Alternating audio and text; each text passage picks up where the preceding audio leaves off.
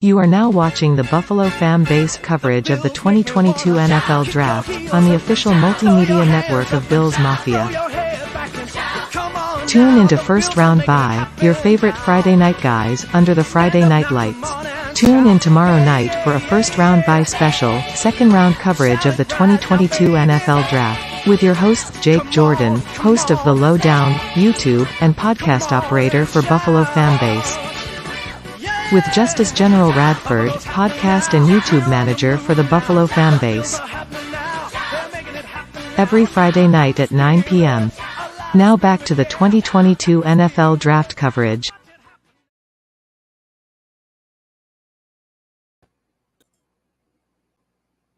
What's going on, everybody? Welcome to the 2022 live NFL Draft coverage of the second round. We'll see how we feel about the third round. We are your hosts. This is technically first round bye, and under the Friday night lights with your favorite Friday night guys. Said it out of order. Still can't get it right, it seems. Even though I just heard the lady say it and I still got anyway. And that's how you know this is a real episode of First Round Bye, is when I get the intro wrong. So I was about to say, at this point, if you got it right, I would be mad because it's more entertaining when you get it wrong. Yeah, absolutely. But thank you guys for joining us tonight. We got a special show for you guys tonight. We got so many dope people coming through. I'll keep the surprises. We'll see who's coming through. We'll see who's coming through. But this is the start of round 2. Last night, obviously, the Buffalo Bills traded up to pick 23. Yes, got us our CB2 or maybe CB. We'll talk about it. Kyer Elam, cornerback out of Florida, was the 23rd pick in the 2022 NFL first round draft for the Buffalo Bills, and he is now the newest member of Bills Mafia. He seems really excited. His family went nuts when he was picked. He's telling Coach or Brandon Beane, excuse me. He's telling him, throw the playbook on the plane so I can study on my way there. Yes, sir. So I like to hear. What's your thoughts when Kyer Elam was called last night during the draft, Jake? Well, if anybody was actually watching last night, they would have saw that most of us had. We had some views. Yeah, I mean, so I know people were watching, but if they're tuning into this one, they're gonna know that the first thing I said is, well, that man can't tackle. Well, I got to let you know, I was fed bad information from one of my correspondents that were with me. And when I looked into it, it's not that Kyer Elam is a bad tackler, because he's not. It's his technique, and that's about it. He's very inconsistent with the way that he wraps up. That's the only knock that's really on his tackling. And you know what? Tackling is a skill, and I have no doubt that our coaching staff will coach that out of him. So I love the pick. I love how enthusiastic he is. I love how one of the first things, like he just looks happy to be picked. And I mean, who wouldn't be happy to go to a perennial, Super Bowl contender and to just get picked in the NFL draft? I mean, that's crazy. And in the first round, it is absolutely insane. I love how this guy is basically from day one. He says, look, I'm looking at all these other guys. I want to be the best. He wants to be the best. And that's the great part of his game, is he's always going to try to learn how to get better. You're going to be able to coach this guy. And I think that ever since they brought him in for that top 30 visit, Kyer Elam has been the pick for the Buffalo Bills. And dude, you know me, it's a cornerback. So I'm happy, man. Yeah, it don't matter. Definitely. So we got superstar Jake tonight, as you guys can see with the energy. We bring in the energy tonight. So Jake was happy with the pick. I was also happy with the pick. You get a 6'1.5" guy, long arms. Got the strides out there, run a 4.39. I like it. Does that make him the fastest guy in our secondary? By a mile. Look at that. Let me relax. All right. All right. We need to chill out. Our guys aren't slow. They just aren't. They're not 4.3. Exactly. We now got a 4.39 guy who's also 6'1.5". Like, I'm super excited. You tell me this guy can't tackle, but I stayed up all night making a highlight video. And for those of you that don't know, taking a highlight video takes so much watching, tape, film, and highlights, and It takes a lot, and watching that boy can tackle. I'm gonna tell you that, right? Yeah. That boy can tackle. Right? So like when the draft happened, and I even said this, in a couple of different publications or whatever, but I was like, I would have took Andrew Booth Jr. Right? Boy, oh my goodness, I gotta listen. I was wrong. I guess I was wrong because Andrew Booth Jr. is still really good. Yeah, he's but still a good player. Kaiir Elam was not someone that was on my radar, admittedly. So I was all in on Andrew Booth Jr., but I'm so glad that I'm not the GM, or at least I would have, at least had more information to use. But Brandon Beane, I think he made the right pick. Not only that, but a guy like Andrew Booth Jr. is still available in the second round tonight. We got guys like Woolen available. You got guys like Roger McCreary available. And Jake said that he's happy we got us a CB2. Now, Jake. Yes. Jake. Yes. How willing are you to double up on quarterback tonight in the second round of the draft? Well, see, I originally said a thing that if we drafted a running back in the first round, I would die on camera. Yeah. We didn't do that. Thank God. But if we double up on corner, I will die on camera. Not of disappointment, but from happiness. Here's the thing. Do the Bills need to double up on corner? I don't know. But last year, I don't think they needed to double up on defensive end. Guess what? They did it anyway. So I was talking with my brother earlier, my brother Bryce, and he goes, well, what if Booth is there at 57? And I was like, first of all, his medicals would have had to be. So that's the crazy thing, right? It's very unfortunate that his medicals. Is that Andrew Booth Jr. with the gas mask? With the gas mask? I don't know. Maybe. I don't know. All those pictures floating around now. But it's crazy because we didn't have the medicals or anything. So who knows what it's actually looking like for Andrew Booth Jr. So at that point, I think that might have taken him off of the board for the Buffalo Bills in their entirety. But Roger McCreary? If he's sitting there, I'm not going to say no. Tariq Woolen, really toolsy guy that you could use as an experiment. In 2 years, God forbid, maybe Trey White isn't the same player. We don't know. They know more than we are. Maybe that's a guy that can be molding in the background while they're trying to. He's got all the tools. He's really raw, and the Buffalo Bills do like that. So I don't know, man. I wouldn't rule out the possibility of them doubling up on corner. Of course, there's a ton of options that we're going to talk about of what they can do in the second round and in the third round. And I'm sure a lot of people out there are probably looking at offense in this round. There's a lot of options for that too. But we got plenty of time here tonight. We're still 21 minutes away from the draft. So we got some time. All right. So if you're a fan of our show, then you know where I'm going with this, okay? All right, Jake Jordan. Yeah. You go to sleep tonight, right? Oh, geez. Okay. All right, hold on. Right. You got your beer, you're super happy. Oh, I'm sorry. I guess technically you would have went to sleep last night, right?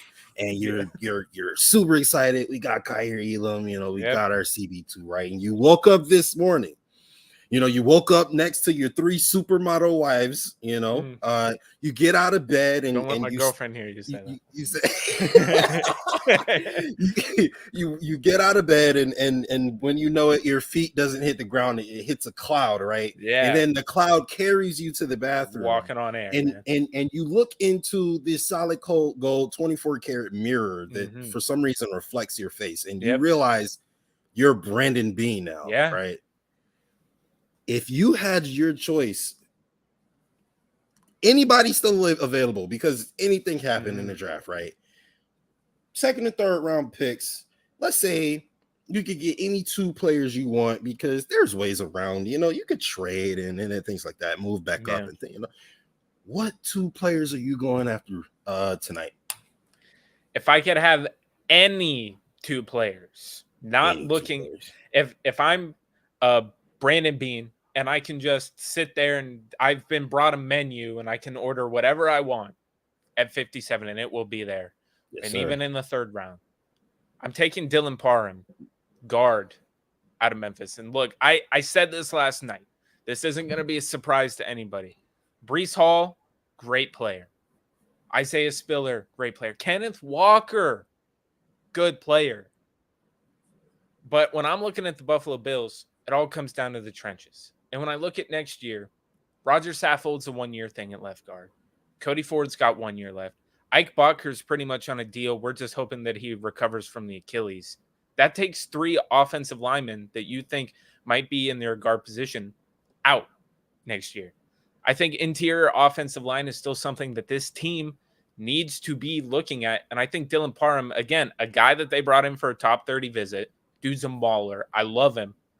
I think he brings great energy. I think if I was going to pick, and I know a lot of people want a running back, but I'm more focused on the line that's in front of the running back. And I am 100%, I would go with Dylan Parham if I could just take him. And I think that helps you shore up your left guard position for the foreseeable future too. All right, so you got Dylan Parham. I'm assuming this is going to be your early second round guy. Now, everybody's still on the board, right? Because this is a magical land and whatever things happen, So now we're looking at your either later second round pick or third round pick. Who is that second guy that you're grabbing after you get offensive line depth? It's really depending on who they're really looking at, right? I think that once you get Dylan Parham, you are shoring up that offensive line in the future. And I like that. And if you're going to do that, you got to look at what your running back situation is going to be. And this is where a lot of people are like, no, we need to take the running back first. I don't think so. I think that you can wait. There's a guy in this draft that I like. Scott Blakely's already saying his name. He's been saying it. It's like he watched the show last night and he heard the 2 guys that I brought up at the end of the show. I like James Cook out of Georgia, man, in the 3rd round. I think that that's a guy that a lot of people, they're looking at the bigger, flashier names out there. But if you look at James Cook, and, I was looking at who I might have to make a highlight video of who we pick. And James Cook is one of these guys where he can receive out of the backfield. That dude can put the moves on people. And he looks very similar to his brother, who you may know, Dalvin Cook. And he's the guy that a lot of people think might be available in the 3rd round. And I think the 3rd round's around that spot where Brandon Beane likes to pick his running backs. So I think that James Cook would be a obviously great pick. So you're shoring up your offensive line. You're going to be able to have a guy behind Josh Allen who's basically like, we don't know what the situation is going to be with the running backs. So you're getting that guy. If Devin Singletary doesn't come back, you're going to have a guy to go into it. And then you just put somebody behind him and you just keep on going. I think that that's a good strategy for the Bills. Again, they could also go linebacker. That's something we've talked about too. But I'm Brandon Beane, but I don't have Brandon Beane's brain right now. I don't have his game plan. So I would like those 2 guys. If I had a menu to just take whoever I wanted, I would take those because I think you've got the better positional value with Dylan Parham that helps you in a more major way in the future. And then you are able to get a running back who's going to be serviceable and he's going to be good for you. And you're going to be able to put him into your system in James Cook in the 3rd round. And people still get their running back. You get that offensive line shored up so we don't have to spend all year, crapping on the offensive line and everything and saying it's garbage. I like it. Those are my 2 picks. All right. So after taking your cornerback 2, cornerback of the future, and for round 1, you go ahead and you shore up that offensive line by getting left the first round, probable, maybe first round talent and Parham, and then you get. Some people think maybe the best running back in this class with a lot of great running back talent in James Cook.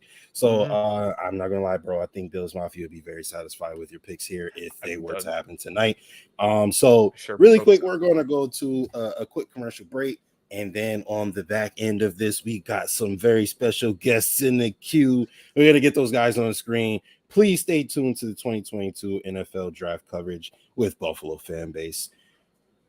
You are now watching the Buffalo FAMBase coverage of the 2022 NFL Draft on the official multimedia network of Bills Mafia. Come on now, the Bills are making it happen now. Stand up now, come on and shout. Yeah, yeah, yeah, yeah. Say you will. Shout it right now, baby. Say you will. Come on, come on. Say you will. Come on and shout. Say you will. Tune in to the Ryan Thomas Takes Sports Show with host Ryan Thomas every Thursday morning on the Buffalo FAMBase Podcast Network. Now back to the 2022 NFL Draft coverage. Whoa, look at all these people in here. That song just naturally gets me hyped. So every time I hear it. But yes, welcoming to the platform today. We gotta give some love to the guy who helped make all this possible. He hosted the first round of last night's coverage. He is the host of the Rust Belt Report. He is the owner of LDG Sports and Entertainment. He is Ryan Cahill. What's going on, Ryan? How you feeling tonight, bro? I'm not gonna lie, man. I'm in a crap ton of pain from last night.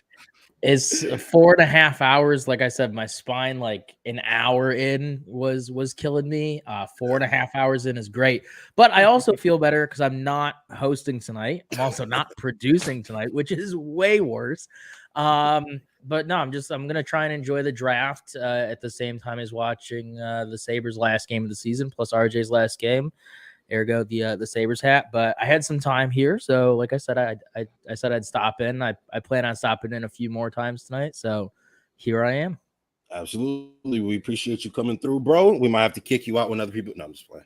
Boo! Get out of here. No worries. The commissioner of this draft project, so we're gonna boo you every time you come in. In that case, yeah. Coach Boom says we were all phenomenal last night. Appreciate you, Coach Boom. You are the best, and we appreciate your support as always. Next up, as you guys might have saw from the commercial, the host of the Ryan Thomas Sports Take Show every single week on the Built in Buffalo podcast channel. I'm sorry, Built in Buffalo. I'm sorry, Buffalo fan. It was wired in there, right? Buffalo fan base. Everybody here's laughing. I mean, all right. Buffalo fan base podcast network. My man Ryan Thomas, what's going on, bro? What's up, Justice General? Awesome content from you this morning. Obviously making the rounds. Congrats to you as far as these highlight reel videos. Getting me pumped up, wishing that it was week 1 of the 22 NFL season already. I'm happy to be here, and I am excited for the second and third round of the 2022 NFL draft, of course, continuing tonight. Absolutely. Thank you so much for coming through, bro. And yeah, I guess that's kind of my job, right? Is to give people relative blue balls, basically. It's like you're ready for the season to start, right? You're ready for the season, but Mafia After Dark. You can't quite. Right. This is the draft special, so put the kids to bed. I'm just saying. Tuck them in tight. Put the kids to bed at 6:49. Yeah, right. We breaking out the drinks pretty soon here, so we'll see how. I've already done that. We're way past that. Pre-gamed for this. I'm not going to finish that sentence, but I did. I've already started in on the. Hey, okay, Ryan getting lit. All right, I like it. It's that single barrel bourbon. All right. Well, you're gonna have to share a glass with me because I don't know what that even is. So, all right, we'll hang out. All right, just like it's a chocolate flavored, man. It tastes good. I know. That looks good, bro. All right, but we'll see. All right, and last but not last, but for right now, we're going to introduce my man Charlie Gross. He is the owner of TTP Analytics. He's the owner of 12 Square Draft Value School. This guy is busy.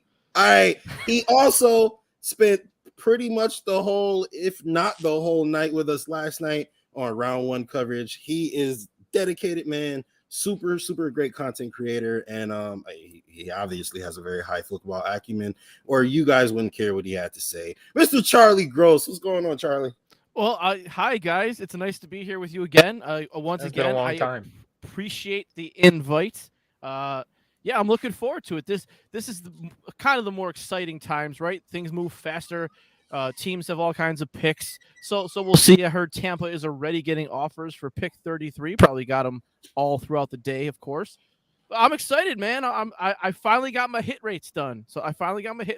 Hey. I'm working on the value return to give us more context but I got the hit rates done, so that's cool. So yeah, I'm just hanging out. You guys think I work hard by making these highlight videos? No, hold on. Let me not minimize what I do because I damn sure work hard, right? Yo, do making But, videos isn't but easy. imagine having to do math and like calculate every single thing that like people in the league are doing. Like that's nuts. Imagine So, math.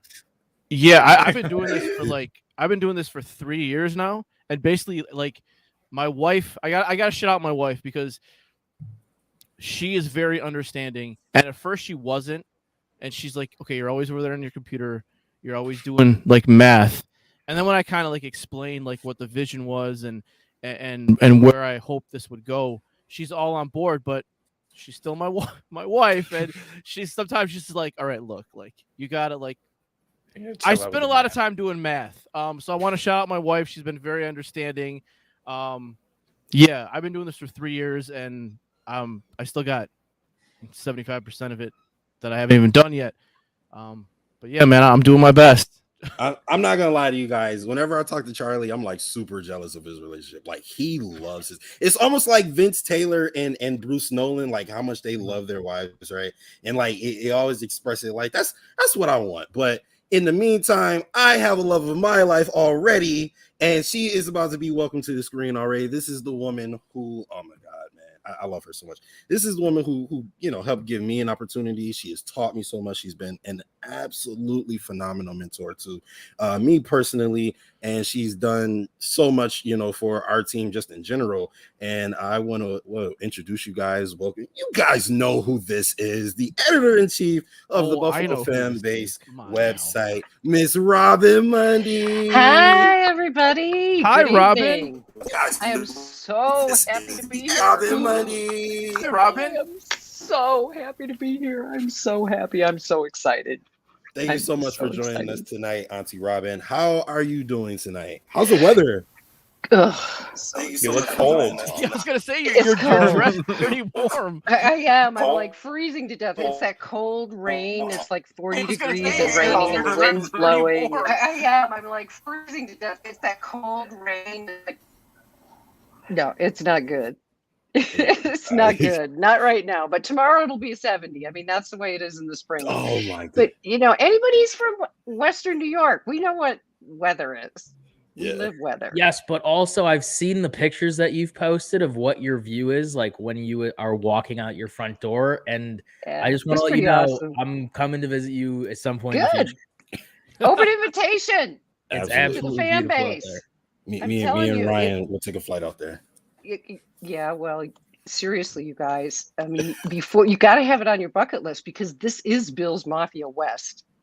Okay? Oh, okay. Bro. Like I live 35 miles outside of Buffalo, Wyoming. Oh, pretty cool. Yeah, So and I literally, grew up 35 miles outside of Buffalo, New York. So it's like life does that weird thing. What goes around comes around. But yeah, I have a lot of fun posting my turkey pictures. It's kind of living in the Boontillies. Absolutely. So Miss Robin is obviously very very, very popular. Already got people saying what's up to Miss Robin. So I mean, while we're here, we all know that the Buffalo Bills took Kaiir Elam last night. So I want to get some reactions to the pick, from some of the people who we haven't gotten the chance to talk to yet. So I'm gonna start with Ryan Thomas, bro. What was your thoughts, when Kaiir Elam, cornerback, Florida, flashes across the screen?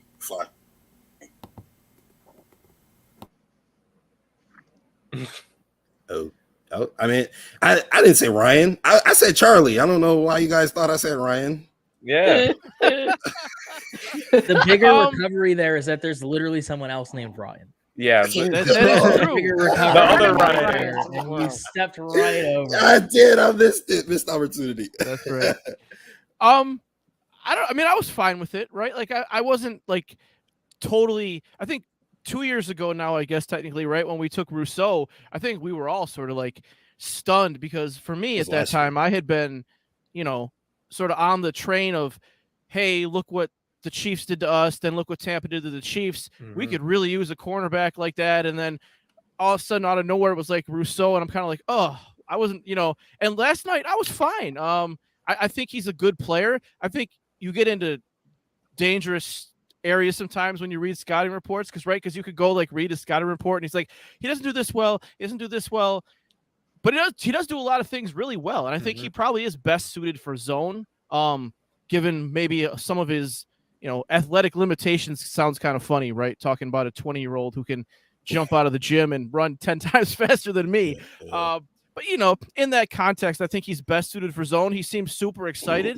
He seems like a hard worker. And let's be honest, no better place really, right, to come for a defensive back. You've got Leslie Frazier, who's the defensive back. Sean McDermott got to start in defensive backs. Our defensive backs coach, incredible coach, right? So like, what better place, what better position to pick in the first round? So I'm pretty happy with it, actually. Where else? Yeah, absolutely. I mean, you spoke to some of the things that people maybe said he didn't do right, and me and Jake were actually talking about that at the top of the pod.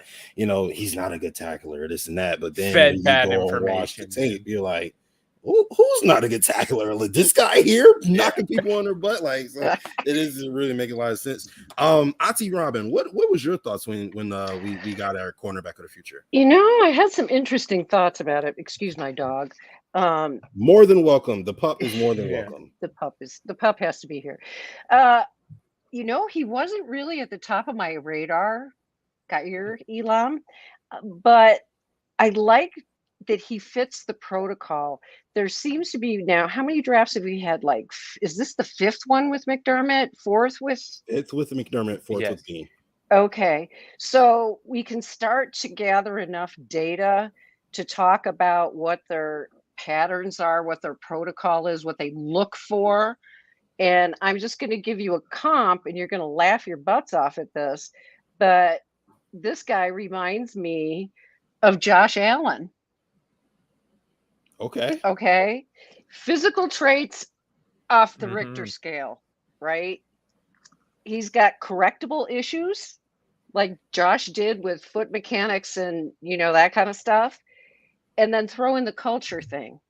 And those are the three things that I think we're seeing as supporting evidence for their protocol for when they're drafting high. They want a guy, because look at Edmonds, they like the physical freaks. They're fine if they're raw, they're fine with it if they're raw. And this guy, I think, is pretty raw. He's got a lot of things he's got to clean up, but he has the right attitude. And the other thing you guys always say too that I love, you can't teach speed. Exactly. You cannot. And he's fast. We got Tyreek Hill we have to deal with now. We got some fast people in the AFC East. Come on. Yeah, Jalen Waddle, Tyreek Hill. Who did the Jets just draft? Garrett Wilson. Yes. They also have Elijah Moore on that. Yeah, Jacoby Meyer. Yeah, no, we're not gonna get out of here. And he's got family members too that have played in the league or are in the league now. Yeah. Right. And that never hurts, right? Yeah, and I said it at the beginning of the stream is that basically after we took him, all of the stuff started coming out about this guy's personality. And the first thing I heard is on his top 30 visit, he asked, "How can I be like Trey White? How can I?" And I said at that moment, that's when the team was probably like, "Yeah, Kyer Elam's our first round pick." Absolutely. 100%. Absolutely. But he fits that prototype. So I think we have to be a little patient, because sometimes when, I kind of chuckle at Twitter, Bill's Twitter, because we are all opinionated. Like, why did he have to give up the fourth round draft pick and blah, blah, blah, blah, blah, blah, blah, blah, blah. And the bottom line is I don't question him anymore. You guys, and I've been with the Bills through the whole shebang, and I can tell you, we've never had, Polian was great. We've had some great general managers, John Butler, but Brandon Beane is in a class all his own. And as far as I'm concerned, he gets the benefit of the doubt. If he picks a guy, okay. But I do have a question for you guys, because I'm dying laughing about this. What do you all think of Bill Belichick's choice? Oh my! I had to cover the Patriots last night. That was my team that I decided to choose, and give it to Bill Belichick. He picked somebody who was not even on my piece of paper that was completely full He was of strange. names. And it was very strange. Strange, literally. I wish we had that clip of Sean McVay. Oh my God. Absolutely. That was was. Don't you worry, Jake. It's on the way. Oh, okay. That had to be the exact reaction I think everybody on our stream last night had too. Was just like, what? Who? Yeah, it's just a super weird like, and I'm not like, a lot of people like Cole Strange, but they like him as a 3rd round pick or an end of the 2nd round pick, and I mean, I've been saying this for like 7 years now. Bill Belichick is easily one of the 5 worst general managers of the last 2 decades. Yes. And people don't realize, or maybe they do now, how much stuff Tom Brady covered up. Like Bill Belichick, don't get me wrong, great defensive coordinator, probably the best ever. But as a head coach, even, and as a general manager, he's terrible. Like, they're really not good. Like, okay, all right. You said the head coach, he's terrible? Charlie, yeah, he's not a great head coach. First of all, why did they have to stretch the rules all the time? All right. Before we go any deeper into this, I gotta get Ryan's take. All right, so Ryan, wins aren't a head coach stat. You're hosting the show last night, and we're switching between production, right? And you were the guy who put Kyer Elam across the screen as the number 1 pick for the Buffalo Bills. What did you think? Because I don't think we got like your immediate reaction. What did you think when we go ahead and pick cornerback out of Florida? No, one of the cons of being the host is that, especially with that many people, is you got to get everybody else's reaction. So, I mean, mine was kind of the same as everybody else. The assumption pretty much was if there's a corner available at, pick 25, obviously we know they traded up to 23. The assumption was going to be it was Andrew Booth Jr., regardless of the injury concerns, blah, blah, blah, because we know that this front office has taken chances on people with injury concerns in the past, minus the whole DK Metcalf, missing him. But the assumption was it was going to be Andrew Booth Jr., and they took Kyer Elam, and I was, again, hosting, so I was busy getting everybody else's takes.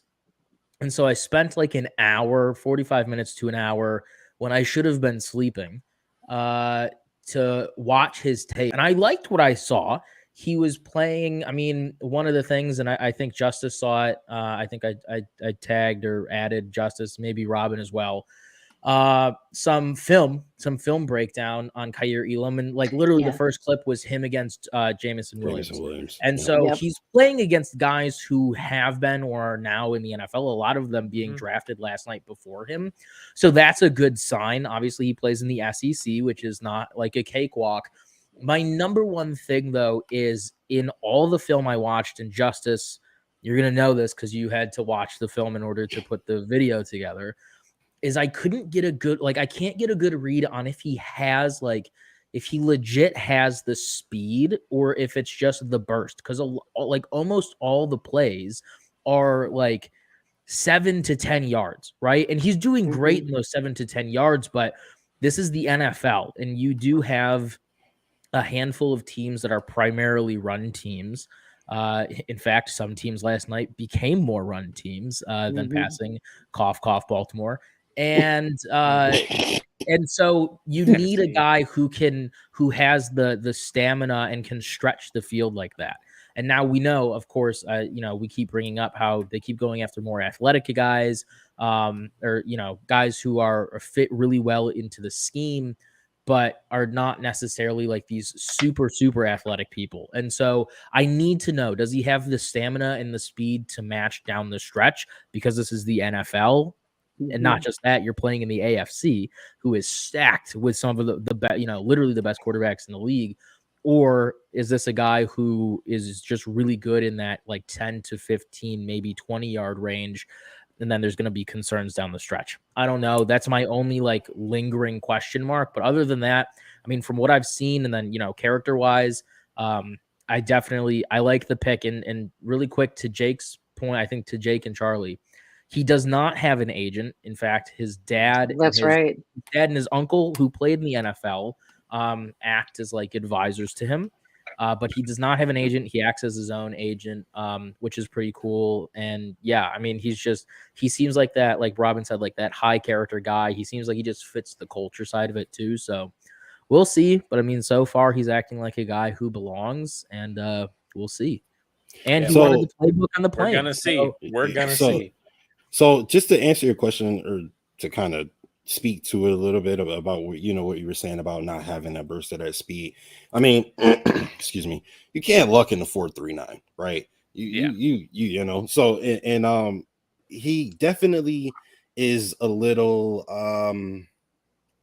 he gets a little nervous, right? When he's downfield and the ball is in the air, and whether intermediate to deep routes, he does get those jitters. But a lot of corners get those jitters, and not only that, but the kid is 20 years old, right? Yeah, so he is that's another time thing. to he has a ton of time to develop.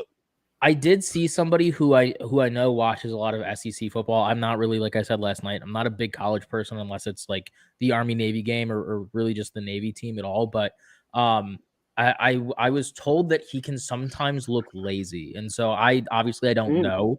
So I want to see. I obviously want to see more, and I'm going to keep looking into all the draft picks as we continue to draft them. But I would say maybe that's what they're talking about. Somebody using lazy, you saying nervous, but like you said, he's 20, and I'm 100% all for incorporating the human factor all the time. I do it for hockey. And so I mean, lazy, nervous, we'll see at the end of the day, but it's really, that's my only lingering question mark. Like I said, it's that what are you doing in the long term? It's also a situation of, sometimes even if you do get beat off the line, having that burst to be able to make up for it is very important, especially when you have Jordan Poyer and Micah Hyde behind you in the secondary. They're going to be able to make some zones very tight. And if you have that speed to make up, for a mistake or whatever the case may be, you just shrink that zone even more, which causes more turnovers than anything. And I think, with the developmental ability, that this coaching staff have shown already, that man, if he reaches his full potential, which I really think he will, I honestly see him being a lockdown corner as soon as next year, not like this upcoming year, but next year. I think being able to play with Tre'Davious White and Jordan Poyer and Micah Hyde, and be able to iron sharpens iron with a Dane Jackson and Teron Johnson, who's also excellent, and that defensive line being bolstered, and creating more pressure for quarterbacks, and quarterbacks got to get rid of the ball faster, and more balls end up in the hands of Kyer Elam, and I really like the pick. I think that we just made our defense a lot better. But really quickly, real quick, we'll come back to you, Jake.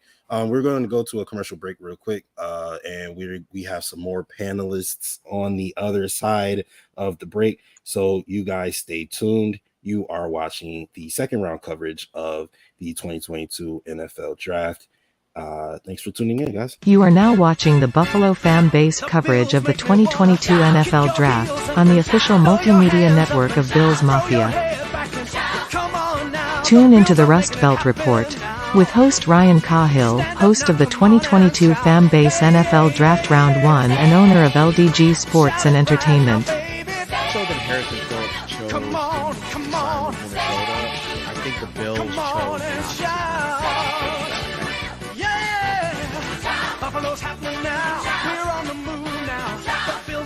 chose Tuesday nights at 7 p.m. Eastern. Now back to the 2022 NFL Draft coverage. Welcome back.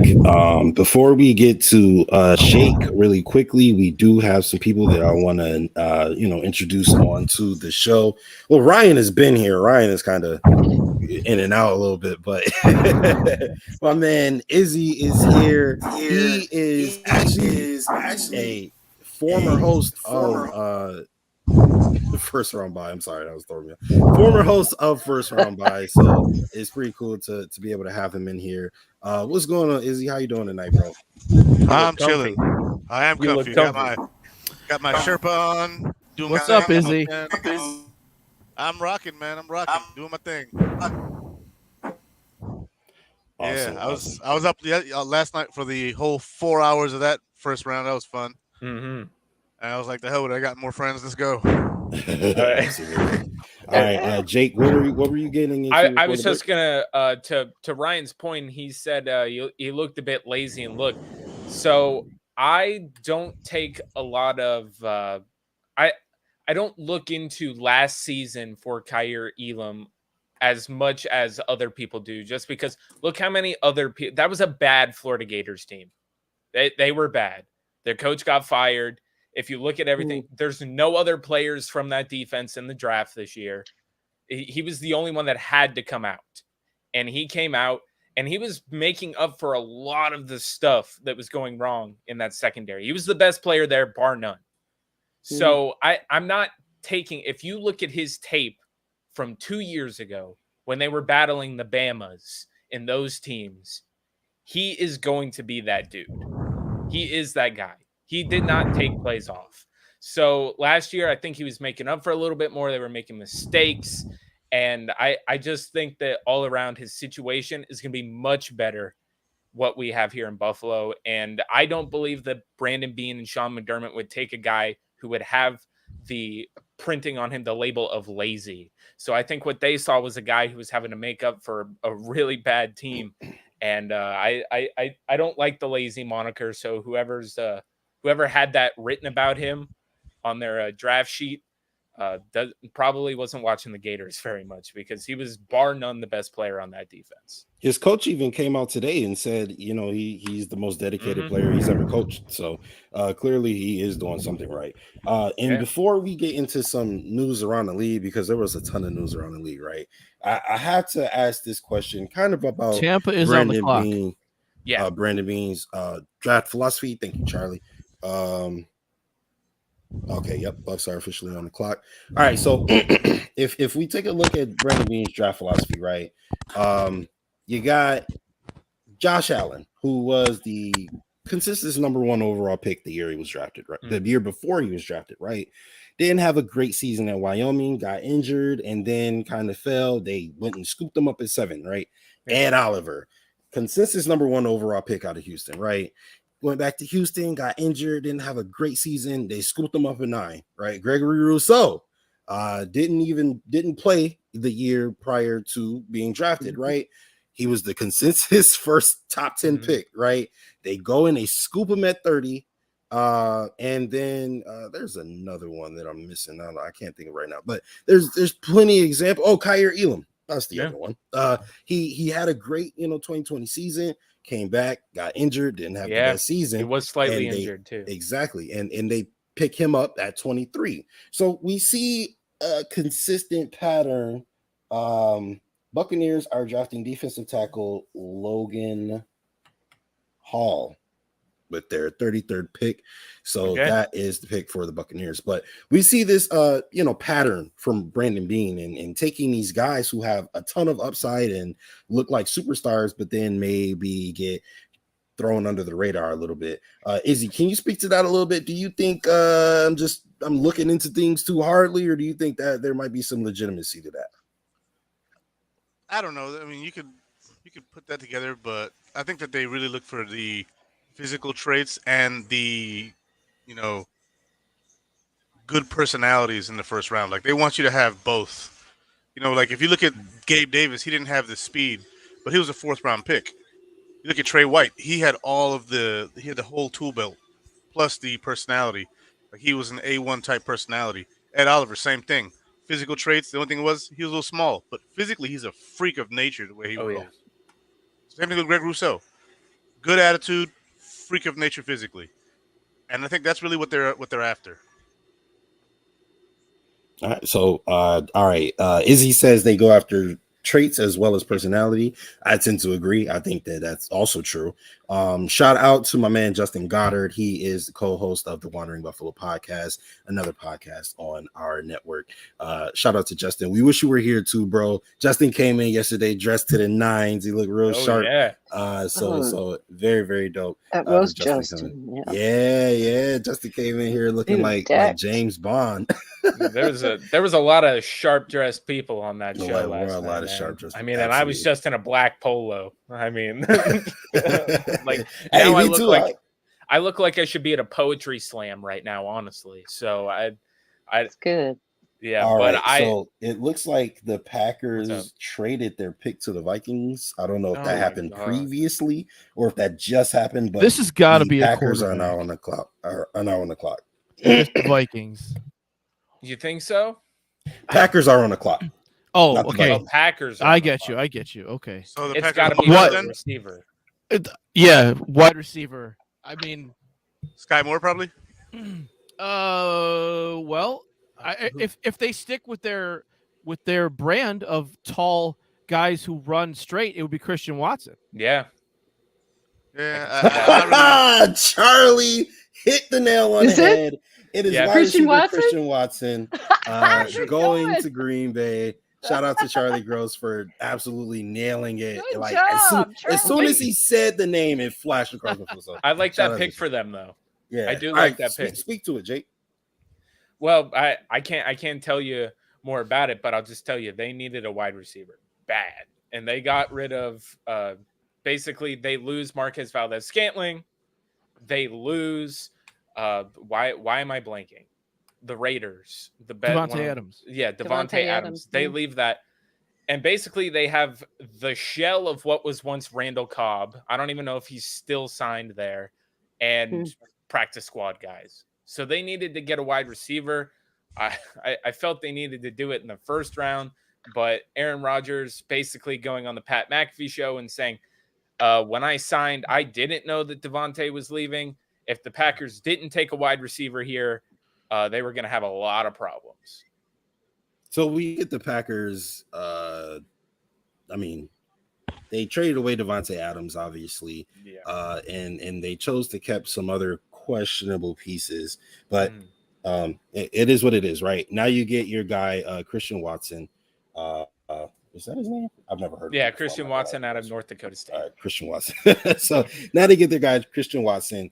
I kind of have this question right now. We know the NFC is not that good relative to the AFC, at least, right? Sure.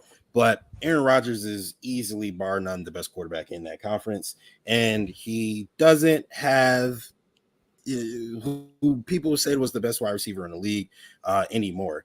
So now bringing in a rookie to kind of replace the value and production of a Devontae Adams and Sammy Watkins. I do believe they brought in. Oh, I was, good for 4 games. Yep.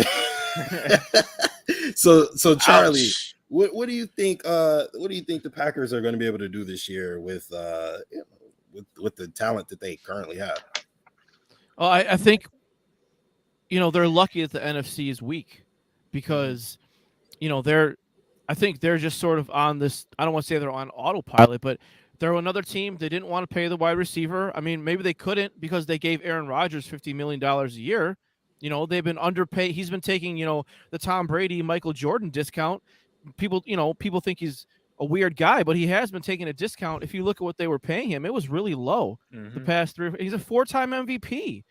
And they're paying the guy like $25 million, which is obviously relative to the other players' position, very low. The NFC is weird. Like, I feel like the Saints have a real shot at the playoffs. I believe the Giants can make the playoffs as the second best team, third best team in the NFC East. So, there's really like maybe 4 or 5 good teams, and then there's sort of just this middle ground. Like the Vikings might make the playoffs. I mean, I know I said I have no idea what they're doing. The Eagles are loading up. Yeah, the Eagles. So I think it's a weak division. So I think they'll win 12 games, 13 games, and they'll lose in the playoffs earlier than they should. Not if the Lions have anything to say about it. Yeah, they're gonna fight some kneecaps. Jameson Williams coming in, like them Lions, man. But they made some moves, bro. So the Titans are drafting cornerback Roger McCreary at 35. The Titans just gave up AJ Brown, traded him to the Philadelphia Eagles, and now they get cornerback Roger McCreary out of Auburn. And before we get to this, actually, we're going to bring on my man Mike the Caveman Lisman. He is the host of Home Field Advantage with myself every single Wednesday. So Mike was able to join us tonight. What's going on, Mike? How you doing, bro? I'm happy to be here, y'all. I got caught up with work. I was gonna be here at like 6:50. Hold on, that's loud. At like 6:50, and then work caught up to me, so I made it when I could. I don't know what I missed, but it sounded like something actually did happen. You're here now, man. That's all that matters. That's all that Captain matters. Caveman. Yeah, all good, bro. Absolutely all good. All right, so I wanted to. Caveman. All right. All right. So I mean, Roger McCreary is off the board. Titans take Roger McCreary. But I kind of want to talk about the Patriots a little bit, right? So last night the Patriots took Cole Strange, offensive lineman, and it was shocking to say the least, right? So we have this little clip here of Jake was our Patriots correspondent, didn't have a clue that they were going to go with someone. No, let me hear. Let's hear Sean McVay's his interpretation of what happened. Really? Oh my, UT Chattanooga to the first round. Hey, where is? How about that? And we wasted our time watching him thinking he'd be at 104 maybe.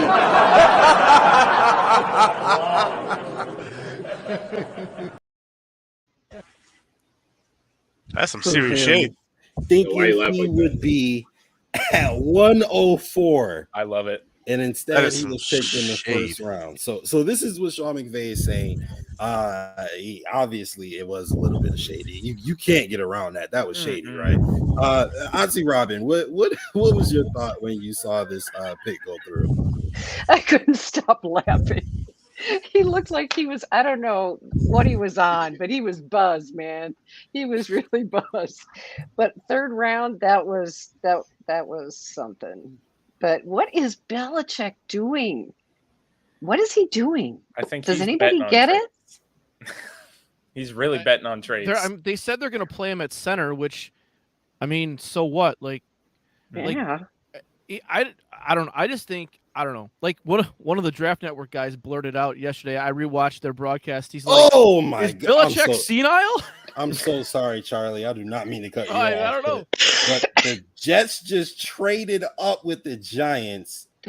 They go to pick 36. Oh no. They're okay. All right. So they go to pick 35, and they get running back Breece Hall. Yes. Wow. The Jets get Sauce Gardner, Garrett Wilson. They get Johnson defensive end. They get Breece Hall. Man. Oh my God. Imagine trading up for a guard last year and a running back this year. Couldn't be Jake, what? Oh man, talk to me about the Jets. Last night, and people who were on the stream can attest to this, is when they traded up and they got Jermaine Johnson, I said the Jets are winning this draft because they are. Yes. They are filling in every single hole that they need. And of course, there were people on the stream that wanted to be the Jets. They're still the Jets. They still stink. And I'm like, look, we were once the Bills were the same old Bills too. Okay. And I think Joe Douglas, this last couple of years, has been running the New York Jets the right way. Maybe not every decision, like with drafting quarterbacks and stuff. That's always the hardest decision to make when you're running a franchise. But Joe Douglas, other than that, has been smart in the way that they're building this team. And they are winning this draft. They're not going to be the same team. They are young. They are building. The only thing I think that is going to hurt is they're getting all these young guys. They're going to have to pay them all at the same time. So they've got a little bit more of a timetable. But every team that's rebuilding is going to have that. The Jets are just doing right now. They have a backfield of last year. Michael Carter, the guy they drafted, was no slouch. Now they get Breece Hall. Dude, I really like what the Jets are doing in here, and you got to give them props because right now, I know a lot of the discussion on WGR today too was, are they better than the Patriots?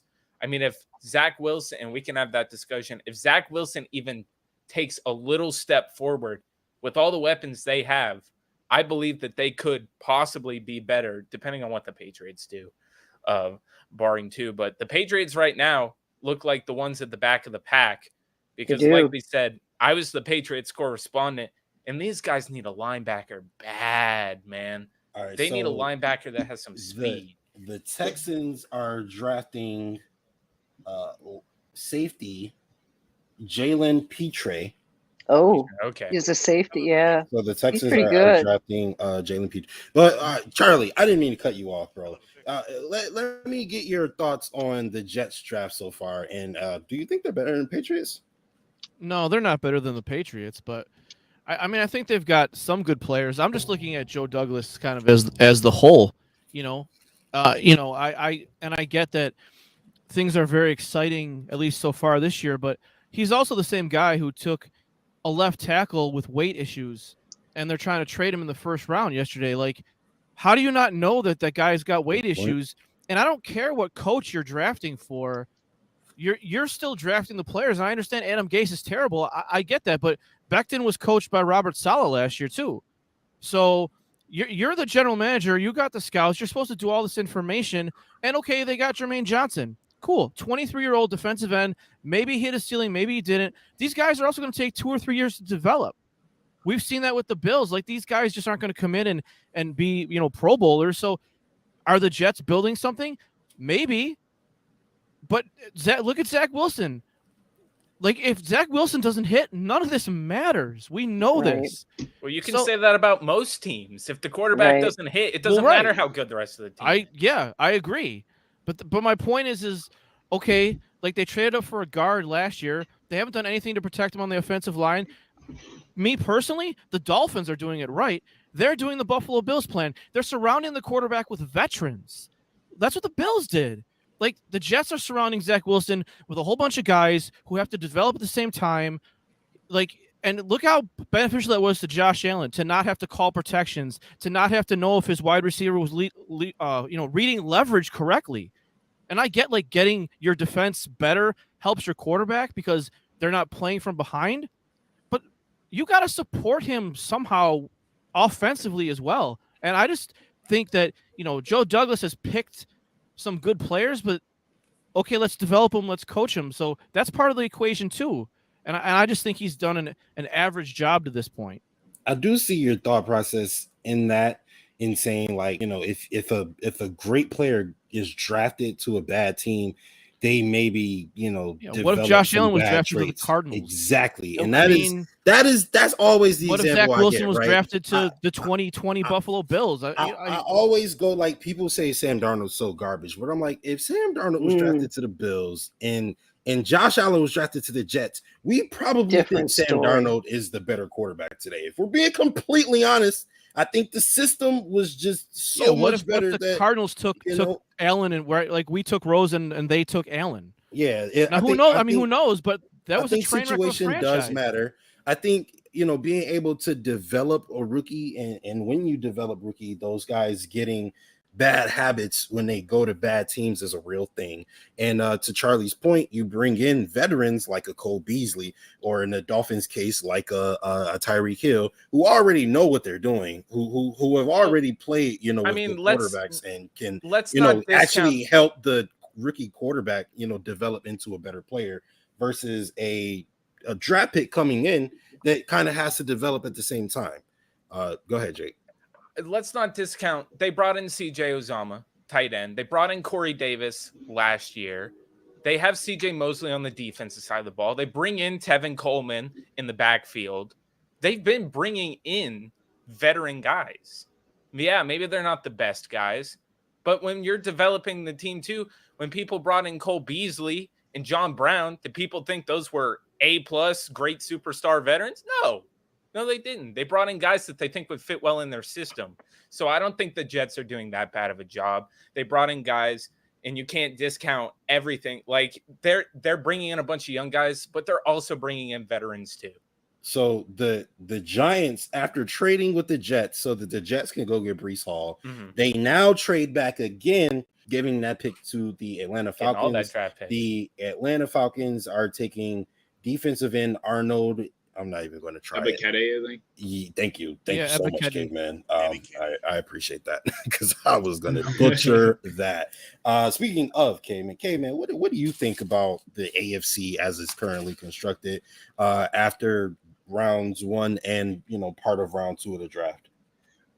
Speaking back on, I'm going to piggyback on the Jets v Dolphins conversation that was just going down. I mean, I don't disagree with Charlie in the sense that I think the Dolphins are doing it right. I just think the Dolphins are doing it at the wrong time.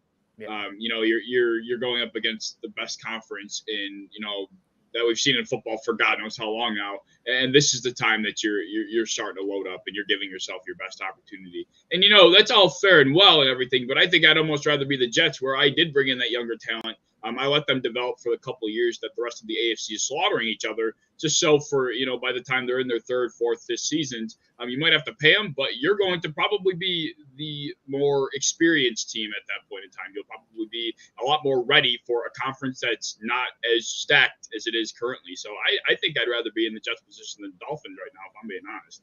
So it's interesting you say that, because as soon as you said that, I got a thought in my head, right? I was like, all right, well, I do see what Charlie is saying, and I do think that Bill's method does work with bringing in a John Brown and a Cole Beasley to help, right? However, the Bengals also is a thing, right? Where you have a Joe Burrow, you know, you get your offensive lineman, whatever, help him, you know, rookie offensive lineman, and then you also go get your superstar wide receiver who also is a rookie, and they went to the Super Bowl this year. So what do you think that this could work for the Jets in the same way it worked for the Bengals, Charlie? No. Yeah. I think the Bengals are overrated. I think do too, that whole to be that fair. was that was the equivalent of your goalie getting hot in the playoffs as a hockey team. Yes. Pretty much. You know, like if Kansas City and Buffalo get their heads out of their butts, like the Buffalo Bills weren't really a good team until the second half of the Tampa game. Why did that take 12 weeks? I'm not in the locker room, but somebody explain that. I still want an explanation of why they lost 9-6 to the Jaguars. I mean, come on. Like, they looked like an average team in a lot of times. Like, why do you lose the first game to Pittsburgh? Why do you get blown out by the Colts? Like, come on. So if those two teams played up to what we thought their potential would be, the Bills wouldn't have been 11-6. They would have been 13-4 or 14-3, and they would have had the first round bye. I mean, all kinds of stuff. So it was just a victim of circumstance in a way. Like, I mean, credit to Joe Burrow. The guy can't move, and he's getting hammered in there, and he's throwing up these moonshots to Jamar Chase because of their chemistry, and that's great. Good for them. They're great players. I'm not saying they're not great players, but they've got an offensive line that's just about as worse as the Bills was when Josh Allen's rookie season. Like, come on. Like, I don't think they're really a model for sustained success. Are the Bengals a model for sustained success, bro? I actually have to agree with Charlie on this one. They really kind of bottled the freaking Firefly on this one. It was just there to be had. You know, like the Chiefs in the AFC Championship game just come off that hangover of a game against us, and that game was supposed to be the championship game. When you look at the Bills in the Chiefs game, that game was supposed to be the big game. It felt like the Super Bowl, like back and forth, and then you got to go play again after that. And then the Bengals, they just ran through whoever they played. So, you know, they beat the Raiders. You know, there was some controversy in that game. And then they beat the Titans, and they really kind of smoked them. Mm-hmm. The Bills-Chiefs game was supposed to be the game. Dang. I think everybody probably agrees with you. The Bills Chiefs game was the pseudo AFC Championship game, and I think a lot of people feel like it's one of the best games of all time. Auntie Robin, let me ask you this: all right, let's say pre-draft, right? How would you rate Brandon Beane's offseason thus far? Going in and being able to potentially compete for a Super Bowl next season. Wow. His offseason so far, I think we're seeing a pattern with him. He's very aggressive.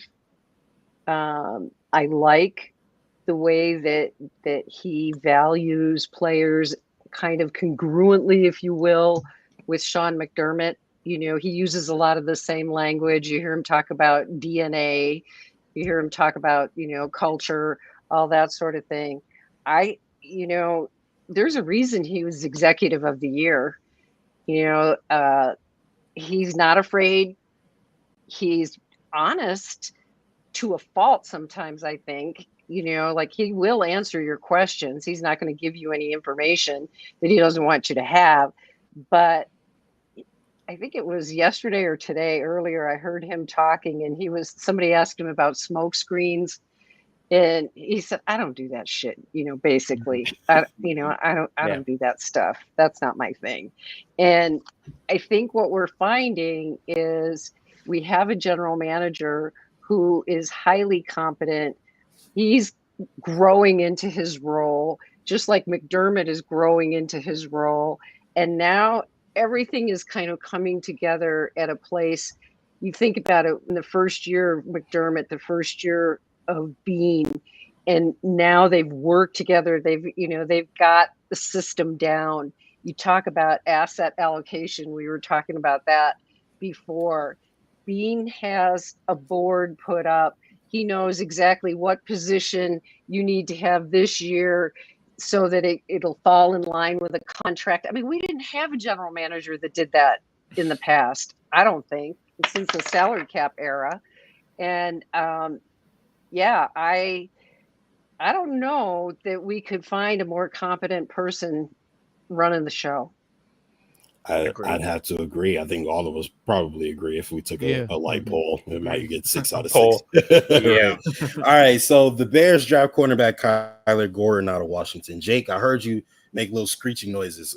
Well, because when you asked me earlier if I was Brandon Beane and I got out of my silk and put on my silk robe onto my bearskin rug and it took me to my mirror, would I double dip at corner? And I was like, I don't know about that. I feel like that you kind of get it. Kyler Gordon was one of those guys that I was like, maybe if he fell, and then he got taken. I didn't assume that he was going to, but when he got taken, I was like, there's another one off the board. Okay.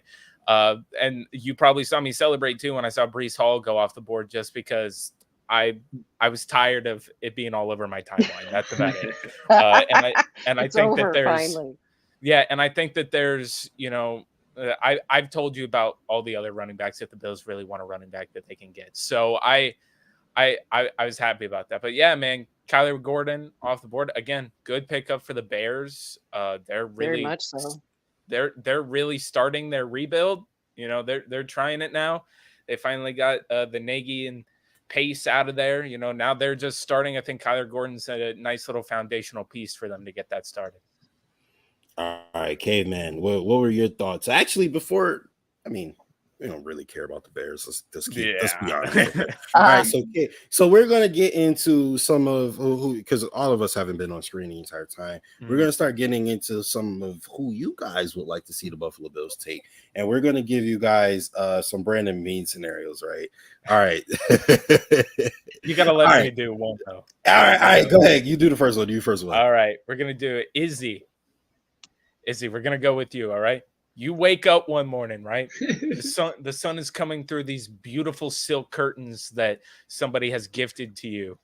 And you're sitting there and you put on this robe and your hookah is sitting right there and you're getting ready to take it. And then you get up and you get on that nice plush rug and you see it goes all the way to your bathroom and you walk into it and you just look at the mirror and you're Brandon Beane. You're Brandon Beane. And there's a menu right in front of you. And on the menu, there's players.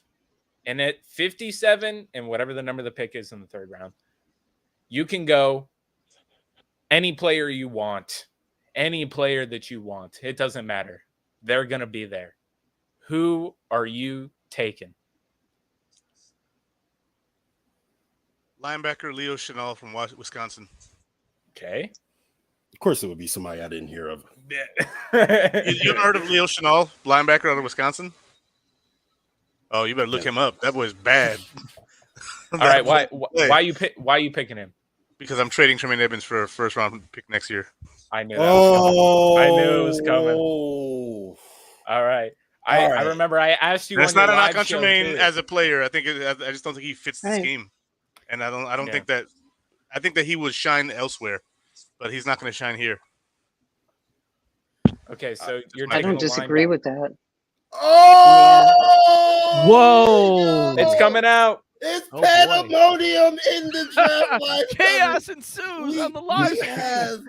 We have some Tremaine Edmonds The trade bombs. talk here. All right, so we have to touch on this before we get to other people's picks. Okay. I All always right. touch on So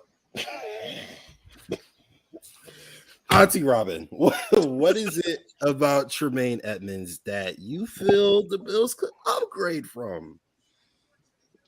Well, not his physicality. Mhm.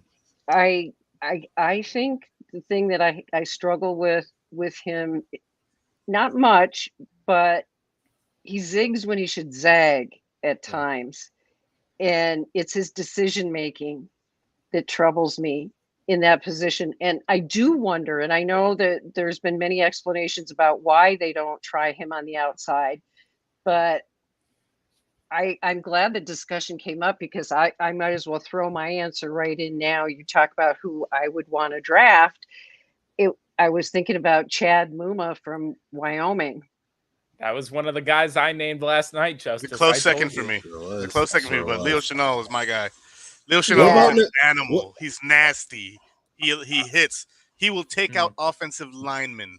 He is. Yeah. Leo What Chenal about, is a. what about N'Kobe Dean? Is he? He's small. He's smaller than Matt Milano. He's a He's like smaller 6 guy. foot 225. If Oh. we were replacing Matt Milano, N'Kobe Dean would be perfect. Him or Brian Asamoah from Oklahoma. But Matt Milano got the bag, so he's not going anywhere. All Tremaine right, Edmonds so has yet to be paid, Muma's so you got need a some big guy. nasty though. we Muma's He got does. some Muma's nasty and instinctive, but I like Leo Chenal, man. That dude's So we have gotten rid of Great. AJ Klein. Okay, so there is a linebacker spot available. So Izzy, are you saying that you explicitly want to get rid of Tremaine Edmonds? yes, because I don't think we're going to extend him, so we might as well get something for him. Okay. That's fair enough. So if he's going to be worth at least $15 million a year after this year. Then we got to sign Ed Oliver, and then potentially Greg Rousseau's going to be coming. Dawson Knox. Yep. There's a bunch of guys that got to get paid. Plus, Poyer and Hyde both want to get paid too.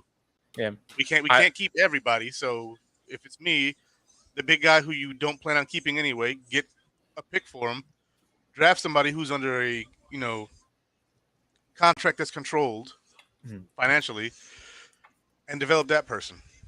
Okay, so I got to ask the question too, because obviously, Robin, what I heard, that's basing off of what we've seen with Tremaine Edmonds so far, right? Obviously, there have been improvements to the defensive line. Sure. You talked about him zigging when they zag, and it's kind of because he has multiple decisions that he can make, and sometimes he makes the wrong one. And we blame him for that. This That's year, every however, however, this year, if we bring in a guy like who's the guy that we brought in, the defensive tackle, big guy, Tim Settle or Daquan Jones? Daquan Jones. You bring in Daquan Jones, and he's plugging up two holes. Tremaine Edmonds has one decision to make on what hole to hit. That's better. If he's doing that, do we still trade? Do we trade him at the trade deadline if he's having a decent season when we're a team that's contending? I mean, you could trade him anytime between now and then, Mhm. and it wouldn't make that much of a difference. You're still getting the first round pick or second round pick for him. He's worth that. I mean, the right team is going to make him a star. That's Exactly. On the right team, he's a star, but on this team, he's not. He's just, and I wish he was, but I do too. Yeah. I think it's a scheme thing. Yeah. But he also doesn't have that nasty to him. Like No, he doesn't. he doesn't look like he wants to hit you. He wants to tackle you. Like He doesn't guys hit like hard. Muma and Chenal want to They wanna- wreck your shit. They wanna- they'll take your head off. They'll take your head those off. two guys are end you right now. Like those are big corn-fed bastards from out there in the Exactly. country, and like one's from Wyoming, those from Wisconsin, right? Those are Yeah. tough, Yeah. cold weather, hit you in the mouth kind of people. If you don't, Yeah. Hurts skip a to little their bit damn more loop. when you get hit when it's cold outside. I'll tell you that. So Yeah. I gotta ask you, because I said Chad Muma last night, and that was the guy that I would take because I felt like it would help have leverage if they did want to keep Tremaine Edmonds. If he did have a good season, they have a Chad Muma there to be like, hey, we just want to pay you this much. And then, that's if they don't want to get anything back for him. But I would like, whatever way they decide to go, if they trade him away and replace him with Muma, I'm not going to be mad with that. Izzy, you made one pick. You took a linebacker. You're still looking in that golden mirror, my brother. You got a 3rd round pick. Who you taking? Dylan Parham, offensive line. Okay, so you think he's going to be in the 3rd round? You said they'll be there no matter what. Those are your stipulations. Yeah. I know. I when I was picking with Justice though, like even though he gave me that option, I was like, I still don't think Parham makes it out of the 2nd round. I think he's a really good offensive lineman. He is, and they're going quick. That explains the Patriots pick of Dr. Strange yesterday. I don't know. I also like some of the cornerbacks out there that if we want to double dip, like Tariq Castro Fields. I like him. He's a nice guy. Then there's a cornerback out of Houston. His name eludes me, but he's a good slot guy. So if you wanted to have 2 slot guys, 2 outside guys. Kobe Bryant, Cincinnati. Yeah, Kobe Bryant, Cincinnati. He's okay, but there's one out of Houston. Marcus Jones, is it? I think it is Marcus Jones. Yeah, I think it is Marcus Jones. Yeah. Okay, I know it was he's smaller, faster guy. He's also a good return man. So if you want return ability, that's another guy right there. Oh my God. Okay. I want Calvin Austin the 3rd for that. Calvin Austin the 3rd is nice, but I don't think he's as fast as Justice. Jones. The board is falling the way that I told you. I think. Go ahead. This is very confusing. Oh, so Seahawks had back-to-back. They had back-to-back picks. Yes. Gotcha. So the Seahawks take Boye Mafe and they with the just 40th pick. Kenneth Walker the 3rd with the 41st pick. Oh, wow. They just took running back. Another running back. Wow. Another running the back. Seahawks took the Seahawks took him? Seahawks took him. Yep. Both of the running backs are off the board. That's interesting. And so running back is in the 4th round. We're gonna go ahead and welcome back in my man Ryan C. We're going to get his thoughts on the Seahawks with their back-to-back picks of Boye Mafe as well as Kenneth Walker. Well, first off, did you read the text that I sent you? Bro, I'm doing so much busy, now. Man. Okay, no problem. But just for everybody's public knowledge, Khair Elam is currently at the Sabres game with both Josh Allen and Dawson Knox. Awesome. Everybody on Twitter keeps forgetting Dawson Knox is like right there, and they're like, "Oh, he's just there with Josh Allen." I'm like, my God, look at that. He's there with Dawson Knox too. No, so he's enjoying the game. I think he's still dressed up from draft night. He's got a new Bills hat on. The man has every Bills hat but a draft hat. So I don't know if he already had them or whatnot. But so the Seahawks took Mayfield. Or Minnesota. Oh, he's from Minnesota. Yeah. I mean, the Seahawks always go defense, right? Like since the Legion of Boom, they've tried to recreate it every year. I mean, they give when Wilson was there, they were trying to give Wilson like some offensive weapons every now and then, but they're still Carroll's going to keep hounding on the defense, it seems, and he's going to keep pushing for that. So I'm not surprised by the pick. I mean, it's a fantastic draft pick for them. Regardless, it's one of the best defensive players still on the board. And then you said there was another one. There was they picked Kenneth Walker. All right, so I saw that the Jets got Breece Hall, which could. Now, granted, the Jets have a lot of talent and they're drafting really well. It's just can they execute and can like the coaching, turn out? That's the remaining question. Again, I'm not mad about it. Like Kenneth Walker's a fantastic running back. I mean, he's in everybody's like top 3 running backs who are going to go top 3 or 4. But again, you're going to throw a couple offensive people in there and they're going to go heavy on defense. That's Seattle's thing. That's what they've been doing. It's what they're going to continue to do. So, I mean, right now, the Seattle board, while they're great picks, it's a no-brainer for Seattle. That's what they do every year and every offseason. So, I'm not surprised. I mean, if you look at the way the Seahawks are trying to do their roster right now, you mentioned how they go defense and they're trying to recreate the Legion of Boom. I mean, Kenneth Walker is not a bad guy to emulate the abilities of a Marshawn Lynch. That guy is really good. So we'll see of course, it's not going to be the exact same. You're not going to have a Russell Wilson, Marshawn Lynch, and that all-time great defense, right? But you can still follow the recipe and see how it works for you. You know what I mean? So, with that being said, there have been more running backs taken than quarterbacks officially at this point. Wow, Malik Willis, man. Well, what's going on with quarterbacks, man? Quarterbacks. Like, are there just not any good ones, or what's going on, man? I think it's safe to say that there's just nobody that pops off the whiteboard, especially with what's remaining. I think this is one of the, you look at every position, it feels like in this class is, deep to some extent. We're still early in the second round. And other than quarterback, I mean, there's a lot of names that, at least in my opinion, I look at the sheet, whether or not you need a quarterback, they're just not good enough. There's other guys on this board. I think, as you mentioned him earlier, Dylan Parham is going to get taken soon. I don't think he makes it to the third round. Obviously, these running backs are going early. There's just way too much talent that surpasses what the quarterbacks are offering at the moment. And Malik Willis will go, I think, in the second round at one point or another, but they don't pop off the page the same way every single other position seems to this year. All right, so you think Malik Willis is going to be a starter this season? I think he'll be fighting to be a starter somewhere. I don't think he's walking into a position. No, I don't. Yeah. All right. I don't think so either. All right. So, the Colts have traded the 42 pick to the Vikings. So the Vikings are about to get another pick. Maybe they take Malik Willis. Yeah, this has got to be a quarterback. Oh, no, I said that earlier. How many times are they going to keep trading up? This could be Parham. They just paid Kirk Cousins. There's no way they're taking a quarterback. If this is a quarterback, I will laugh in the faces of Minnesota. I will laugh too. And while we're waiting for the pick to come in, Miss Robin, you still have one pick left in the third round. So we're going to assume that you're also looking in this mirror. You were rolled to the bathroom with, your robes aren't silk. They're probably like who was wool, your first pick? like to keep you a little bit warm. Please. But Cashmere. Cashmere. You are looking in the mirror, and you are Brandon Beane. And first of all, you're like, well, I'm a man. But then you're probably going, all right, I'm Brandon Beane now. What's the third round pick? You said linebacker Chad Muma is possibly somebody you were looking at. Who would you take in the third?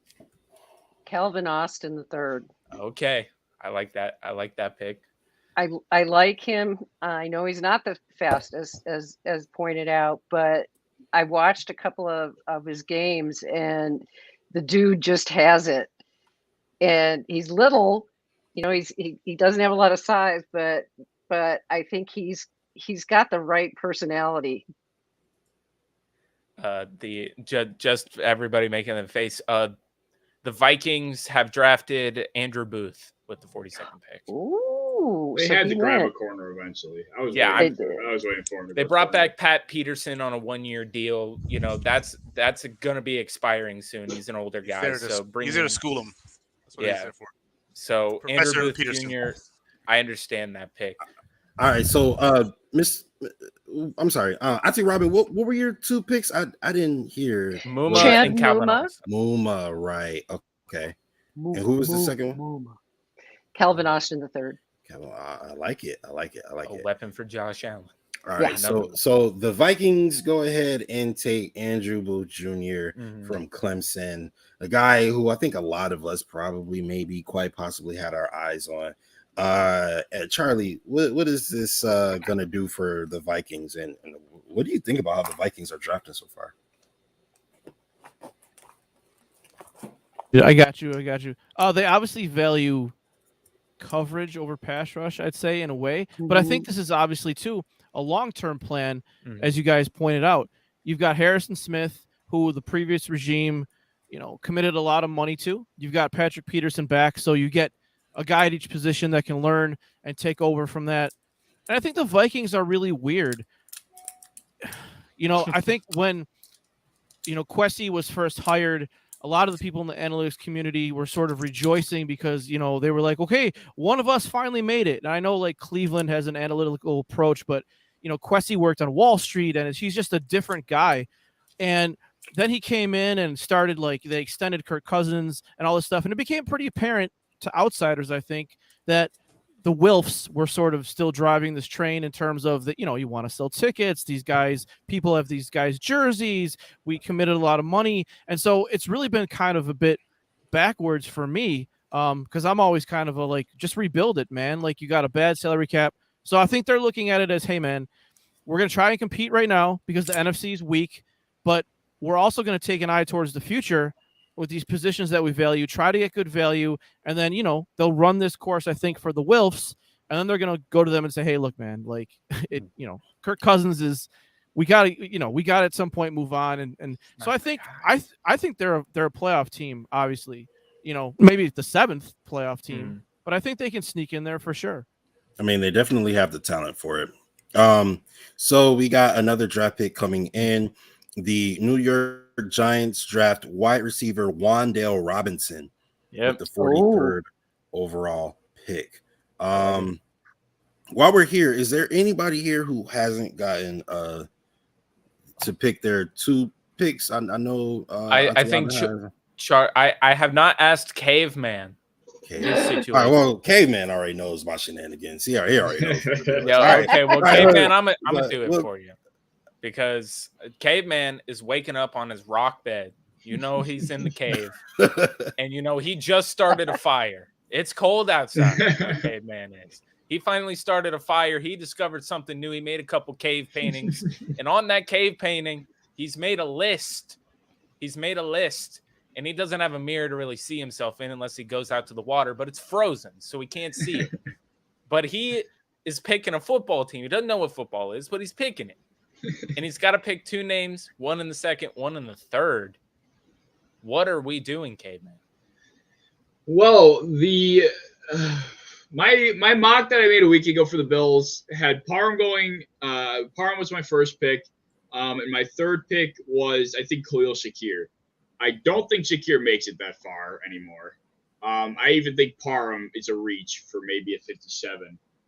So a lot of stuff is up in the air at the moment. I'm still going to stick with those 2 guys, but I would not be shocked if I had to alter course here.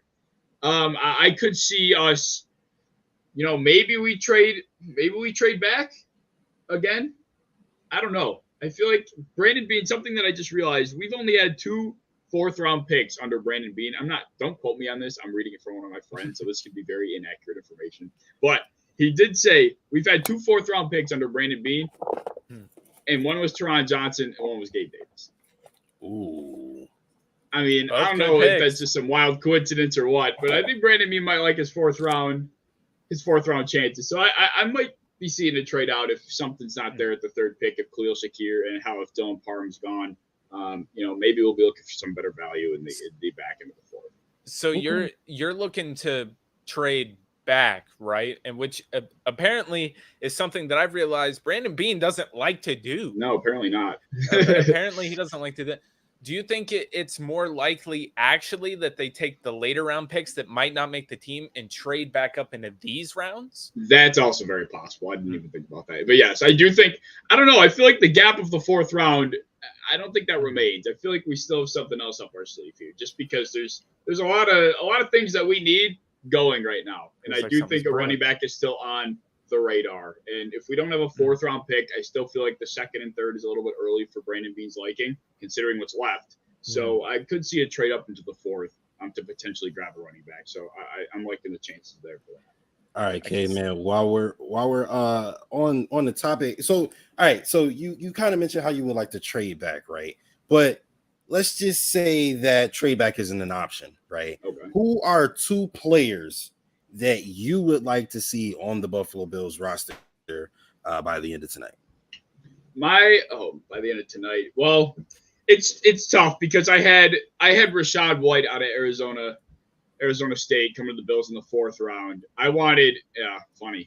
I didn't even see that. But yes, Rashad White was the guy that he's my Iafado Melifonwu coming into this year. I wanted Iafado Melifonwu more than anything last year. He was there for us in the 3rd round, and we passed on him, and I almost cried on stream. Like, I was so pissed. If in the case we find ourselves in a situation where Rashad White is available for proper value, he's the guy that I would love to see on the Buffalo Bills next season. I think he brings that kind of value that we're looking for in this offense.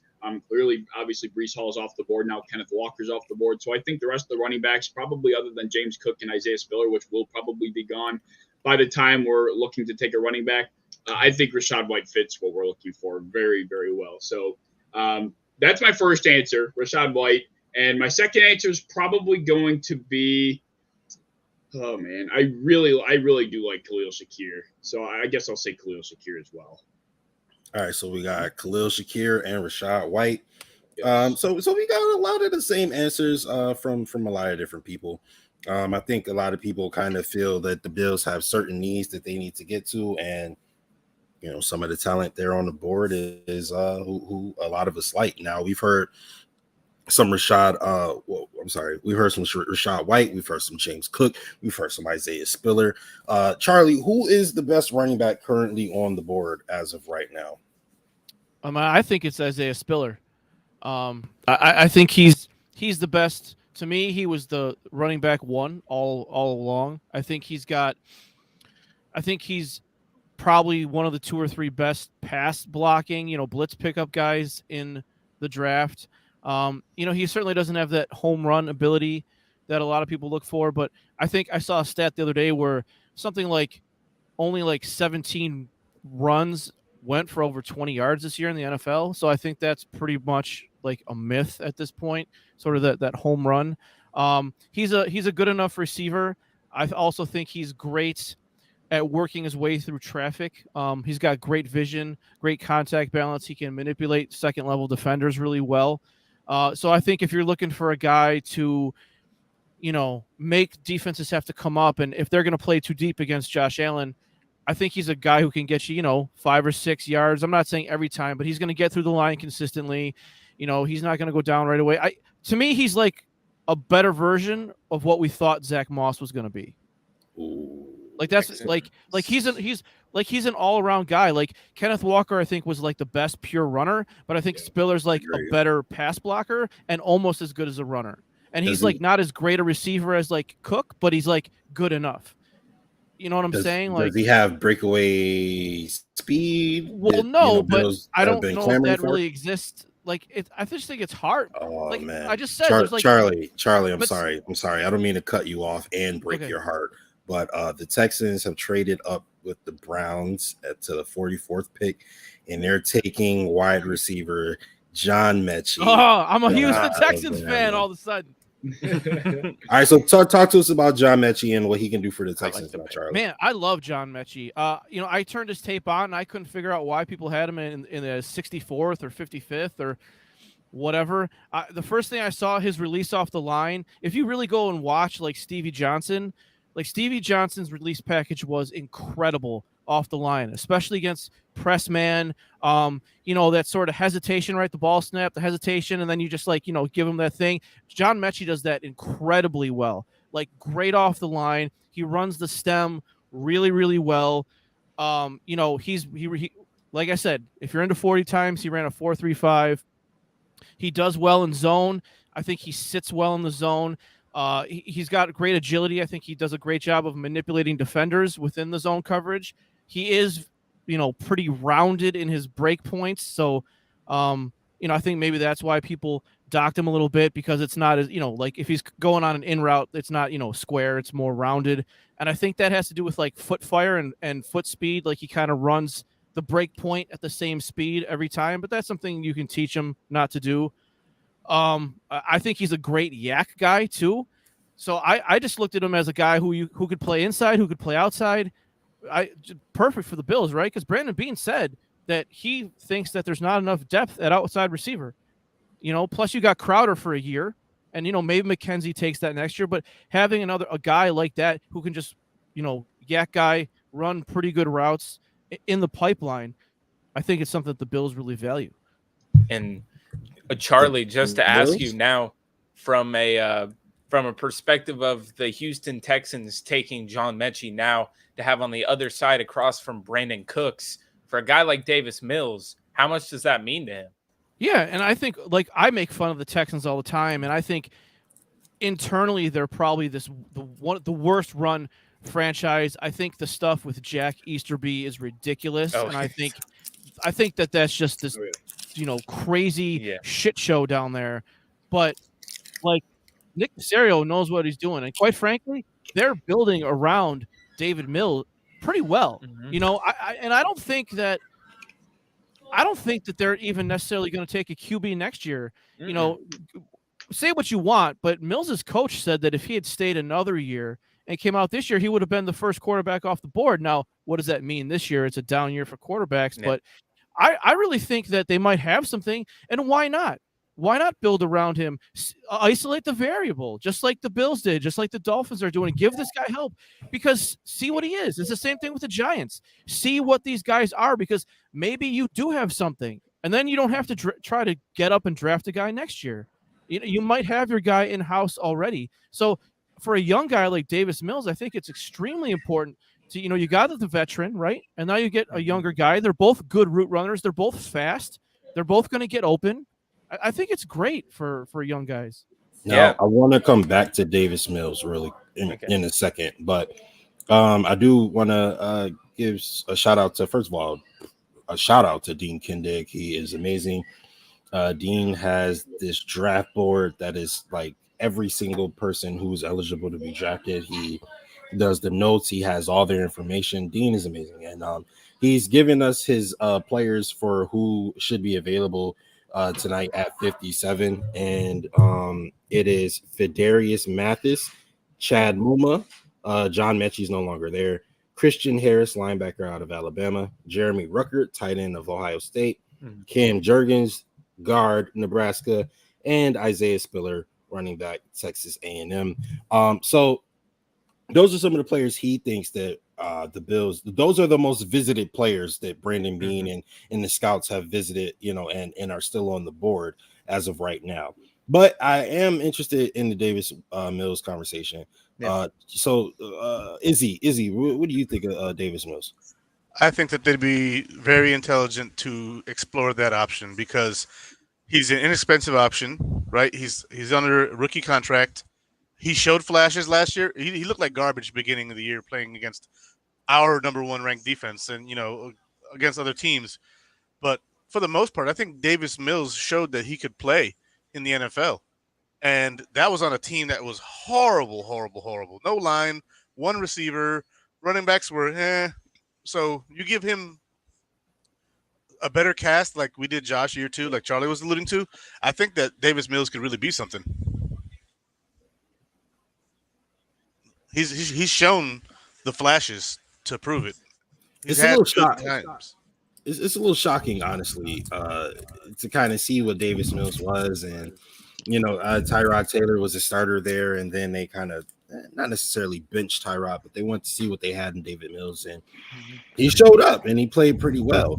So I'm going to ask a little bit of a controversial question, and of course I have to give that controversial question to my man, Caveman, right? All right, Sure. so Trevor Lawrence, Justin Fields, Trey Lance, Davis Mills,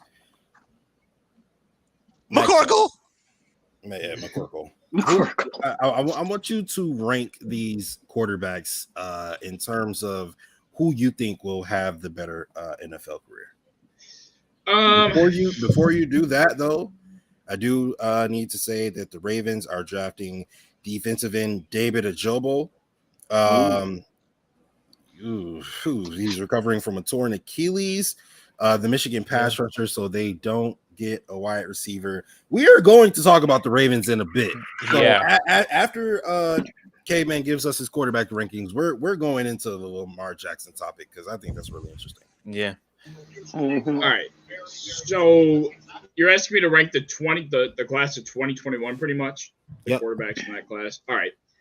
I'm gonna say that in terms of where they're being set up, and considering their entire situation, what they've shown in the season, I think, I guess it's hard to say for Trey Lance since we haven't seen him yet.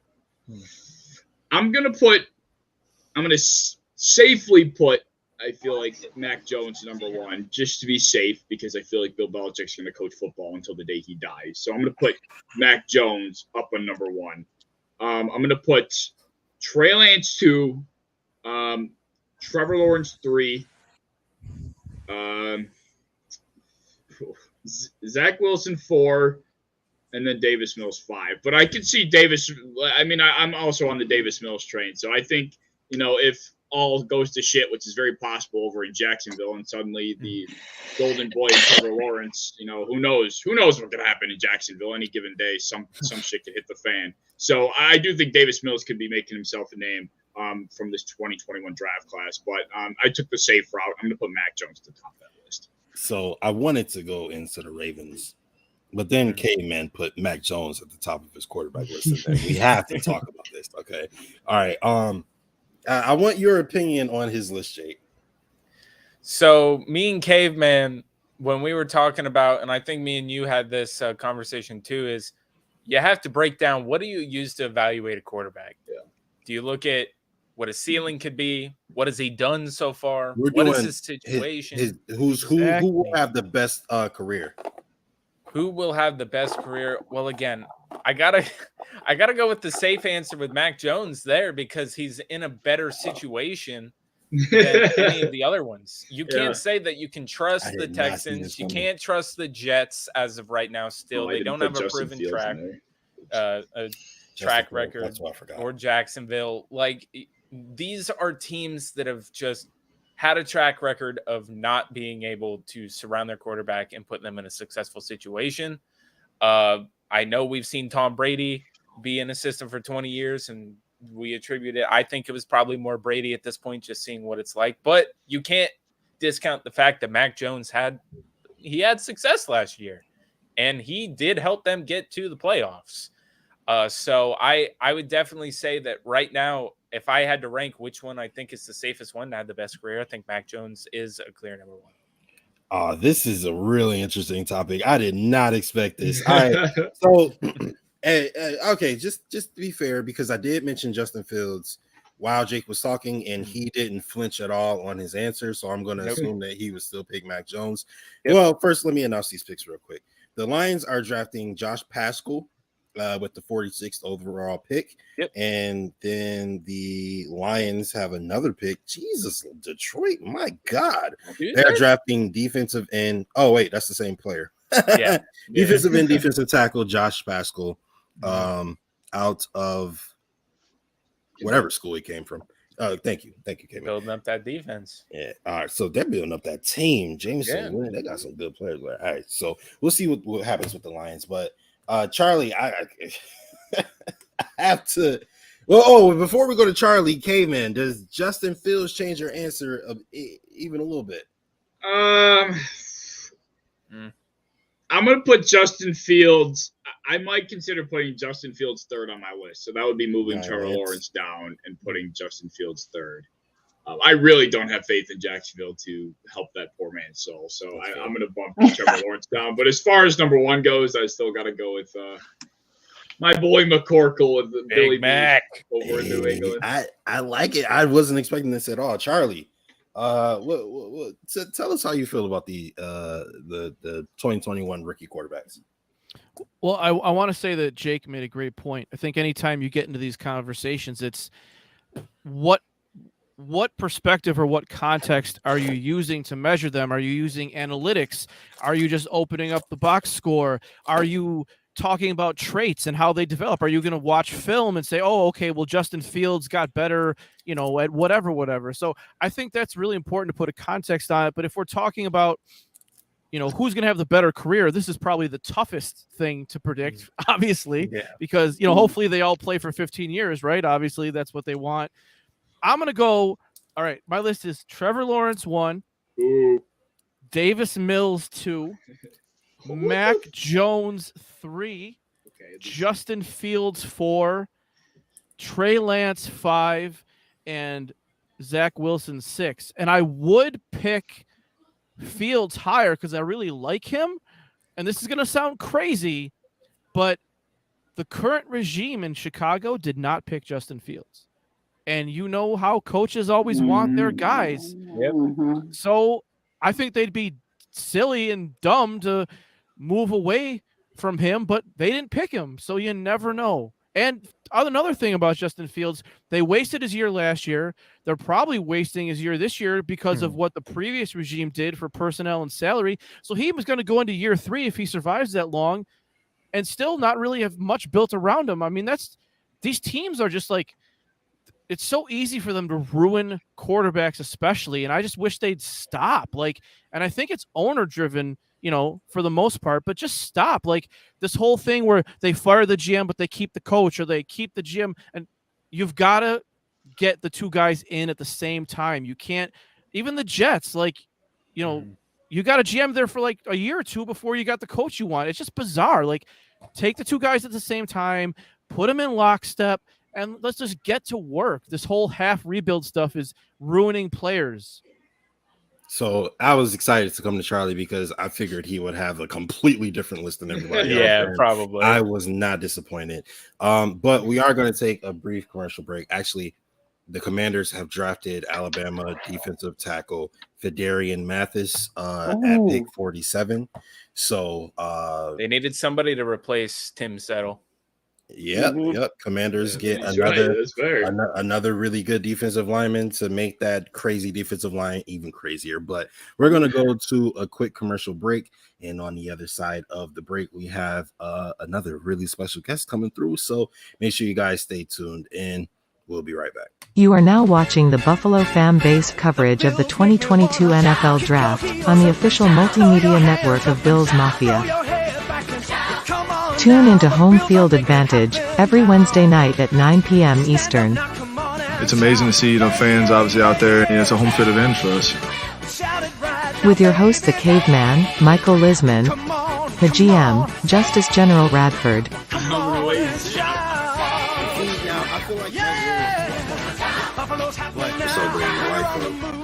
Super talented. Now back to the 2022 NFL Draft coverage. Energy. Welcome. Yes. We are back to live coverage of the second round of the 2022 NFL Draft, and we have a super special guest. We have this amazing woman who does so much, not only just for the Bills community, but just, fans all around the NFL. The group, Bills Mafia Babes, they just done so much good, for everybody. Like it's one of those things where you open Twitter and it's always something positive, and that's something that I really appreciate. And I'm repping a little bit, I have to rep, so welcome to the show, Kristen Kimmick. How are you doing tonight? Good. That was the heck of an intro, man. Thank you so much. You deserve it. Absolutely, 100%. So since you are here now, we've asked everybody, their opinion, but we had to get yours as well. The Bills obviously haven't picked yet, but they got Kyer Elam in the first round of the draft. Okay, all right. So go ahead and speak to the draft pick and how you feel about it. Yeah, I think we all wanted the cornerback as the very first pick, and I'm also not opposed to possibly grabbing a second one if we can mangle that. But I would be totally down for that as well. I did a lot more research on him today, and I love him. I absolutely love him. He's just a monster, and I think when him lined up with Trey, first of all, we know we probably won't have Trey back until maybe late October, early November, right? So that's a little bit worrisome, but I think once we get the two of them together, and then you add in the best safety tandem in the league, we are disgusting scary,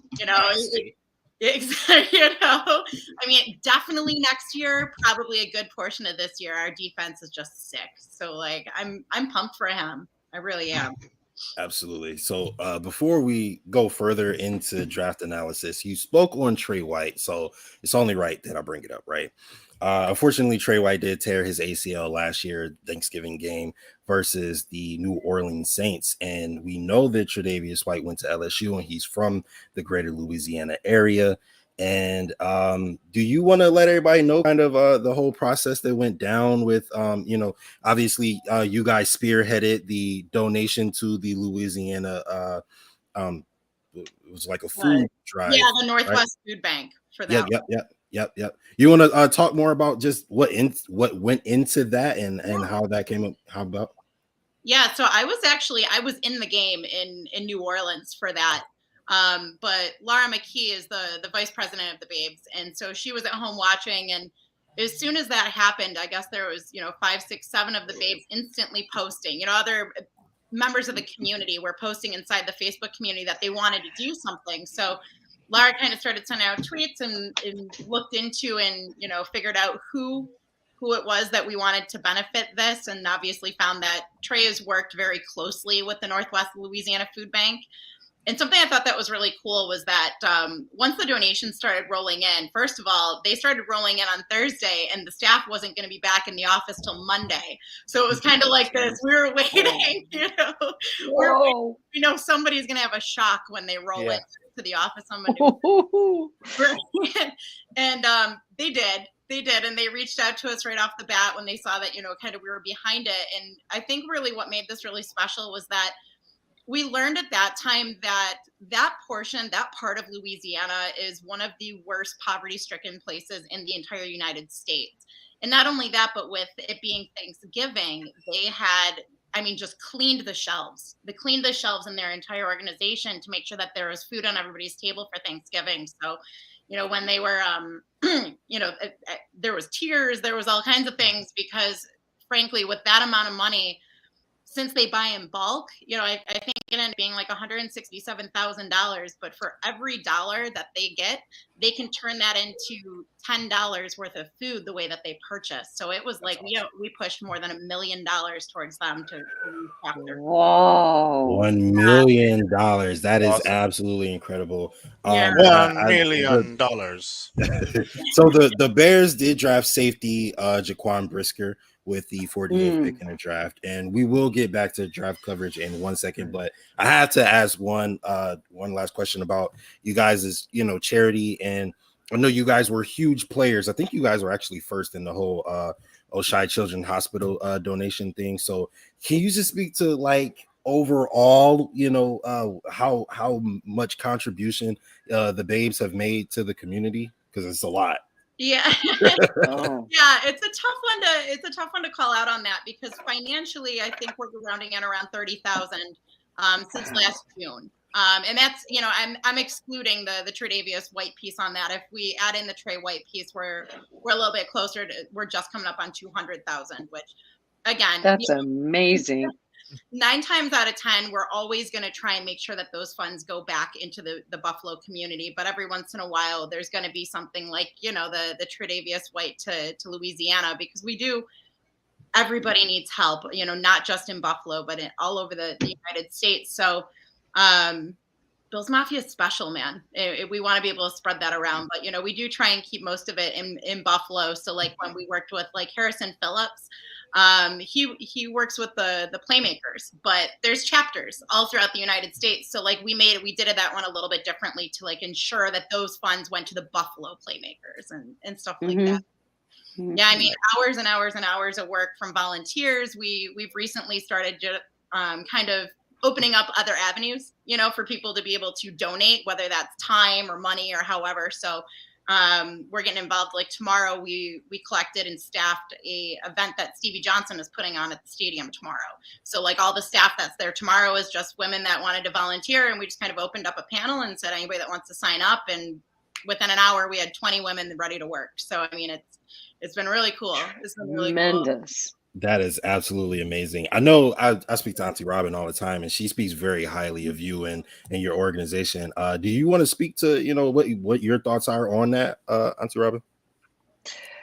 I'm in awe. The whole thing started with Dell, the Bills Mafia thing, and it just kind of evolved, but it happened organically. It just kind of happened on its own, and Bills Mafia Babes, it seems like it was almost the same kind of organic thing that just happened. These women came together, and incredible women, And that's the thing. I was chatting on Twitter earlier today about trying to get more women spaces, on podcasts and doing more advocacy work, if you will, or whatever, whatever kind of work that we're involved with.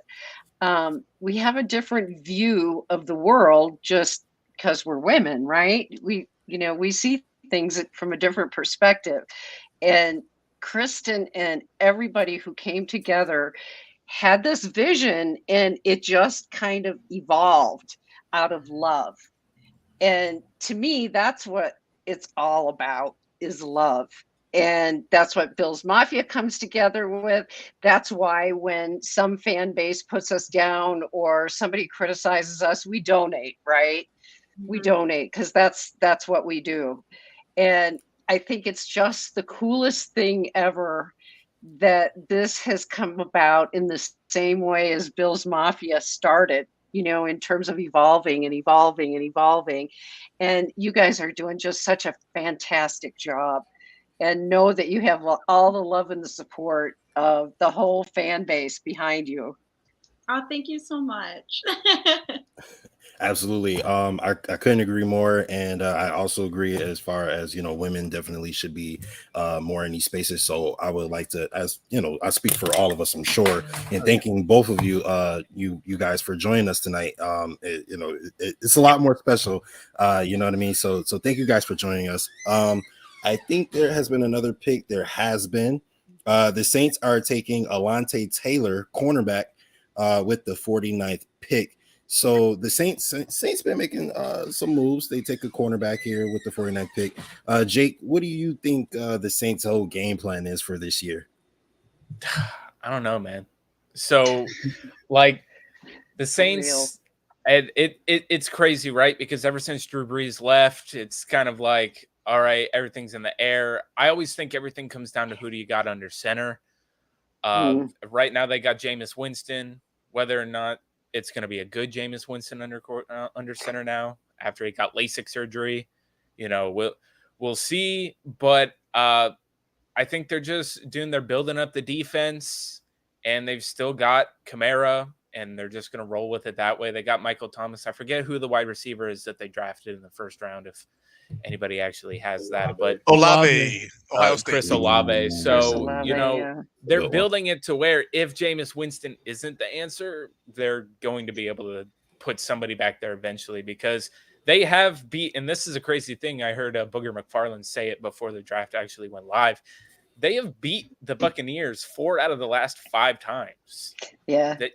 They seem to have their number, and they feel like that they're still a team that can compete with them. And with Jameis Winston last year, before he went down, they actually look like they could be competing for that division. So, I'm very curious to see what they do. Now they don't have Sean Payton, so it's there's a lot of question marks there, but I like what they're doing so far.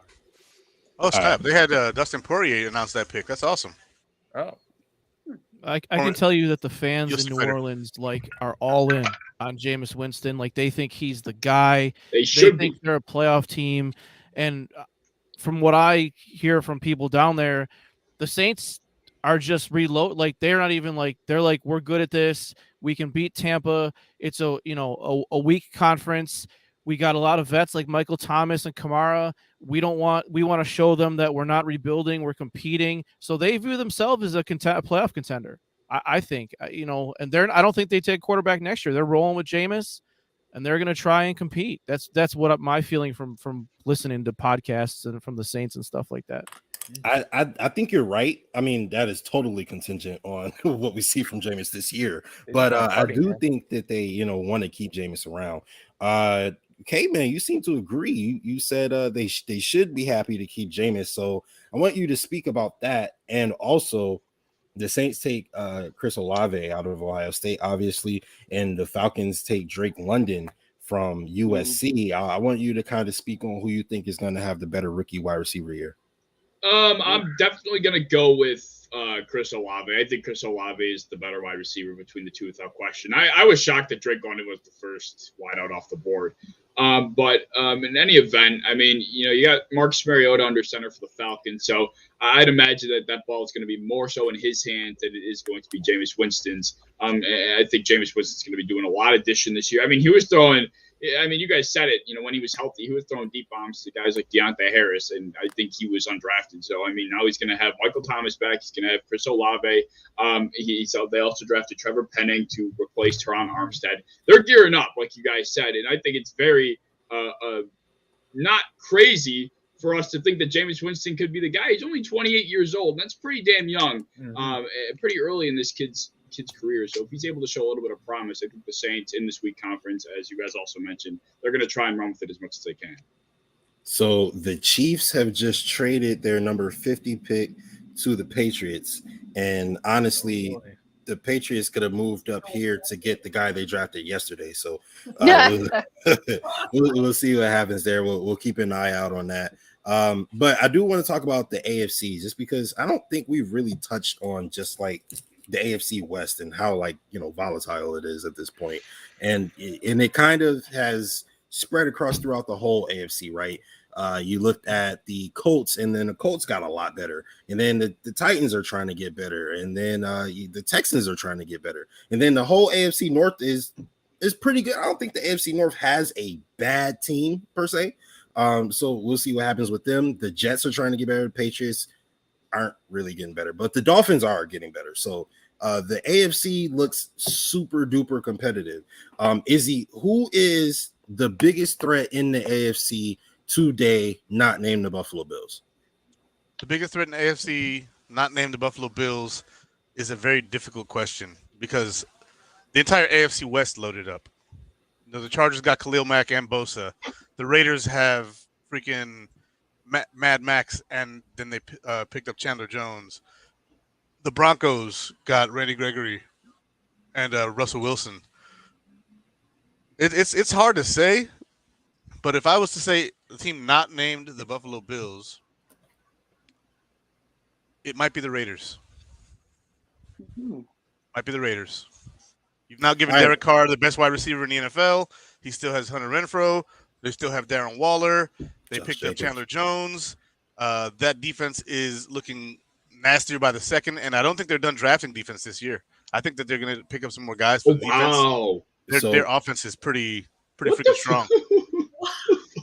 So, all right, Caveman. I don't mean to cut you off, Izzy. We'll get right back to you, but the Patriots did trade to the 50 pick, and they got Tyquan Thornton. I don't know who that is.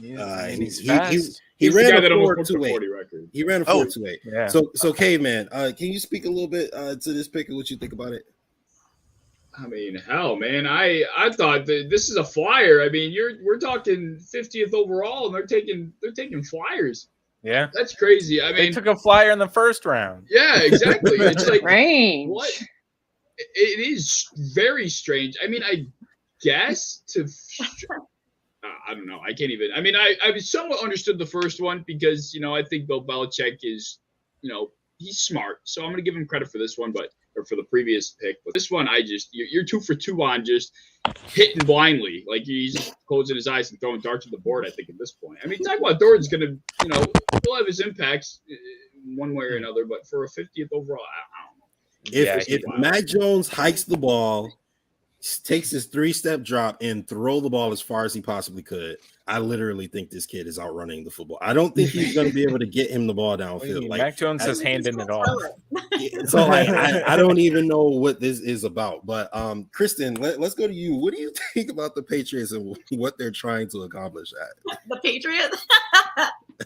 I'll tell you what, there's 2 things that I'm loving about this draft. And the first is that I love how much I'm hating the Patriots draft for them. Like, if I was a Patriots fan right now, I'd be going out of my mind. And I love that for us to watch the imminent meltdowns that are coming in the the next few weeks.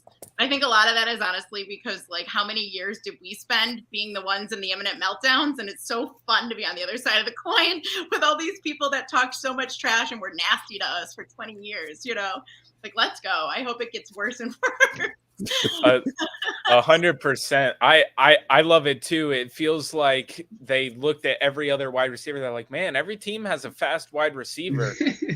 Who's the fastest guy on the board? And they just pick right. like that. There's already a video circulating of their reactions, like some of their fans and their media reactions. Dude, I said I want to. Yeah, it came out this morning. On NBC Sports Boston right Feels now. like Christmas. Like I gotta know. Right. You know what? All right, I'm gonna see if I can find that video because that video is absolutely. You gotta find it. Yeah, so I am gonna try to see if I can find that video. But the Patriots do I mean, so Bill Belichick is supposed to be this. Okay, the Eagles are drafting offensive lineman Cam Jurgens with the 51st pick. So the Bills are 6 picks away from picking. All right, so before we get into the Patriots more, I don't think we've gotten Kristen's 2 picks for who you would like to see the Buffalo Bills take. Or Jake, give her a scenario, bro. Okay, here we go. I'm ready. So you wake up and you got the silk robe and you put it on. Bro, you gotta.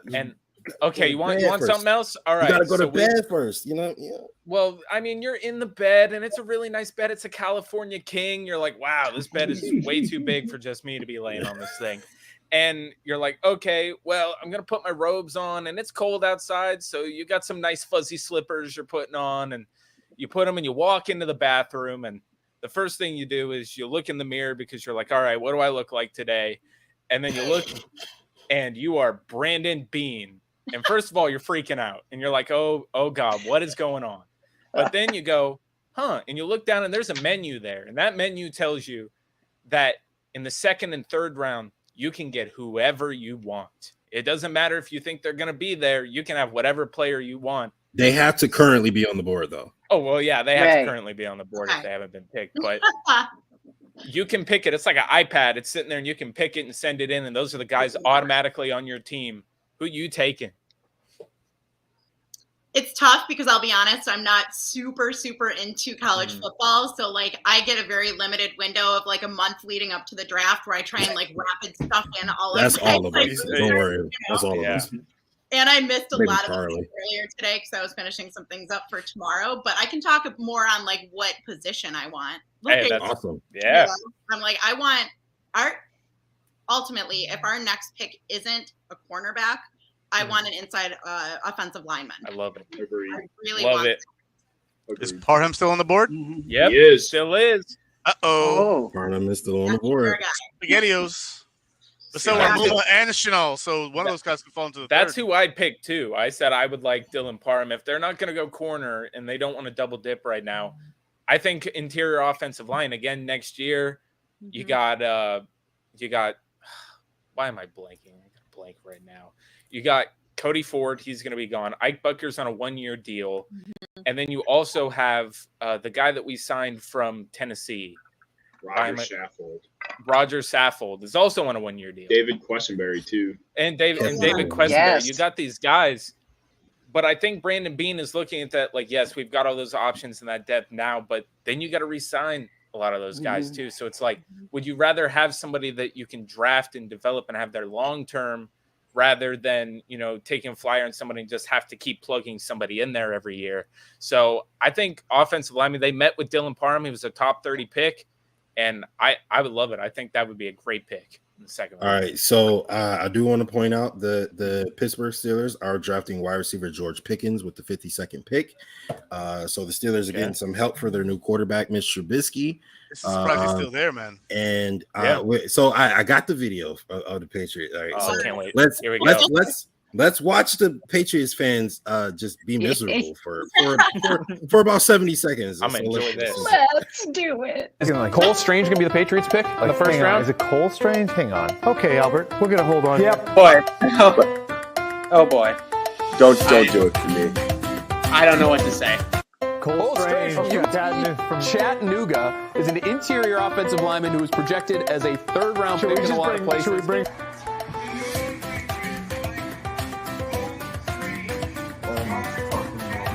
I want to fucking die. I can't believe this pick. Again, Patriots fans, it's draft night, and we've taken another player that none of us have ever even heard about. I don't think you'd be able to find anywhere on the internet a single first-round mock draft that had Cole Strange going in the first round.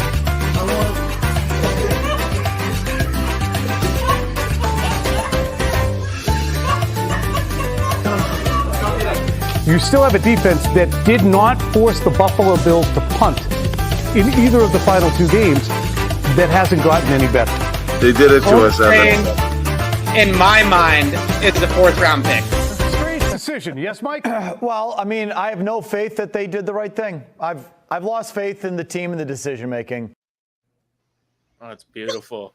Drink it up, man. That's absolutely hilarious. In my veins. That is absolutely hilarious. I love it. All right, so I have to. Yeah, that's the one I was talking about. All right, so hilarious. We had this little exercise, if you will, yesterday with me and Ryan. We talked about our top 5 Brandon Beane draft picks up to this point, right? And to our surprise, there were a lot of candidates that like I really didn't even process. Like, oh wow, that was somebody who was really good. So I'm gonna pose that question to you guys. All right, so I'm gonna give you guys a little time to think about it, but I'm not gonna give Charlie any time to think about it because he has to answer right now. Oh man, how are you gonna do me like that, man? Okay, let me think. I'm gonna have to do this on the fly, so I know I'm gonna miss somebody. And again, this goes. Charlie. Number 1 is Gabriel Davis, right? Well, again, this goes back to how are you measuring them, right? Like, are you measuring them like? No, it's who your favorite pick. Well, that's what I'm saying. Oh, the Colts just took Alec Pierce with the 53rd. pick. Justice is in shambles right now. The Colts just absolutely destroying the mock draft. Are you kidding me right now, bro? Like, That's a bit early, I think. It is early. But it's early for me. It's Yeah, accurate. It's accurate to what his actual talent is, so I can't be too mad at it. But I'm sorry, Charlie. This is who you personally feel are your favorite Brandon Beane picks. Okay, Completely subjective. In no particular order. Trey White, Dawson Knox, Teron Johnson, Josh Allen, Ed Oliver. I think those are the 5 most, for me, the 5 most like impactful in terms of how the team plays their schemes and the success of the team. There's others that I would put in there. And if you give me a little time, I might even be able to rank them per my draft value score, Justice, but you've got to give me a little time. All right, so we'll come back to Charlie and we'll get his official rankings. We'll go ahead and move up to Ryan. What's your rankings for us, bro? I knew you were gonna pick me second, right? Just hop back on stream. I had to get you involved. Yeah, right. Now, just in between intermissions again for the Sabres game. I mean, obviously, Josh is gonna be there, and that feels like low hanging fruit, but I mean, it's gonna be what it's gonna be. It's the truth. Josh, Gabriel Davis for sure. Me and Jake. I know Charlie's had just shot up, but like me and Jake, we know. So I got Josh. I got Gabriel Davis. And now this isn't in any particular order, but like Dane Jackson is in my top 5 for sure. Like I think he's way more impactful if he played more. We certainly saw him step up this past year. Ed Oliver stepped up this past year into a really good position. He helps with our run stop defense. I got one more, right? Oh man. This is hard to choose from, right? There's so many to choose from, but also it's a good problem to have. Yeah. You say Ed Oliver already? Yeah, I did. I just said Ed Oliver was my last one. I'm trying to run through my jerseys, see if I can. Because like I'd pick Trey White, but he wasn't there for Trey's draft. Oh, that's true. Yeah. I was gonna ask if we were taking those guys out. Yeah. So no McDermott, draft because that just adds more great players like Milano and so we're gonna take that out and we're gonna go strictly with my last one. I'm gonna throw one out to like far right field here. Not impactful for our team, but Wyatt Teller. Damn you! He was on my list. Damn it! Me too. He ended up being, and this is like people were talking about it today on of course on Bill's Twitter, and they were talking about how like trust the process. People just don't trust the process because people were disagreeing with our choice last night. And I go, listen, I get it. I absolutely trust the process, but like that's not to say that this entire draft this year could be wrong. Like Brandon Beane's a human. We have to recognize that. And let's also not forget the fact that he's had some guys that have slipped through his fingers or have not worked out or whatever. And Wyatt Teller just happens to be one of those where it was a necessary evil at the end of the day. But Wyatt Teller is one of those guys especially when you look at the inconsistency of the offensive line over the last couple of years and the fluidity of the guys coming on and off of it, you're like, man, I really wish I had like Wyatt Teller because he would have locked that down. All right, so we got a little bit of a curveball. I'm sorry I blew up everybody else's list. Yeah, I mean, I'm about to say, it's not like people were mad because they wanted to pick him, but we do have a draft pick. Great minds think alike. The Kansas City Chiefs select wide receiver Sky Moore from Western Michigan. I know it. So that'll be interesting to see. They're not going to reload, man.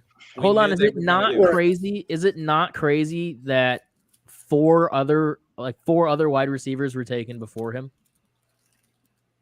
He was like I feel like the only wide receiver who has been drafted that he's been better than so far is Drake London, in my opinion. Oh, you hate that dude so much. I don't see the hype in Drake wide London. receivers really tonight. Oh my God. Sky Moore is a slot guy though, so that might be why his value was driven down so much. He's specifically a slot guy. All right, so Izzy, do you think he's going to overtake Juju Smith-Schuster for their number one receivers? No, because he's a slot guy. He's a slot guy. No. They went from Tyreek Hill to Juju. I'm sorry, that is hilarious. I'm sorry, finish Izzy. So because he's a slot guy, I don't think so. I think that it's going to be MVS, Juju, and Sky Moore in the slot. Yeah, that's it. I mean, I'm with Caveman on that one. Where, I mean, Juju's a good number 2. MVS is a good number 2. They don't have a true number 1.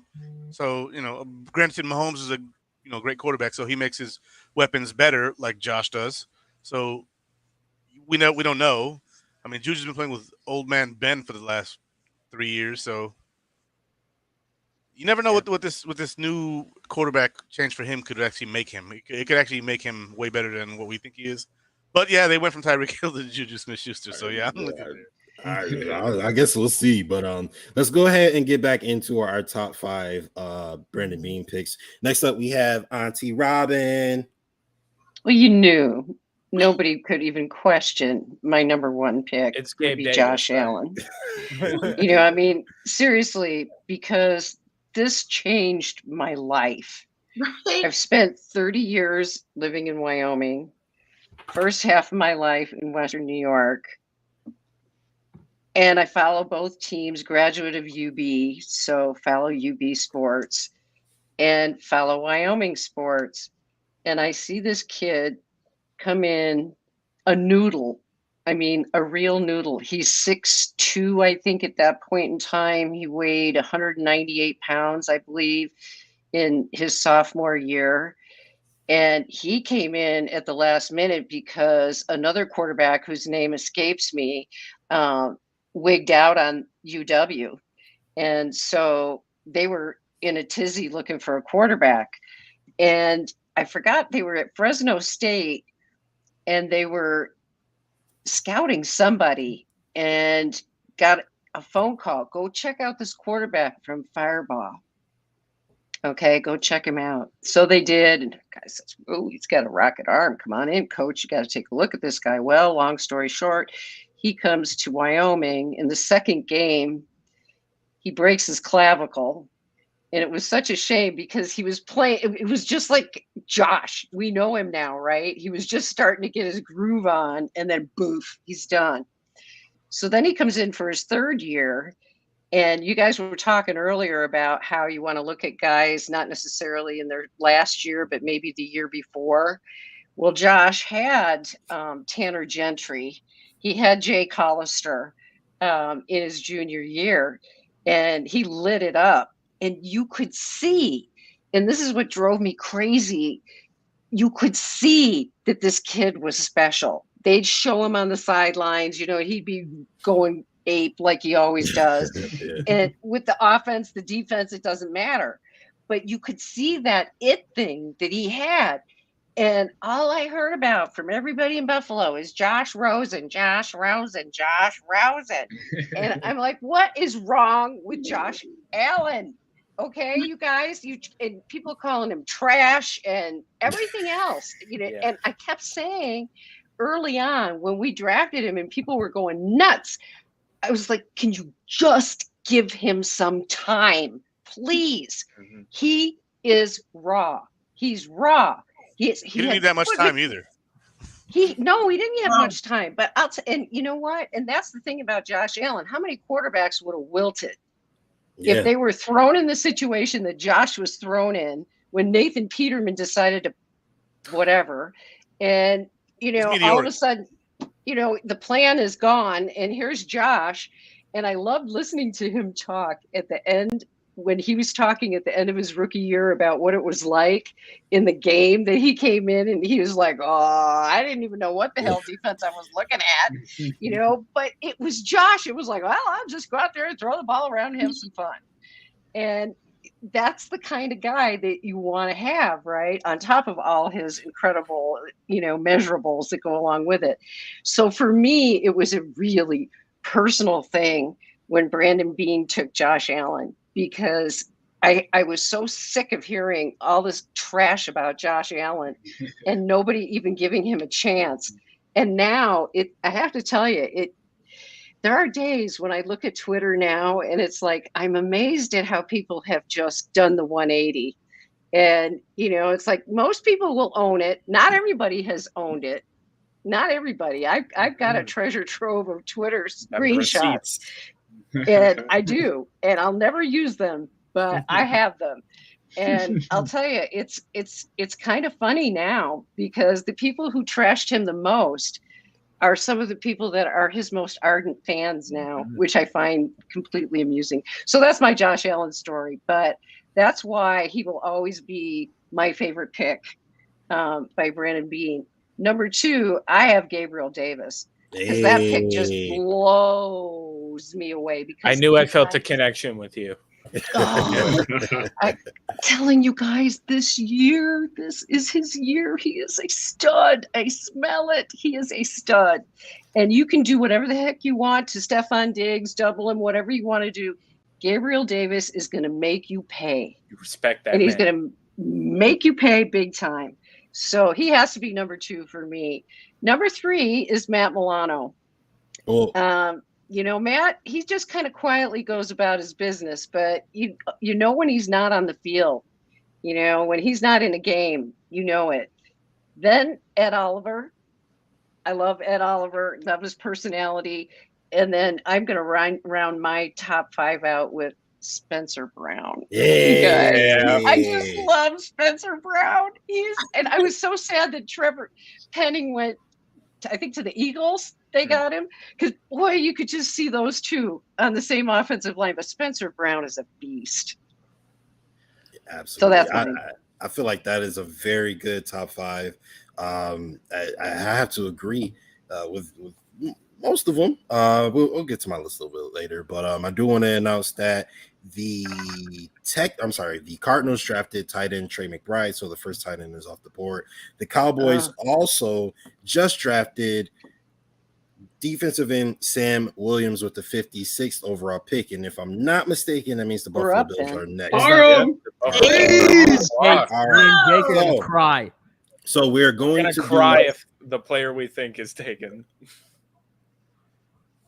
Oh, okay. So, all right. So, I'm so sorry. I'm trying to think of. All right. So we're going to do rapid fire right now, right? Before the pick comes in, we're going to see who everybody wants. So as quickly as you can, please give me an answer. Charlie Gross, who are the Buffalo Bills taking with the 57th overall pick? Calvin Austin III. What wide receiver? What's the position? Wide receiver. He's the short guy, but he's also a punt returner. We need a punt returner, I think. All right, sounds good. Izzy, what you got for us? Linebacker Leo Chenal, Wisconsin. Oh yeah. That was your guy. That's what you want. Kristen, who you got for us? Whatever that kid's name, that's the inside or the Dylan Parham. Yes. Yeah. All right, Auntie Robin. I gotta go with Chad Muma from Wyoming. Yeah, you the Wyoming connection. I like it. All right, Ryan C. Well, now I'm just gonna call Parham what's his name. So I'm on board with taking what's his name. Yeah. All right, let's shoot for what's his name. Caveman, who you got? I'm what's his name too. I'm all for what's his name. All right, we got 3 what's his names. Jake. Yeah. What's his name? You know I'm the final what's his name. I've been calling it since last night. I want him. I want James Cook in the 3rd round of running back so that we are set. I am ready. Please. That would work. All right. My running back is in round 4. I have to say, trade up. I will Got one, not. but I only know his name, so I'm like, I don't know where we should take him, but I want that Isaiah Spiller. Isaiah Spiller, that's a good one. That's a good one. I will say, I will not be upset with the Isaiah Spiller. I will not be upset with Parham. There's a lot of guys here, but I'm gonna have to say that if I had my choice here, I'm going with Tariq Woolen. I am. I like that too. I'm doubling up on corner. I think a lot of the good receivers that I was like really interested in are all gone, so it just is what they it went is early. at this point. Yeah, exactly. Shout out quick to Cam Taylor-Britt. Bills have traded out. Oh my God, traded out. back. They traded traded the back pick to the Tampa Bay Buccaneers. Oh. So this means What if that we they had a lot of similarly graded players, obviously, Right. and that's why they're Right. trading back. Right. Right. All right. So right. while That's This good. is what happened tonight, man. Take who So you do we will, get because our we're 4th winning no matter rounder what. back? Everybody's been bitching. Maybe that's what they did. Maybe they did get the 4th It's okay. rounder You can back. say bitching. That's probably the Okay. least offensive All right. word, a bad word we've said in this whole thing. Well, I All talk like a right. sailor, So the Bills have traded I'm a pick soldier. You're 57 We to picked Tampa up a- Bay for pick 60 and pick 180. I believe that's in the 4th That's a- round. So That's a See, we got our fifth. 4th Is rounder that a back. 5th? That's a fifth. That's a That's fifth. a fifth? rounder. what's 180 divided by Whatever. 32? I like vodka. It's cool. Yeah. Yeah, that's a fifth. Damn it. That's good. I'm But surprised. they Just, fifth. trust me, man. It's Yeah, a that fifth. is. It's a But fifth. now, All right. now No, they it's a can take sixth. that. It's a sixth. Okay, it's a 6th rounder. They can use that and package up if they want to move back up into the 4th too. So Right. There's plenty of assets to get Senor. a player if you want to go get him in any round. And that was only 3 spots. yeah, so we only Yeah. got to wait 3 more picks now. Exactly. All right, so now we have Anybody a want little to change their mind? Nope. Hey, I have a who- weird who question for gets you guys. What's This is a up? weird question. Does anybody else have like a problem with their quarterback being named Pickett? Like that's No. I don't like it. He threw the ball and they pick it. Pick it. I never even Go thought the about other that. way. Yeah, I didn't I think about never that either. either. That's I a love good it. point. Just, oh shit! Like, but what happened? Well, pick it. All right, so the Buccaneers are drafting offensive lineman Luke Gadecki. Oh my God. I with thought you Central were about Michigan, to say right? Dylan Parham. I No, was I gonna, thought so gonna too. cry. So I don't remember who taught me how to say his name. I think it was Ryan, but thank you for because I had no clue. All right, so they take Central Michigan tackle / guard Luke Gadecki with that pick that belonged to us to help out Tom Brady. Obviously, they bolstered their offensive line even more than it already was. They already had one of the better offensive lines in the draft. Obviously, losing a few guys to free agency, but still a pretty formidable line, and they just made it even better. So we're gonna go back into top 5 Brandon Bean picks here. They did lose a guard. Yeah, I'm sorry? Ali Marpet. Did he?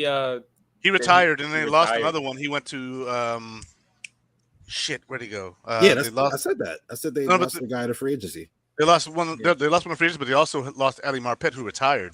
Okay, got you. They lost 2 offensive linemen, 2 starters.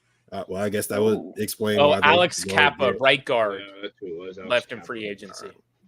That guy. I forget where he went, but I don't care. All right, so Tom he's not going to play unless he has an offensive line in front of him. yeah, absolutely. Future Miami Dolphins starting quarterback Tom Brady. There you go. Relax. Because you know and they part have owner. great offensive Charlie. line. Dude, And they would be owner. scary with Tom. They What would be the terrifying reports with Tom. came out from reputable Yeah. beat writers and guys in the Boston Globe that they were going to trade for Tom Brady and Sean Payton. Did you say reputable beat writers from Boston? Yeah. Oh, jeez. You know what? I'm really interested in this topic, so I do want to talk about this. But Hang on, we gotta top 5 finish- guys. Let's go. We got to finish top 5 guys really quickly, just so we give everybody an opportunity to give their list. Then we're going back into this after the Bills pick. So, Kristen, do you want to give us your top 5 Brandon Bean picks so far in his tenure with the So many of them have already been said. So like I'm not going to be original here that much. You're fine. I mean, obviously, number one is Josh, right? And for the exact same reasons that Robin said, he changed our life. Like, he took us from like poverty to riches, like overnight. Yeah. I'm all behind him. My number two, I'm also going to go with Gabe Davis because I think he is going to have the season of his career this year. Yes. And I cannot wait for it. I think that we just started seeing glimpses of him last season, and I am ready to just watch him ball. Can somebody check Charlie's pulse? Is he okay? Every time somebody says Gabe Davis, my heart stops, man. Man, Justice, why do you always put me on blast Because like it's that, man? funny, Charlie. I have to. Justice, I'm trying to turn over a new leaf here. You set me up to go on these rants, and then everyone gets mad at me when I go on the rant. Goddamn liar. I'm sorry, man. All right. Kristen, please continue. Number three for me is going to be Dawson Knox. We had a massive hole there for so long, and I think that it's incredible that Bean saw something in him that even the rest of us didn't see for the first season, and we're just kind of, And then he went to that academy in Atlanta, and he came back a changed man and exactly what we needed. And so I'm a big stand for him. Number three. 4, I'm going to probably drop also to Ed Oliver. I think that he was a game changer for us, and I think that his roles are only going to grow. But I'll be honest that it was a split for number 4 in this one with him and Tremaine Edmonds. Because I know that there's a lot of people that are still not. I'm still in Tremaine's corner, man, and I'm just waiting for him to really show what he's got, So I'm still gonna put him there, even though I know that's a little bit leery, but that's why I chose Ed Oliver over him.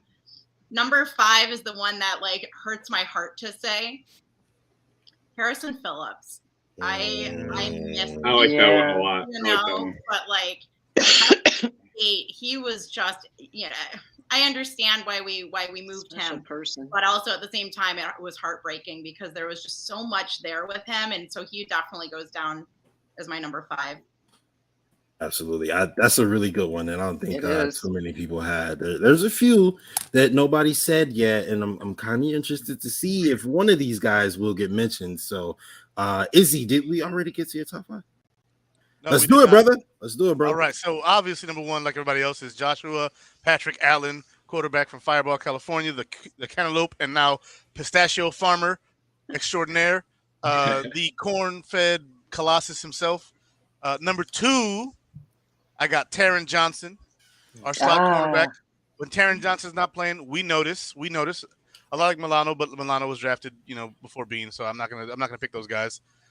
Number 3. Dawson Knox. I told everybody after year 2, year 3 is the big year for tight ends. Look at all of them. Kelsey, look at Kittle, look at all of them that really turned out to be great. It was after year 3 or after year 2. Year 3 is when they usually take off. 4, Gabriel Davis. That guy, if you're doubling Diggs, you're in trouble. And it's your problem, not ours. It's a good problem to have if it's our problem. And number 5 is Mr. Brown, Spencer Brown. The big man with the 10 RAS score on the right side of the line. Give me my big guy, my big hulking. I can switch over to left tackle. Not that great at it, but I'll do it if I need to.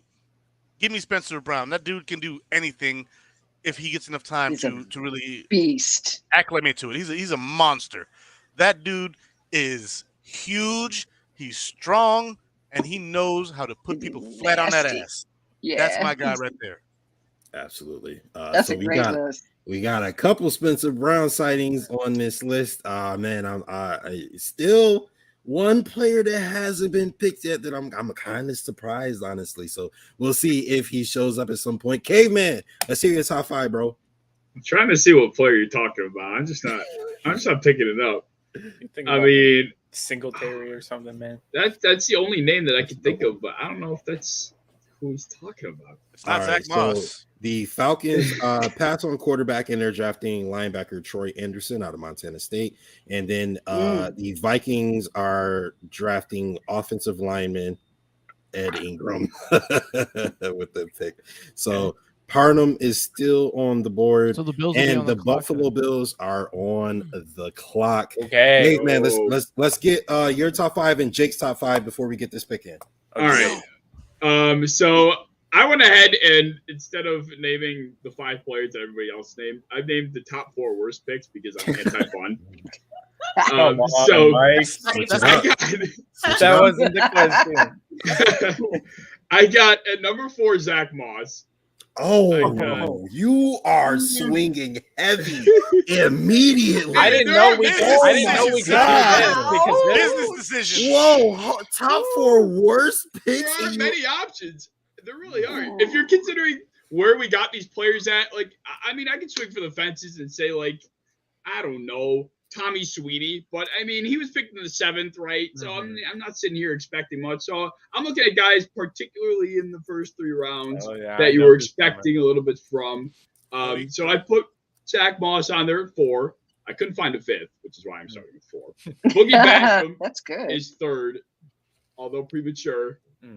AJ Epinesa 2, and then Cody Ford at 1. Question: Did we draft Bobby Hart? No, we got him from the Bengals. Surprisingly enough. Thankfully not. Yeah, we only got hit. He was a starter there. That's how bad it was for Joe Burrow's reason, rookie he's year. still He had on Bobby our Hart starting at tackle. Yeah, you know what happened during his rookie year? His knee got destroyed. He got Alex Smith / Joe Theismann. Oh, are you talking about Tyler Bass, Justice? Is that who you're talking about? Caveman, what? Dude, Tyler Bass was on my honorable mentions. Big baller Bass. There were so many people calling. There were so many big people bass calling. fisherman. Let's go, baby. All right. Let's get Jake's top 5. All right. So Tyler Bass, honorable mention. Wyatt Teller, honorable mention because he's not on the team anymore. Tyler Bass, they called him Tyler Ass, and I was so bad. Like I hated that when we first picked him and he was shanking things. But I believed in him. Again, Josh Allen, number 1. Can't go wrong with that, obviously. I love Gabe Davis. Again, this isn't in any order. I'm just kind of naming it. I love Gabe Davis. Gabe Davis is one of those guys that when we picked him, the only thing I heard every time he was behind John Brown, people are like, "Oh, well, he's not going to be wide receiver 2." Okay, and then we bring in Emmanuel Sanders, and we can't beat out Emmanuel Sanders. He's not going to be wide receiver 2. He's not going to be a wide receiver 2. I got the receipts. I know the people that have been saying that, and I was there the whole time saying, just give Charlie. My man. Yeah, I know Charlie. I didn't want to say anything, but I know, and like I wanted people to just know. I'm like, this guy. I watched him every year in college. I was so happy to finally see my team take somebody that came from my alma mater, where I'm still going to school, and I was so happy to see that. And I was like, give this guy a chance. This guy on the sidelines is an absolute monster. He's going to give you some ridiculous plays. And I watched him. He took those 2 undefeated season teams at UCF those years where they get clowned on, but they were one of the most prolific offenses. Jake, I don't mean to rush you, but we traded back again.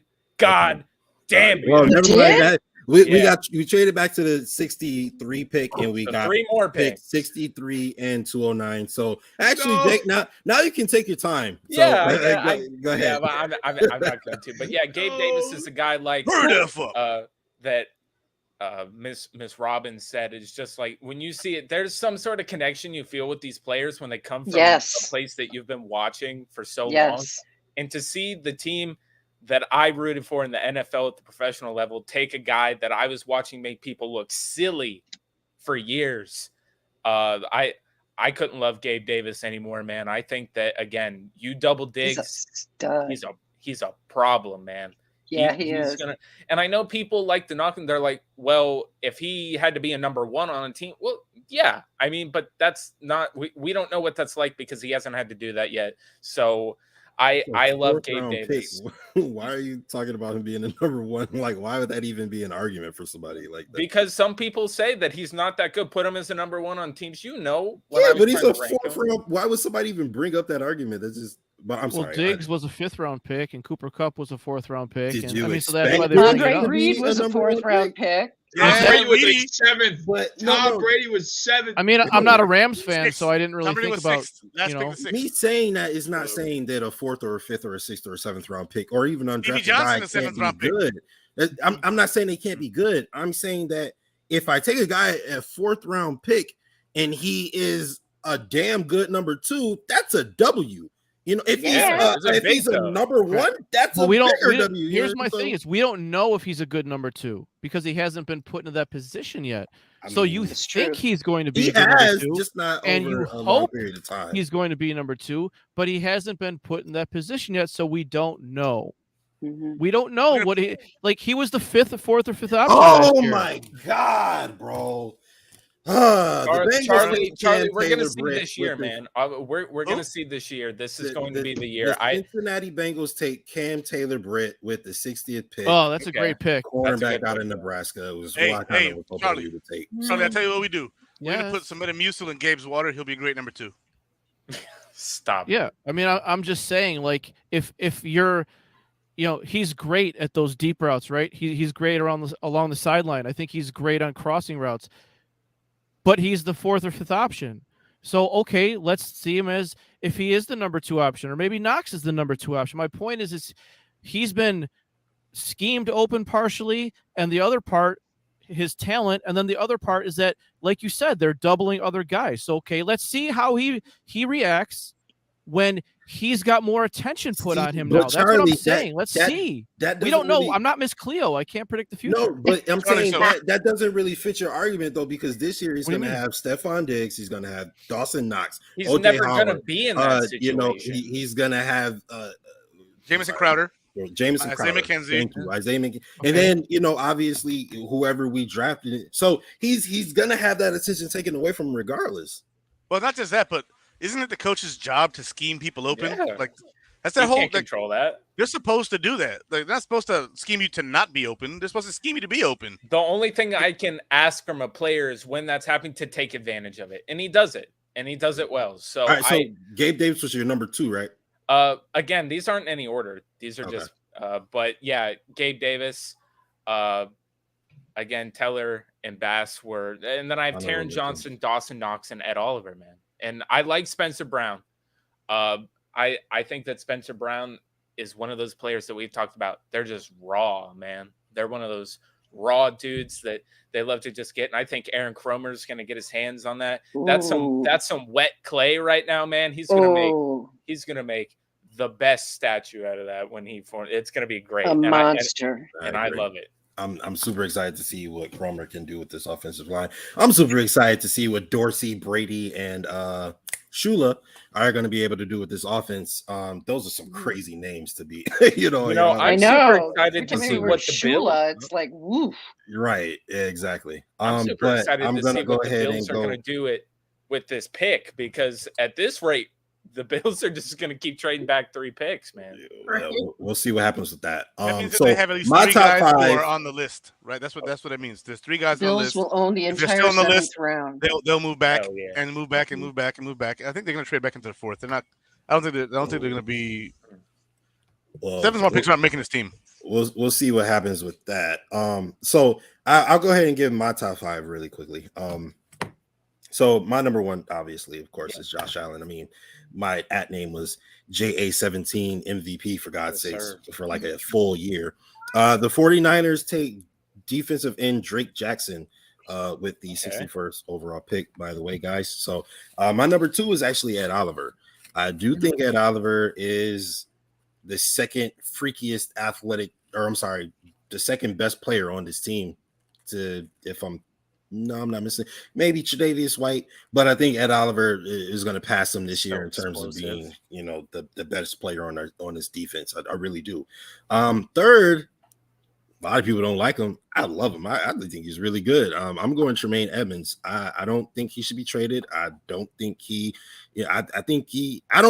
wants, linebacker 1 money like people assume he does. I think he probably knows his value. I think he also his likes agent being does in Buffalo. So we'll see what happens with that.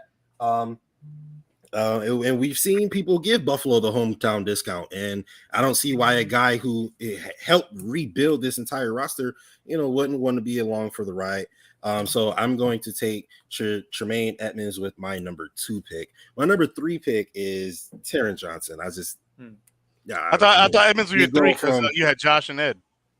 I'm sorry, you're correct. So Terrence, oh wow, that actually cuts it a little close. All right, well, Tyron Johnson is going to be on my list anyway. Hang on. You got it like that.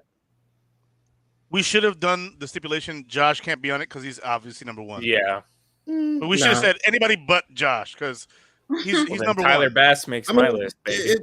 It's your top five. Everybody's top five is different. So if you didn't want to have Josh, you don't have to. So, but they all have Josh, and you know it. Because Josh is just damn good. But that's what I'm saying. For my fourth pick, I'm gonna, like I said, go with Tyron Johnson. I just don't think anybody expected him to be what he is. You know, I remember Jake was calling him dog water his rookie year, and then he gave out AV.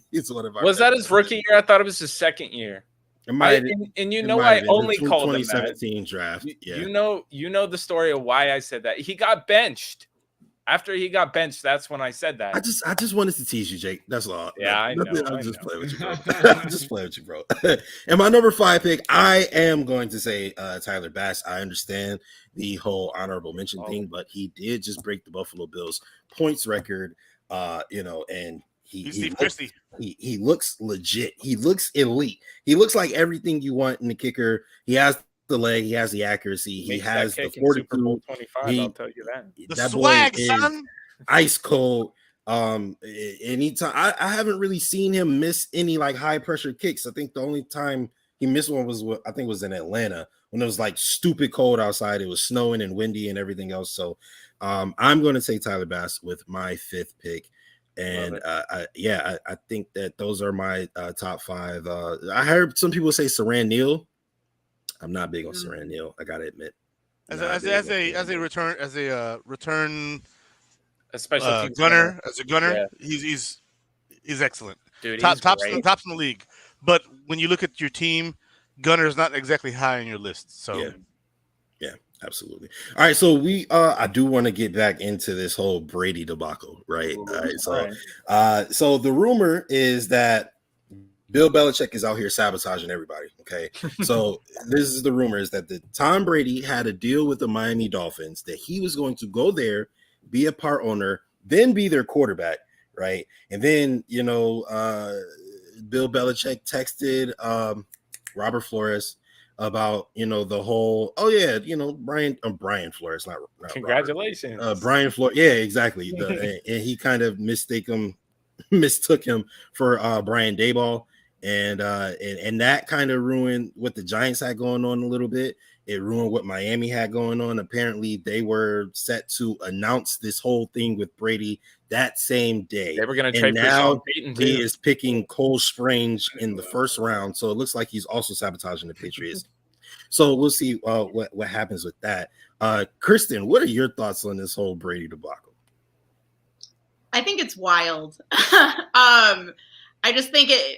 I think some of my favorite parts about the NFL is the weird drama that comes with it. It's like this weird soap opera, And I think even Brady leaving the Bucs, retiring, unretiring, then we find out that he was going to go to Miami.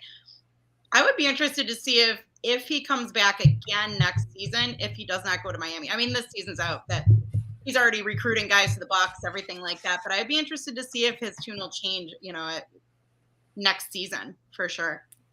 So there's a term for what you mentioned about him retiring and unretiring. That's called farving. Yeah, Brett Favre did that a lot. That's right. So, Kristen, do you think there's an opportunity he might go to Miami next year? I do. I think so. Like, I'm not writing anything off when it comes to Tom Brady anymore because we just can't predict what he's going to do, where he's going to go, what he's going to, when he's going to leave the league, when he's not going to leave the league. Like, he's just been so unpredictable these last 5 years. So, and I also hate to say that, like, I've really grown to like Tom now that he's not in. It sucks, but he's so entertaining. It really does suck, but he is bad at it. We're on the clock. The Kansas City Chiefs select safety Brian Cook with the 62nd overall pick, and is Izzy Cheddar. Our 3 guys are still there. We can trade back again. I swear we're going to trade back again. Parham, Schnall, and Muma are still on the board. Yep, absolutely. So, let's go. Until that happens, let's go ahead and continue with the conversation. Caveman, what are your thoughts on Brady and this Belichick and Dolphins situation? I think it kind of encompasses the Kristen said the soap opera aspect of the NFL, especially this year. Ever since Christian Kirk put pen to paper with market-breaking money, and undeservingly in the eyes of most, that's when this whole league got flipped on its head. And ever since then, I mean, it's been a free-for-all. I mean, players are going places that I would never have ever guessed in a million years would be leaving where they were. If you would have told me, the week after we lost to the Chiefs, that Tyreek Hill would be with the Dolphins and Devonta Adams would be with the Raiders, and all this shit would be going down, I mean, I would have laughed at you, called you stupid, and probably spit at you because that's just how absurd it is. It just sounded that absurd. So now we're sitting here and why? That's hilarious, that is hilarious.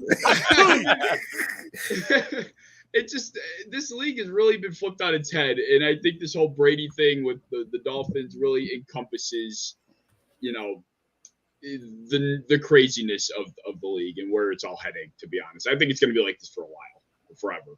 Yeah. I will say. All right, absolutely. Jake, what are your thoughts on Bill Belichick sabotaging half the Eastern Seaboard? Well, we're picking. They actually took a pick. They did. They did. Ryan just texted me and said, "Deep breaths, everybody." Uh-oh. What is it? I'm refreshing. Pregnancy baby, are we doing like a fighter pilot? The Buffalo Bills take what's his name? No, I'm just playing. Please. You shut your mouth. Stop it. Don't tease me. You close the hole that makes that noise. Oh man. I like Auntie Robin with that one right there. That's messed up. Pie hole. There you go. Shit, you pie hole. Oh, I like it. All right, this the Wyoming accent. The Bills take James Cook. Let's go. Oh, all right. Okay. Let's go. Wow. The Bills take James Cook, Dalvin Cook's little brother, running back. Captain James Cook. This is who a lot of people said is actually the best running back in the draft.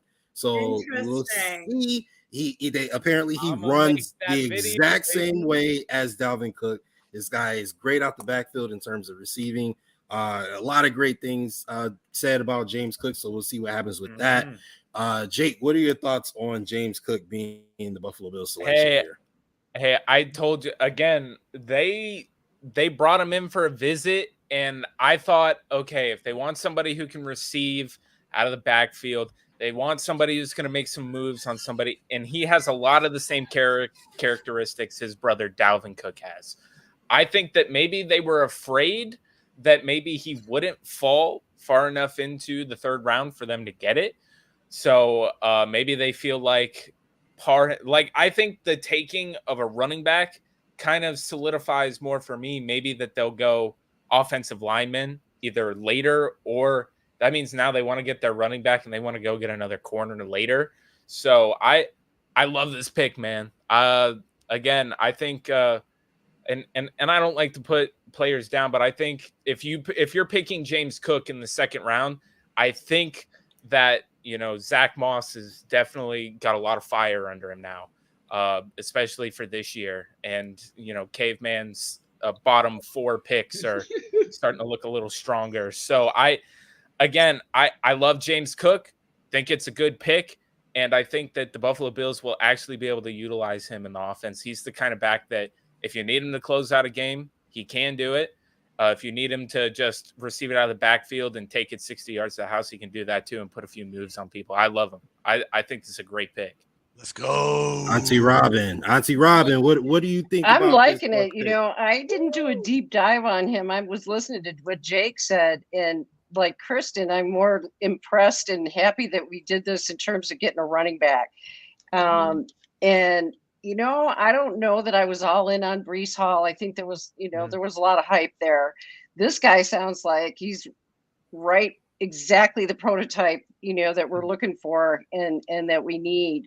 Going running back is interesting. Zach Moss is got to be breathing hard right now. Even Duke Johnson now is sitting there going, well, they signed me, man. What? Exactly. All right. Exactly. So, Ryan, This is a good one. Ryan C. What do you think about Zach Moss potentially being on the hot seat a little bit, and the pick that the Buffalo Bills just made? I mean, I will help Zach Moss bring his luggage onto the plane myself. Ouch. Oh, that's so mean. I mean, it hurts. It hurts because you don't want damn. to see that. But I mean, at the end of the day, man, You got to look at it what it is. there's an expectation when you're drafted and you have not met it multiple years in. Like, I'm not going to go give you another contract. You know, this is the NFL. This is a team that's on the cusp of if not winning a Super Bowl, being in a Super Bowl. And I absolutely, I'm not giving you another contract. Like, we just don't have that money. So I had James Cook in my mock draft that I did on Home Field Advantage, Justice, when you had me on, but I had us taking Dylan Parham at 57. Obviously, we did not have 57. And I had us taking James Cook at 89. So the fact that we got James Cook at 63 is still really good value for a player that's going to provide a lot, not just to the team, but a lot that's been missing at the running back position, which is like the one position on offense where we're like, get us some talent.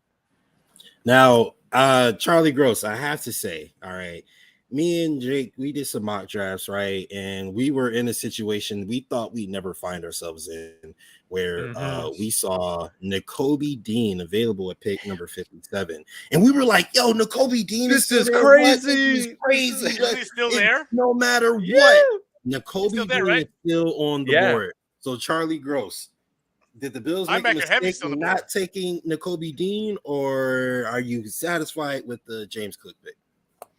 Oh, look at those highlights. I think I'm fine with James Cook. It's obviously something that the Bills prioritized in free agency with the McKissick thing, and I think that they signed Duke Johnson just because they needed somebody in that role. And obviously, you don't know if you're going to be able to get that player in the draft. I think it's an interesting, maybe it gives us some clues about Dorsey and his diversification of the offense a little bit. We've already talked, I think, pretty extensively about the 2 tight end sets that are probably coming more. But this is maybe more opening up the passing game. I think Singletary is a sufficient receiver, but let's be honest, he's not the best receiver. And, he's not the best pass blocker either. So he can, kind of do the first 2 down stuff, and Cook can come in for those 3rd downs. Nakobe Dean, I mean, he's like a Matt Milano. I think in a lot of ways, and he's 5'11", and I think the NFL is real careful about those guys because of like Devin Bush from Pittsburgh hasn't worked out great. So I think there's some hesitation there. Now I think that if they wanted to replace Matt Milano, then I think Nakobe Dean would have been something that's on the board. But I think this has really been a mission to diversify the offense, gives Dorsey what he wants, and take some of the load off of Josh Allen. And maybe take the load off of Stephon Diggs in a way, because, we talk about it, Stephon Diggs, and then it's going to be sort of receiver by committee with Knox, Davis. They're all going to get all these touches. But let's, give them another passing option. Let's give the defenses something else to think about. It's going to spread the field, I think, horizontally. We're still waiting for the vertical field stretcher with the speed. But I just think they're doing everything they can to be as undefensible as possible and give Josh Allen just even, more weapons. Love it. All right. So Izzy, we got to get to my man Izzy and his thoughts on this pick here. I'm actually, hold on a second. I'm just going to cut you off for 1 second. I need to go. Cut me off. I like it. So thank you so much for letting me jump in here with you guys tonight. I'm going to go have my dinner and watch the rest of the draft, and I'll talk to you guys soon. Thank you so much for joining us. Have a good night. Bye, Kristen. Yeah. All right. Cool. Awesome. So James Cook. I was really, really, really wanting a linebacker. They're all still on the board though. Muma, Chenal, Asamoah, Nakobe Dean, like they're all still there. So, and we now have backed up twice. So now with these backing up twice, we have firepower to move back up if we really want one of those guys. If they're still there at 70, we have the firepower to move forward. If we want to jump back into the 4th round and get somebody else, we have the firepower. I don't have a problem with the pick of the running back, even though I really wanted the linebacker. But This guy is fast. 4.42 speed. Yeah. Out the backfield. He runs a lot like his brother. Not just like his brother, but a lot like him. They say And he can just catch the like. backfield. They say just like, but they're being gracious. He runs a lot like his brother. His brother's a little faster and a little quicker, but you're splitting hairs here. What you doing? You're splitting hairs between the two guys. And I think in this offense where his opportunities are going to be masked by the passing game, he's going to really thrive, especially now with Roger Saffold and then bringing Ryan Bates back on that 4-year deal where he's definitely going to be the starter. I think that this is really going to be a very good pick for the Bills. My pick for the Bills was a 4th-round running back in guy from Cincinnati. I'm brain farming his name now. We drafted a running back. Jerome Ford. Jerome Ford, yeah. He was my guy in the 4th round. Jerome Ford is who you're thinking of. Yeah, Jerome Ford is the guy who I was thinking of in the 4th round. You take him, and I think you're close to this good, but I'm not mad at it. So, can I go Bills? Can yeah, exactly. Go Bills. And I want to throw this in here too is, the Bills have really been looking for, a running back to throw in a heavy passing attack since Thurman Thomas. Mm-hmm. And this guy, James Cook, is going to give you those Thurman Thomas all-purpose scrimmage yards when he's catching the ball and taking it upfield. Fred Jackson. So, you're looking for that. Everybody's always saying, man, if we could just put a Thurman Thomas on this team, man. Right. I mean, they might have just got something pretty damn close to it right here. Wow. And I love this pick. Thurman was a 2nd-round pick. Mm-hmm. That's right. All right, and guys, unhappy about it. I do want to let you guys know that we did say we were going to be doing the 2nd round of tonight's draft, and 2nd round just technically ended. So if anybody, obviously you guys are free to leave whenever you want, but no pressure. So we did say that, if we wanted to stick around for the 3rd round, we would do that as well. And I feel like the vibe in here is pretty dope, so I'm going to stick around. I like you guys. Vibe. But yeah, so we're gonna keep this party rolling. I'm gonna take a break though, if that's all right. Absolutely. Take a break. And the link is open. Please come back in. Absolutely. Smoke a cigar. Yeah, I'm gonna hang out. I'll have to leave at some point to pick up my wife from work, but I'm gonna hang out as long as I can. Hey man, that's great, man. I do have to make sure my kids are still alive at some point. Hey, don't feel bad. My dog tore up my kitchen while I was up here doing the show. My wife got home and was like, "You're not watching the dogs." I'm like, "No, I'm doing a show." "You're not watching the dogs." Of course not. I have headphones on. Yeah, I know that all too well. Caveman, let me ask you a question, bro. The Buffalo Bills traded back. They got some pieces, obviously, they could have drafted James Cook with that 57 pick, right? They jumped back 6 spots, if my math is correct, because I failed 3 and 3 algebra. Yeah, no, so they jumped back 6 spots and they get them at 63. Yeah, really bad at algebra. Anyway, they get them at 63, math, bro. Right? So that's intermediate algebra. Yeah, right. Exactly. That's so all right, so they get them at 63, and they have more assets to use. Caveman, would you be comfortable trading back into this 3rd round, and who would you get? Oh man,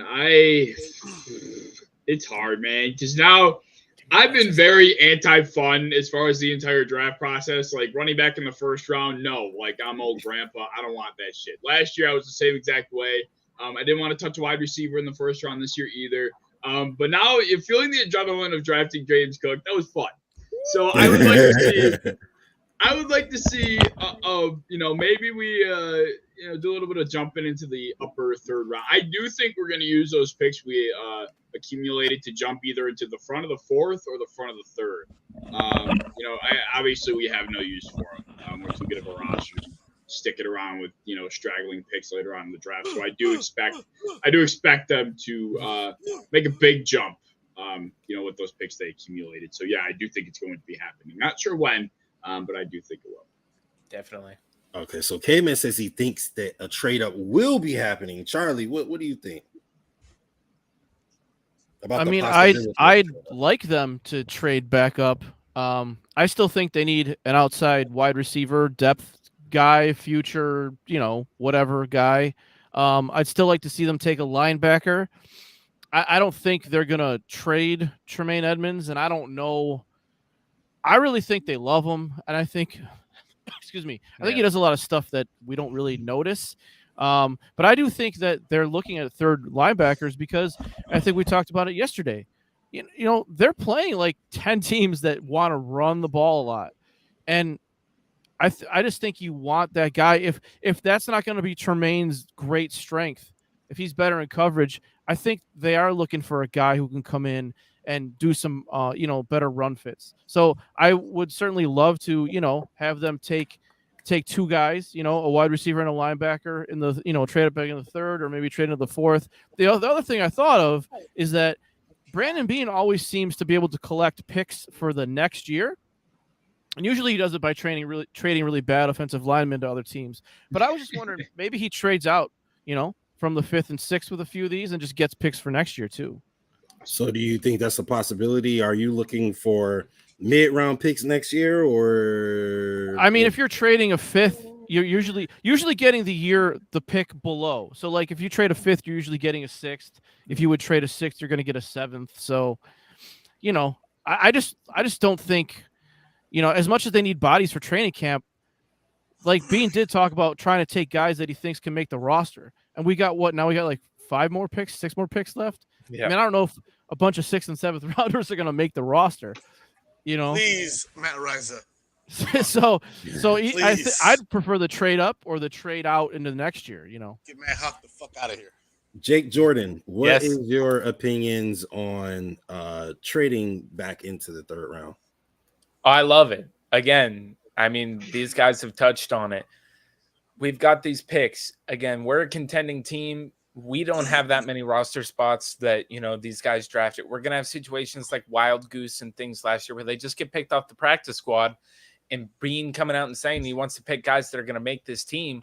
The only way you're really going to do that is if you're bundling these picks. That there's a reason why they traded back 2 times to acquire some more picks, because they felt they were going to be able to get their guy. And now they have these picks and they feel like they have a decent enough amount of ammunition. They're going to have to make a move. And I have a feeling they're going to, because they're not going to sit here and say, we need to pick guys that are going to make the team, and then go pick a bunch of 6th and 7th round picks that probably aren't going to make the team. So I definitely think something is in the works. We're definitely going to be seeing something in this 3rd round, I think.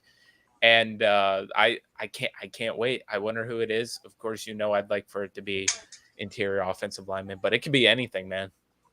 Izzy, what are you thinking, bro? I mean, we've said, pretty much everybody said they're comfortable with trading back up into the 3rd round. What do you think the Bills should do here in the 3rd round? And who do you think that they got their eye on?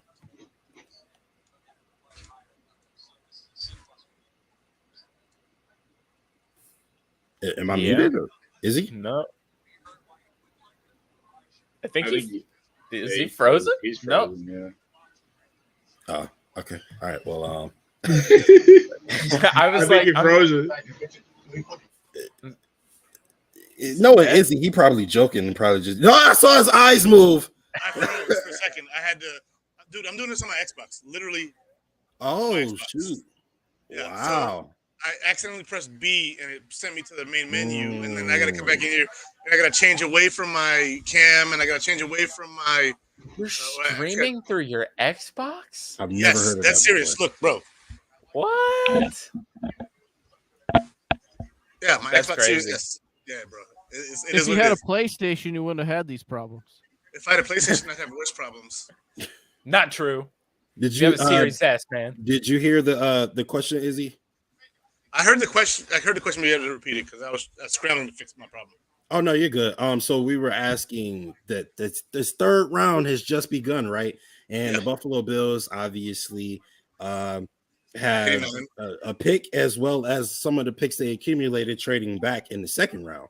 Are you a proponent of using some of those picks to trade back up and into the 3rd round and even higher and getting a guy?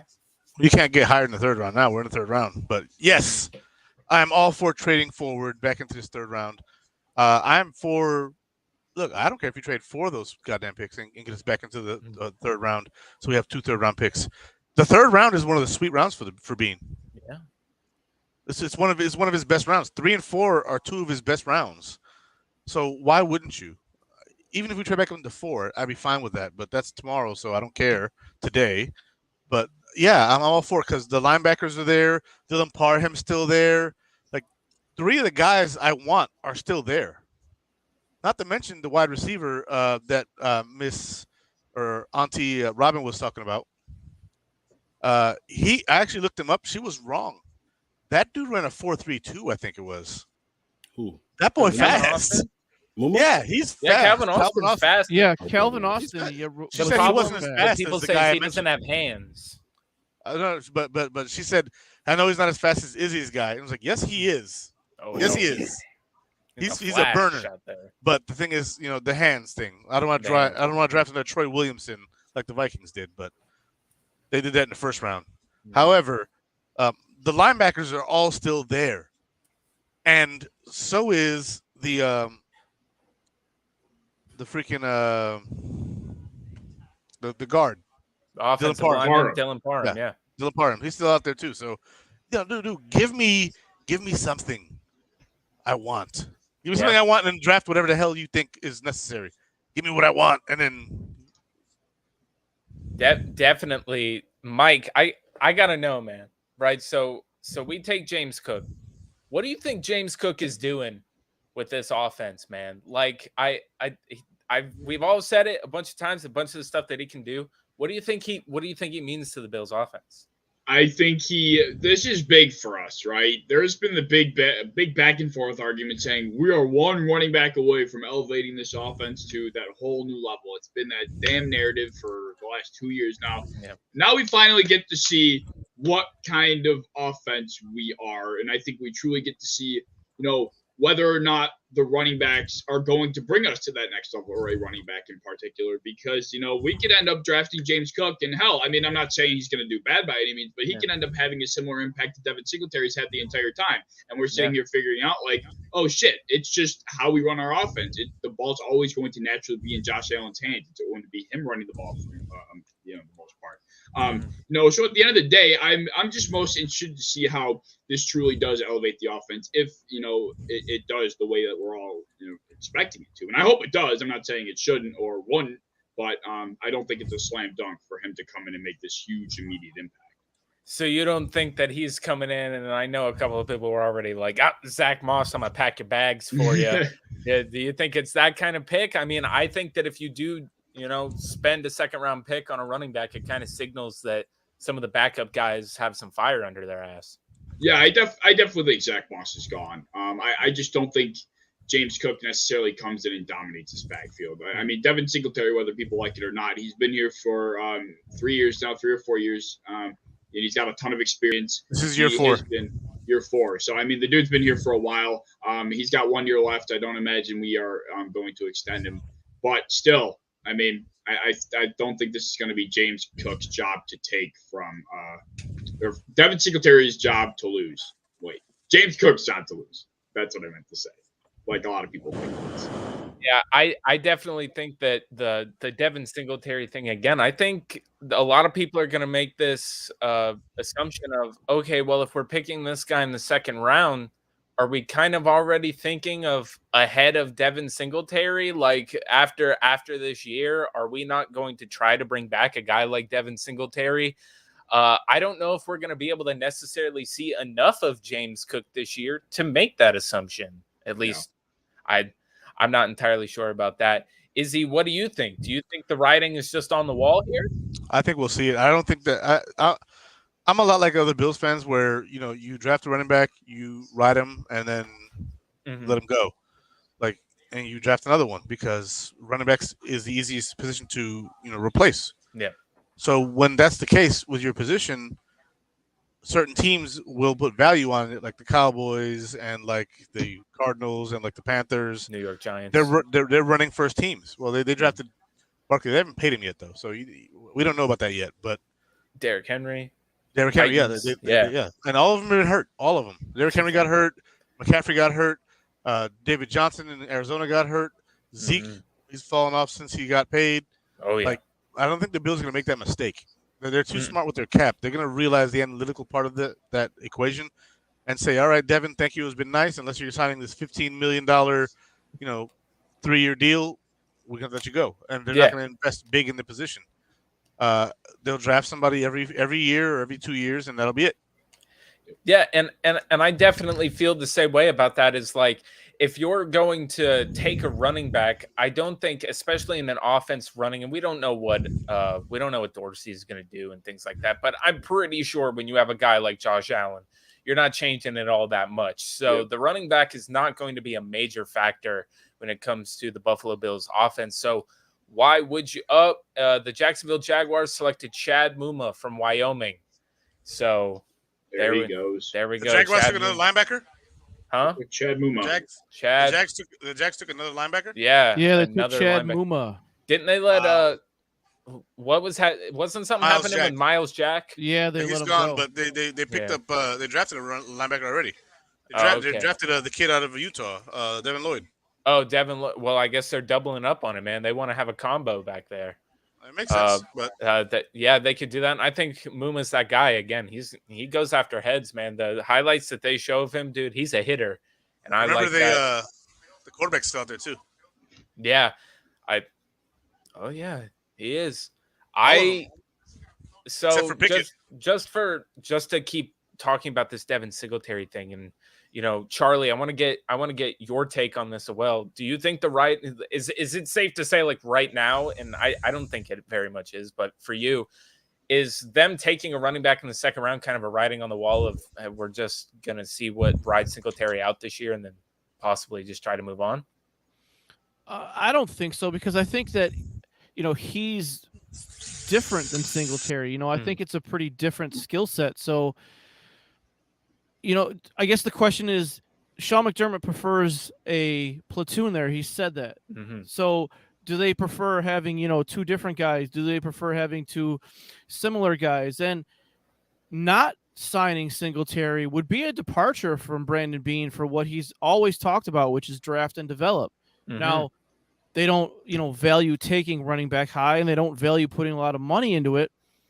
But he's always talks about draft and develop your own guy. So I think this is going to be I think it's an underrated storyline for the coming up season too, is what do they do with Devin Singletary? Yeah. And I don't think, a lot of the guys we talk about in terms of running back money, we're talking about guys who are like breaking the record for the contract of that position. That's not Devin Singletary. That's very fair. He's not going to get this $12 million a year or something on the open market. I think got 5.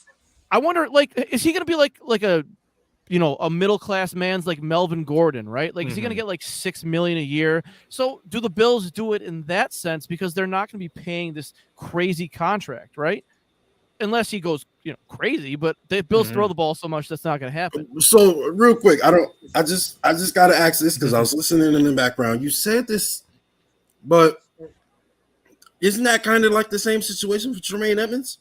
Like, we don't think Tremaine Edmonds is going to be asking for like FU money, right? Like, we think. Well, I do. I worth, do. right? And me and Izzy have talked about this when we were working together, I think, on the show. And I think the way I had described it at the time, and Justice, I think when I was on with you once before, when I took that soundbite that I made in my intro, I remember we talked about Tremaine Edmonds is betting on himself, right? Like, he's refused to sign an extension. You got to think that they approached him about it because they want to lower this $13 million cap number that's guaranteed this year. I'm sure they wanted to lower it. Now I'm sure they have some concerns, but it's smart for him to bet on himself. What if they win the Super Bowl this year and he's the middle linebacker and he plays every game? How much money is that worth? 15, 16, 17 million? What if he wins Defensive Player of the Year? Well, what if Von Miller edition and well, if he wins Daquan Defensive Jones, Player of the Year, would you have a problem with paying him that money at that point? No, I wouldn't. But my question would be, why did he win Defensive Player of the Year? Is it because we brought in Von Miller and Tim Settle and Daquan Jones and Kyrie Elam, and now he's so free that he doesn't have to. I'm sure that would help, but the floor for him is like 13.5 per year, and the ceiling is, I don't know, Darius Leonard money, right? I mean, it depends on how he plays this year. And everything they love the guy. They have to. You know what I mean? Like, they love size. I think that he takes away passing lanes, and that's not something you can measure statistically, really. Same way that you can't measure like necessarily how a nose tackle impacts like defensive ends, right? Like, they don't get a lot of stats. So you're saying, what does he do for other people? But anyone like, guys like Eric Turner swear that he's taking away passing lanes and forcing the other quarterbacks to throw to certain places and all that kind of stuff. And they must value that. Like, they have to. Right, they funnel the other team's offense to certain spots on the field, So I want to come back to what Charlie is talking about. But first, there's a comment that's, I feel like we should acknowledge, right? Caveman. Mike Nealon says, I hate the James Cook pick. I fail to see the value. Bean is thinking he's Belichick, drafting guys rated for the round or two later. What are your thoughts on this thought? I mean, I don't know if, to my knowledge, I thought it was, proper value, especially considering we traded back 6 picks to get him. I don't recall seeing James Cook. I mean, at the latest, he was probably an early 3rd round pick, depending on, what site you used or what mock draft you looked at or what analyst you read from. But I think it's pretty good value, especially, like I said, because we went back 6 picks. But something I did want to mention that slightly concerns me is the fact that he's a member of the Cook family. His brother is made of glass bones and paper skin. Like, that dude, just for the love of God, cannot stay healthy. Y'all James with Cook, these hot takes tonight are going crazy. I love the pick. I'm just saying, like, the only thing that would stop James Cook from being a very helpful producer to this offense is the fact that he possibly could not stay on the field because of his lineage, which I don't even think is going to be a factor. But I mean, I just look at his brother, and it's like Dalvin Cook, if he can play a full 16 games and get a healthy workload doing so, I think he's probably a top 2 running back in this league. But it's the fact that he's on and off the field constantly. He cannot stay healthy for his God-given life. It holds him back tremendously. I'm not saying it's going to happen with James Cook. He doesn't have nearly the type of injury history that his brother does. You're saying his brother, if his brother was totally healthy 100% of the time, he would be in that Derrick Henry, Jonathan Taylor range. I agree. Oh, absolutely. That's why I want to know. Yeah. I'm not doubting it. I'm saying I want to make sure I'm getting your message clearly. Yeah. Yes. I think Dalvin Cook is unlike that. The reason I've always put Christian McCaffrey, when the heads up comparison between Henry and McCaffrey, I've always put McCaffrey over Henry because I value the all-around game that McCaffrey brings to the table. And I understand, King Henry, 2,000 yards, blah, blah, blah. But I think Dalvin Cook, he also brings that type of all-around back. He's a guy you can rely on for 3 downs, and he's one of the best receiving backs in the NFL as well. Like I said, it's just a matter of not being able to stay healthy. That's been his biggest issue. Yeah, scouting's subjective. So, like Caveman said, depending who you go to, and sure, there's certain things that everyone should see more or less the same. But there is some subjectivity to scouting, and a lot of that comes in the projection. Because these analysts, they have to scout and then they have to project as well. So they're wearing the head of the scout and they're wearing the head of the GM. And let's remember that their big boards are general big boards. Joe Marino doesn't do a big board for, he does a general big board. If you ask him to do a big board for the Colts and the Bills and the Eagles, they'd all look different. Because they all run different systems and they all value different things. So, I mean, scouting's a little subjective. So the Bills obviously valued him there, and that's where they took him. Yeah. And I just to bring this up is, again, valuing is subjective. So obviously Mike here is not liking the pick, but if you look at of the wide receiver, or of all the running backs that were back, Mel had him as the number 1. There's a ton of people that were talking about if this guy, if they were to really go in and evaluate, this guy is actually one of the better ones that were in the draft, especially if you're going to throw him into an offense where he's going to be receiving more than just a bell cow hand the ball to him back. I think that the value for our team with this guy is more than what we would need for just a guy that we're turning around and handing the ball off. Yeah, I think what this guy does in the pass game brings more value to the Buffalo Bills, and why I could see that they traded basically to almost the end of the second round and picked up a guy who was rated towards the beginning of the third. And all right, we got a quarterback rated off the board real quick. We get to Izzy in 2 seconds. Desmond Ritter is going to the Atlanta Falcons. Not Willis? Wow. Yo, Willis What is going on with Malik? He does not deserve this. I'm not a big Desmond Ritter guy. The draft. Man, but I heard a lot of people linking Desmond Ritter to Atlanta.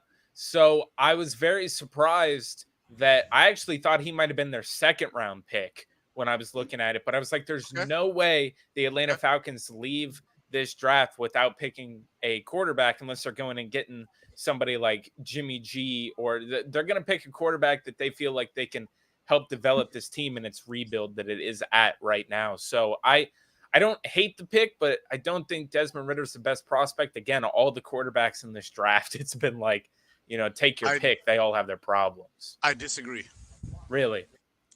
I really like Desmond Ritter. He's got good mechanics. He's got good leadership, and he's also a very mature quarterback. I think that Desmond Ritter is actually better than where he's projected. I actually think he's going to be a better prospect than Pickett and Malik Willis. I don't know. Well, maybe he's a better leader in the locker room, but his maturity, his leadership, and his mechanics. His mechanics are solid. So that's something that you don't have to worry about him fixing. All you got to do is work on the mental. I'll tell you one thing, though.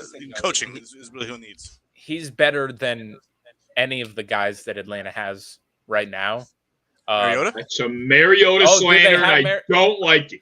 I forgot that they had Mariota. He's not better. I'm not a Mariota fan, but I'm saying... Yeah, he's not better. I was thinking about Felipe Franks. And I was like, he's better than Felipe Franks. Yeah, I think he could become better than Mariota. But as of right Jelani now, Woods off the board. Going to the Colts. Wow. So now they got Alec Pierce, Michael Pittman, and Jelani Woods. Dude, Matt and Ryan's don't forget Moelle Cox. Yeah. Moelle Cox. And they got Jonathan Taylor in the backfield. Dude, the Colts Michael are going to Pittman. be scary. Yeah, Michael Pittman Jr. is a beast. The Colts football, the type of football they play will always be intimidating to us. Yeah. They lost in the offseason. They lost Zach Pascal, though. So they're like severely lacking it, because the Colts were my team for round one, but they didn't have a pick. But I follow them regardless. They are severely lacking, though, in wide receiver depth, because how many Pascal's games gone. was Pascal actually healthy for last year? Do you know? Pascal was healthy for all of them. The problem is they keep bringing back T.Y. Hilton, and they should have moved on from him like 2 years ago. Yeah, he's kind of washed. It's not even that he's washed. It's that he plays one game, gets injured, and then he's out for the season. Well, that's the thing. When I say washed, he's just a guy that can't stay on the field, And Yeah. I He's just like love, the Bob Sanders of wide receivers. Yeah. Ow! Rip the Band-Aid off. Rip the Band-Aid off, Charlie. Dude, I love being able to Bob look at the board Sanders. and see that Buffalo is on the little ticker thing, and I can see they're in the lineup now. So that means Buffalo will be coming up in 1, 2, 3, 4, 5, 6, 7. Now, I mean, we thought the same thing in the second round, and then we went back 6 If they picks. trade So, back like, again, don't put that we evil don't on know. us. We don't know. Don't do Put it. that evil on me, Ricky Bobby. Don't you do it. Now hold on, because I've been crying over here because the Sabres just That's won. a Cougar.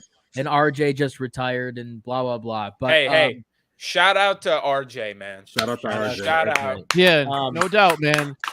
A legend. Literally in overtime. But did Dylan Parham get picked yet? No. No. Still there. Okay. No, Jake. what's his name is still Jake. there. Look at that lean. Quick hockey story for Ryan. Yeah, I was at the Dave Hannon triple overtime game. No way. Yeah. I was like sleeping in the crap. aisle. Oh my god. Somebody How many sitting in the drinks? queue. How many drinks, Charlie? None for me. None, but it's just RJ back- looked like had a couple. Back then. So like now you do one overtime and then you go to a shootout. But the Right, which shootout is is terrible. like still relatively new. Before it was just you kept playing overtime periods until somebody won. I saw we won overtime though, so that's good. Let's go Hey, Sabres. All right. Justice. Yo. There's somebody in the queue. Ooh, we got somebody in the queue. Please help us welcome sports director for 96.5 WUFO, beat writer, Mookie. Hey, what's up, Hawkins. What's going on, Coach? What's up with it? Oh, snap! It's the Mook. Hey, Coach. Hey, I mean, of course, we just saw the Buffalo Bills take James Cook, running back, out of Georgia with the pick. Traded back $6 to go get him. What did you think about the pick, Coach? Well, I mean, I love the pick. You know what I mean? I had the opportunity again to talk to him about coming to Buffalo. I teased him a little bit because he said Dolphins was his favorite team, and I said, well, you know, you're going to have to play them twice a year. And he was like, well, whoever cuts the check. So I just got off the Zoom call with him, and I had to throw that back at him. And I said, well, you know who's cutting the check now. How excited are you to come to Buffalo and play your favorite team twice a year now? So he's really amped up. You know, he's just said that him and Singletary, they work out together down there in Miami. You know how they do in Florida boys, and you know they talking about being that 1-2 punch, and so you know he's real excited to be a Bill. It took the Bills long enough getting all those damn 6-round picks. I don't know what was going on. I don't know who's trying to have more 6-round picks, the Bills or the Ravens at this point, but you know, I don't know. Maybe they're trying to package up some of those 6-round picks, probably move back into the 4th. To get that, you know, that 130 pick that they lost last night. So I'm quite sure that, you know, all those 6-round picks, they're not going to make this roster. So the Bills is up to something. Maybe they package those 6-round picks and, you know, maybe they move up in the 3rd, you know, with pick 89. You know, we soon shall see. We just talked about that, actually. Jake, you could go 1 second. I just want to ask you real quick. What do you think James Cook brings to this offense, and how can he make it more dynamic? Speed, explosiveness. You know, somebody that's going to get north and south real quick. Now, not to say that Duke Johnson can't do that, but, you know, he's under a contract for only 1 year. Devin Singletary, he's slippery when wet, a little bit more shifty going east and west. He's not a north-south guy. But when we need some tough yards, you got a guy like James Cook that, you know, that can get that for you, especially in, you know, in that red zone. He went on the Zoom call, say that, you know, he's a touchdown maker, and, you know, that's what we bring it to the table. If he can emulate anything like his brother Dalvin, you know, we definitely got ourselves a great 1-2 punch with Devin Cook and Devin Singletary and Duke Johnson. Go ahead, Jake. I definitely like how you brought that up, because I was going to ask what that means for a guy like Zach Moss, who is still on the roster. And, you know, is this kind of a response to, you know, not being able to get McKissick? I know they bring in Duke Johnson, but this is kind of a guy that kind of fits that mold. What do you think it means for that running back room and for guys like Zach Moss? Well, yeah, Zach Moss is kind of looking like the odd man out, but, you know, once again, Brandon Beane is creating a competitive roster. You know, that's something that he's been instilled with when he first got here, on making this roster the most competitive roster he could possibly make it. And if that means stacking all the positions. I mean, he said a couple of weeks ago on the presser that, you know, they're trying to fill all holes. Only position that was safe as far as that goes was at quarterback. But every position he's trying to create quality depth. He's trying to contribute into a competitive roster that's going to make these guys step their game up, because, you know, having that pressure on you, man, they want to say there's no pressure or not. But, you know, when teams are saying that you're a favorite to go to the Super Bowl, you have to definitely, you know, stack the deck in all positions. And right now, the Bills definitely did that at the running back position. I'm not sure, you know what I mean? Maybe they keep Zach Moss in the fold to see who's going to compete. Maybe Zach Moss beats out Duke Johnson. Who knows? I mean, let's keep, you know, he's still under contract. Or do they package Zach Moss up with some of these 6-round picks and, you know, trying to move up somewhere? Who knows? You know what I mean? The jury is definitely still out, and it's obviously an odd man out somewhere in that running back room. We just got to figure out who that guy is. Absolutely. And obviously iron sharpens iron. So to have guys battle it out only makes the other guy better, who ultimately ends up making the roster. You talked about how the Bills have an opportunity, maybe with some of these extra picks and or Zach Moss, maybe to move up in this 3rd round. Who do you think the Bills might be having their eye on? I mean, maybe they start looking at interiors. I thought that, you know, that run on those receivers kind of did me in. I was kind of pissed off that they took Alex Pierce from out of Cincinnati. But Jalen Torben is still on the board. I'm still surprised that Nakobe Dean and Christian Harris is still on the board. Yeah. Tariq Woolen is still on the board. I mean, you never know. Bills might go and snatch another corner. Or what's my guy? From out of Maryland. The safety's out of Maryland. He's still on the Smoke board. Monday? Is that who you talking about? No. Nick. It's not Nick Cook. It's Nick. Is it Nick Cross? Nick Cross, yes. Yeah. Nick Cross. Nick Cross is still on the board. So, I mean, it's definitely some good pieces right now. You know, as the draft is going on, these guys could be coming off the board as we speak.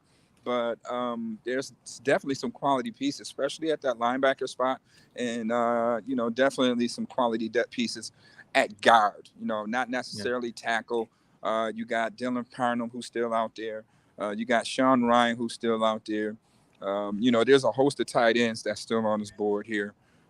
So we just have to wait and see what the Bills coveted in the third round, because right now this is a solid pick because the Bills don't have a fourth round pick.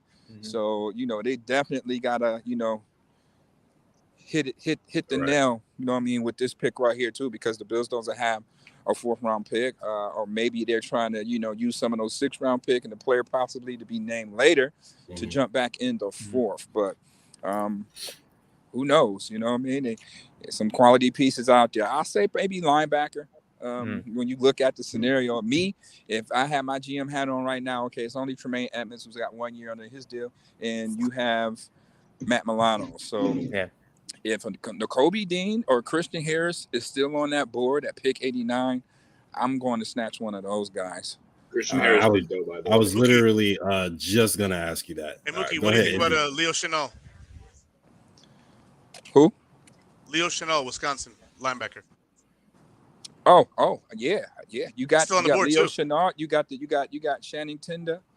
He's a big guy like Edmonds, so he'd be a guy that you'd probably look to replace Edmonds with over a Nakobe Dean, who's 225, and a you named Asamoah, I think, from Oklahoma, who's also a 20s guy.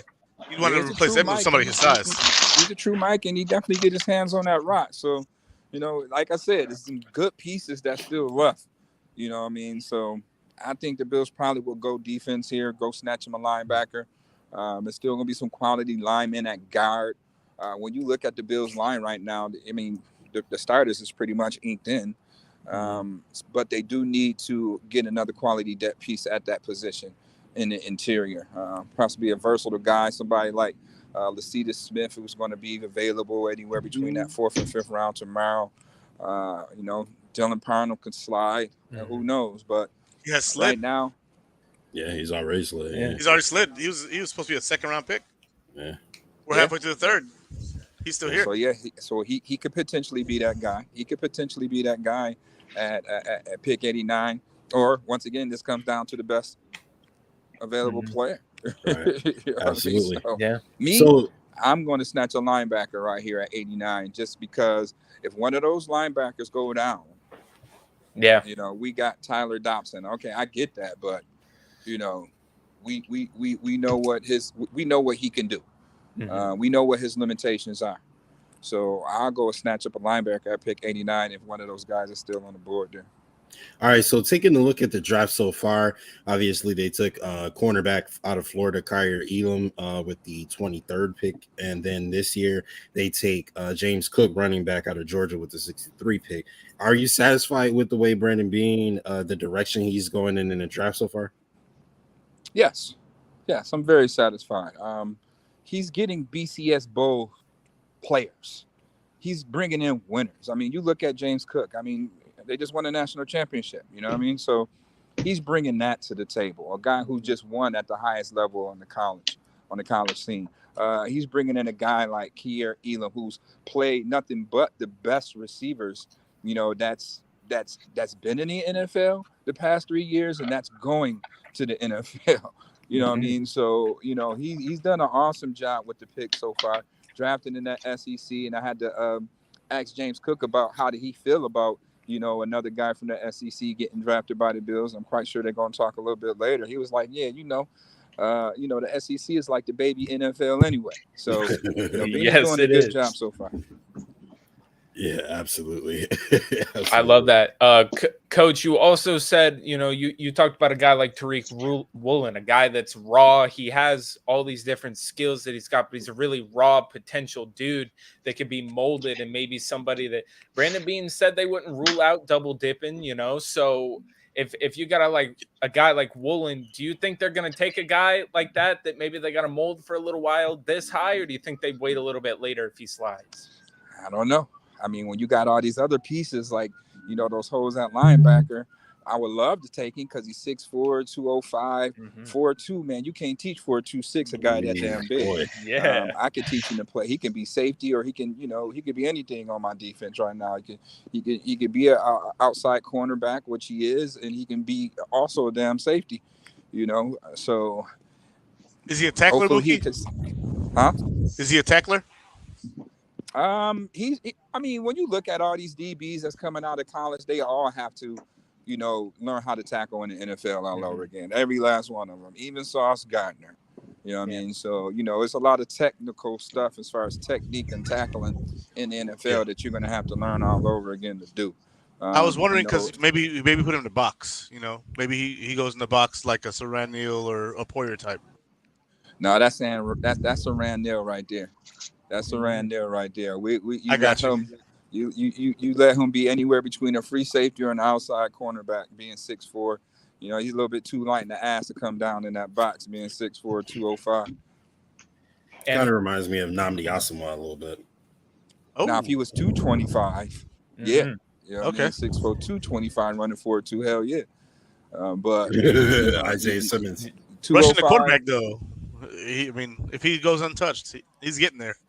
All right, so real quick, Coach, let me ask you a question. So I remember we had a personal conversation, and you were talking about Tremaine Edmonds and how you want to see him rush the passer a little bit. So if you were able to get, a guy like Christian or Nakobe, right, do you think that's something that the Bills might take into consideration, maybe putting Tremaine Edmonds on the line a little bit more?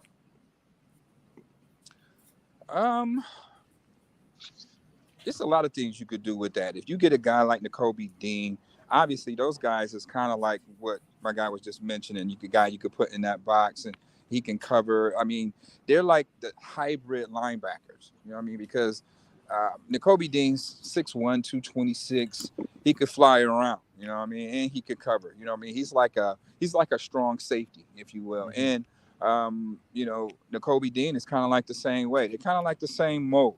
So I don't know why their stock is dropping. Maybe because they're a little bit light at that position, a little bit short at that position. So, I'm not sure why their stock is dropping, but they're both dynamic. I mean, when you look at it, SEC, once again, they played at the highest level and they performed at the highest level. I'm just not sure why their stock will be dropping. I mean, to me, they played better than Matt Milano. I'm just keeping it a buck right now. You know what I mean? They played definitely better than Matt Milano. I mean, even though Matt Milano has been a proven guy in this league, but those guys are way more athletic than Milano. I'm just keeping it a buck right now. You know what I mean? So what do you feel like is the weakest unit? All right, so obviously you take a look at Kyer Elam. I think he's going to be a dynamic cornerback and is going to be the cornerback 2 for years to come, if not the cornerback 1 at some point, right? You take a James Cook to put back there with Devin Singletary. There's not very many holes on this team to begin with, and then you fill 2 of the perceived holes, right? So I want to ask you, with them tooling the defensive line in the offseason, what do you think is currently the weakest unit on the team, period? I mean, we talking just size, offense, defense, or position wise? Any unit as far as like a set of group of people, so wide receivers, position, defensive line, offensive line, Right now, when you just look at what the Bills has done recently in the draft, I have to say linebacker, because if one of your starters go down, I mean, we've done it before with Tyler Dobson. But once again, we know what his limitations are, and you lost AJ Klein. AJ Klein, and we have not replaced that. I mean, they brought in Marquell Lee, so that's more of special teams. Tyler Medikevich, that's more or less special teams. So I mean, it's a big drop off there. Or do they just wait and see somebody to get released from another ball club, after the draft. You never know. But cornerback is still an eyesore. But they're kind of deep still. When you look at their roster as far as cornerback now, they have five to six cornerbacks on the roster. Mm-hmm. So is it necessary to go and get another one? I mean, for competition purposes, if a guy like Tariq Woolen slides to the 4th round and then he's still there dangling, I would go and grab him in that 4th round if he's still available. You look at the safety position, not sure what's going on with Poyer, but you got Jaquan Johnson. I think his contract is up this year. You got DeMar Hamlin, who they drafted last year. So a guy like Nick Cross, he could potentially be, something that's high on their board too. I mean, he's physical. He has definitely got, the IQ, and we all know he has the speed. So I think something that's the Bills is coveting this year, team speed. Kansas City for 2 years in a row showed the Buffalo Bills that they don't have enough team speed to, close out ball games against the elite teams in the league. So, you got to fight fire with fire. And I think that's what they're coveting at this point. Guys with speed, size and speed. All right, so I don't know if anybody else has any more questions, but this is going to be my final question for you. One second, Izzy. I just want to know what the energy is like at One Bills Drive after last night and tonight. With the picks that are coming in, and obviously they feel like these guys can make the football team better. What is the energy like amongst the players and coaches? The energy is high, man. The energy is high. It's like they're playing with house money right now. It's like the Bills is playing with house money. They got to be playing with house money if they could just go back and just keep making these trades, just going back and back and back. They're definitely playing with house money. They kind of, have an idea on how their board is shaping out, and they're playing the game quite well. I can say that none the least. So. The energy is high. All our media guys inside, we're having some good fun. The Bills got a great spread for us. They're taking good care of us inside. So, it's all love right now at Highmark Stadium in the entire building, top to bottom. Gotta love. We spoke with Elam. He flew in today with his family. He's really excited about being here. Just can't wait to go out and compete. They didn't put the playbook on the plane, but he's very eager to get to work, man. And so it's a good time right now. It's a good time right here on One Bills Drive. I can tell you that. Beautiful thing. Izzy, did you have a question that you want to ask, Coach? No. So, kind of a question and a statement. So I agree with him that speed has been the thing, because if you look at Cook, he's a 4.42 guy. You look at Elam, he's a 4.39 guy. So we went with guys who are traditionally faster than the guys we have on this team. If we go linebacker or another position that's technically a skill position, whether it be safety, corner, receiver, so on, you know what I'm talking about. Do you see us going after speed over traits? Because speed is a trait, but I mean the other traits. Because again, we have guys who have the traits that we have had since we've been. We have Dane Jackson. We have Matt Milano, Tremaine Edmonds. We have those guys. We added to the defensive line. We picked up Roger Saffold in the O-line. The skill positions are really where we were lacking at the speeds position. So if we take a receiver like a Calvin Austin over here, Auntie Robin, Calvin Austin, maybe he's a target they go after a receiver to add speed to the room. What do you think about that? Do you think that that's going to be a priority going forward, or do you think that that's got to be equipped with the other intangibles that they like when they're players? Okay, well, let me ask you this. In 13 seconds, what's going to win you the game? Speed or traits? Speed, obviously speed now, not looking in hindsight. Mm-hmm. But we did that in Elam. So I'm saying, we did that in Elam, and we did that in Cook. Do you see that being a trend this whole draft, or just now? Just for the guys we got already? I'm going speed. We need team speed. 2 guys isn't enough. We got a team full of trait guys. Okay. We got a team full of those. we need guys that's going to bring the traits with the speed to match that. And I'm sticking with the speed all day. You know what I mean? Because I can develop traits. You know, traits you still can develop. All right. And the Bills do an awesome job of developing their players. But speed, you cannot develop that. You know, those guys should have that at this level at this point. You know what I mean? So okay. I can't disagree with that because that makes sense. It makes logical sense. This team has shown that they can coach up players. Most of them, you know. Sorry, Cody, you didn't make the cut for that one, but right. Prime example again, right? Micah Hyde, he has hell of traits, right? Hella traits. Jordan Poyer has hell of a traits. Those are all pro guys, right? Because of what? Their traits. Okay. Levi Wallace, he has traits. But when you got Tyreek Hill can outside release your cornerback and do a 15-yard in cut off an outside release, beat your cornerback, and then outruns everybody, forget the traits, man. Speed kills. Speed kills. You're not wrong. I'm just asking, like, if you think that's gonna be a priority the whole draft, or really for just the guys that we take the whole draft. Okay, I would definitely think it's and power.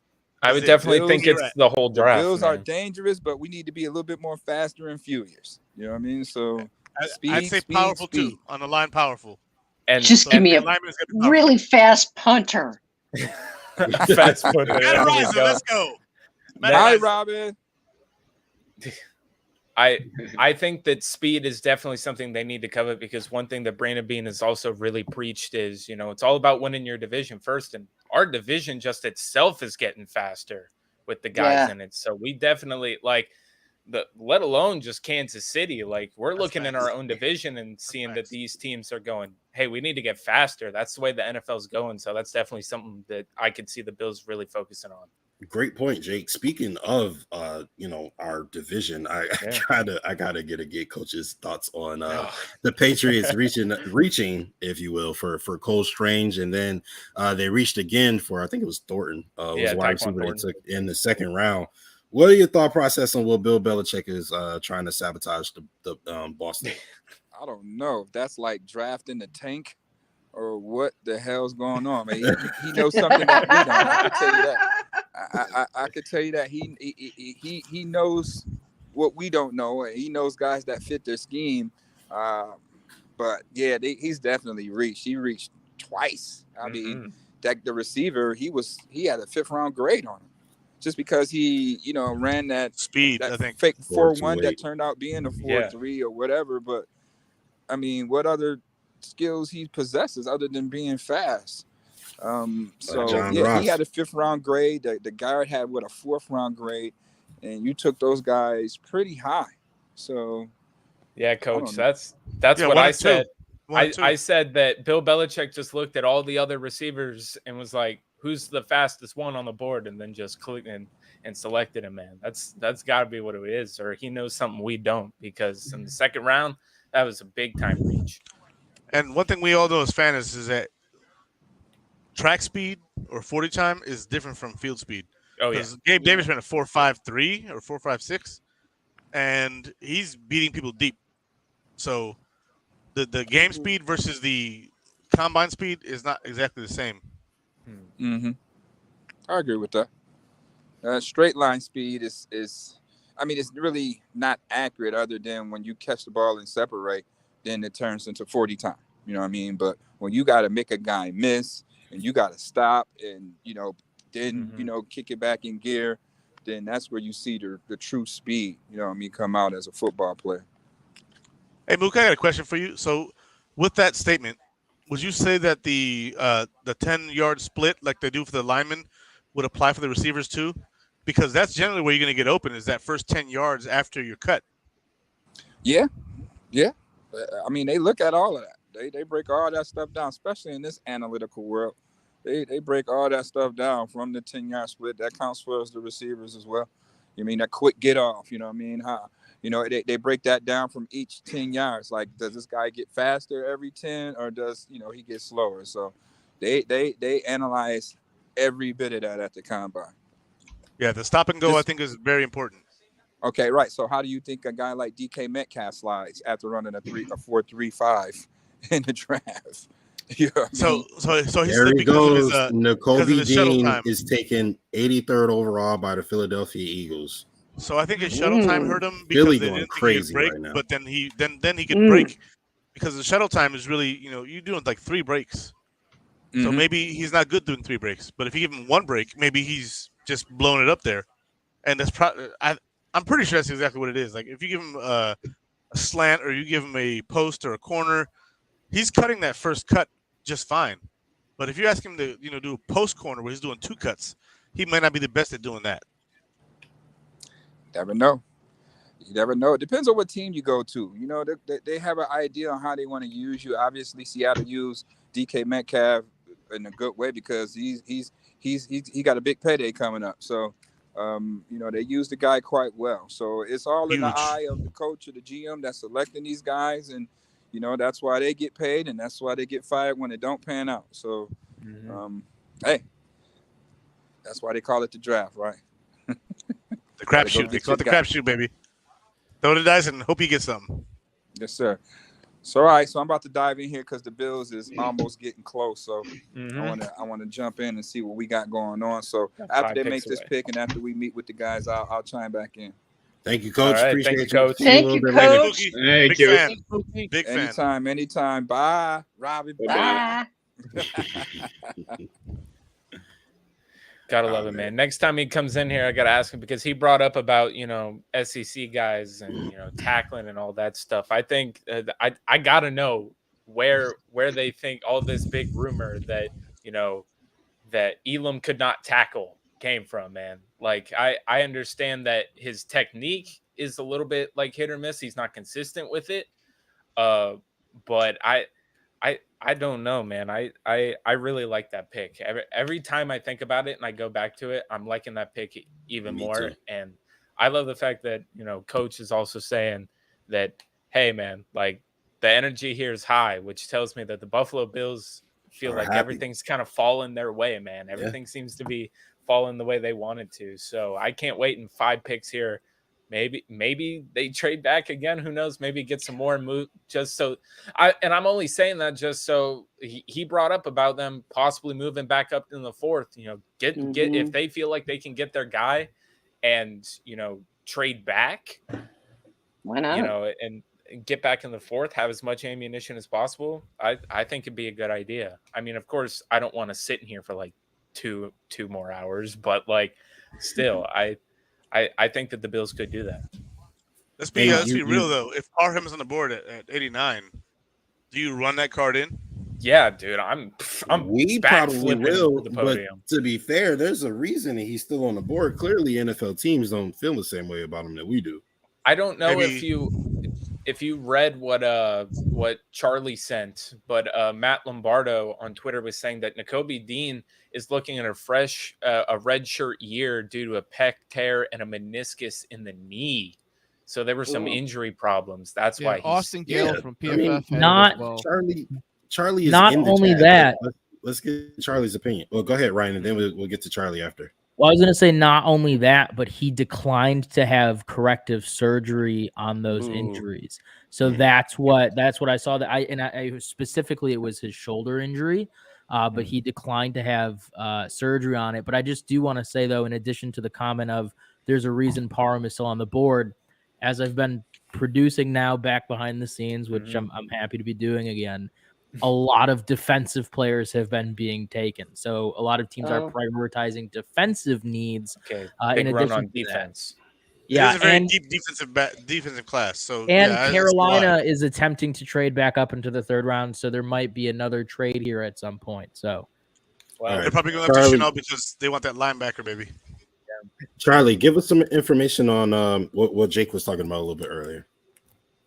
Yeah, so I just started, searching Nakobe Dean because it is weird, right? It has to be a medical issue or a personality issue. And yeah, apparently he declined surgery and he's got some injuries, and that's the reason for the slide, and that's why the medicals I think are so important, right? Like the combine drills, are a little goofy and outdated, and you can take certain things from each one. Like Izzy was talking about, the 10-yard split is really important for a lot of positions, and the broad jump and the 3-cone. But the biggest thing is the medicals, right? Like I said, we can't take these guys out to dinner.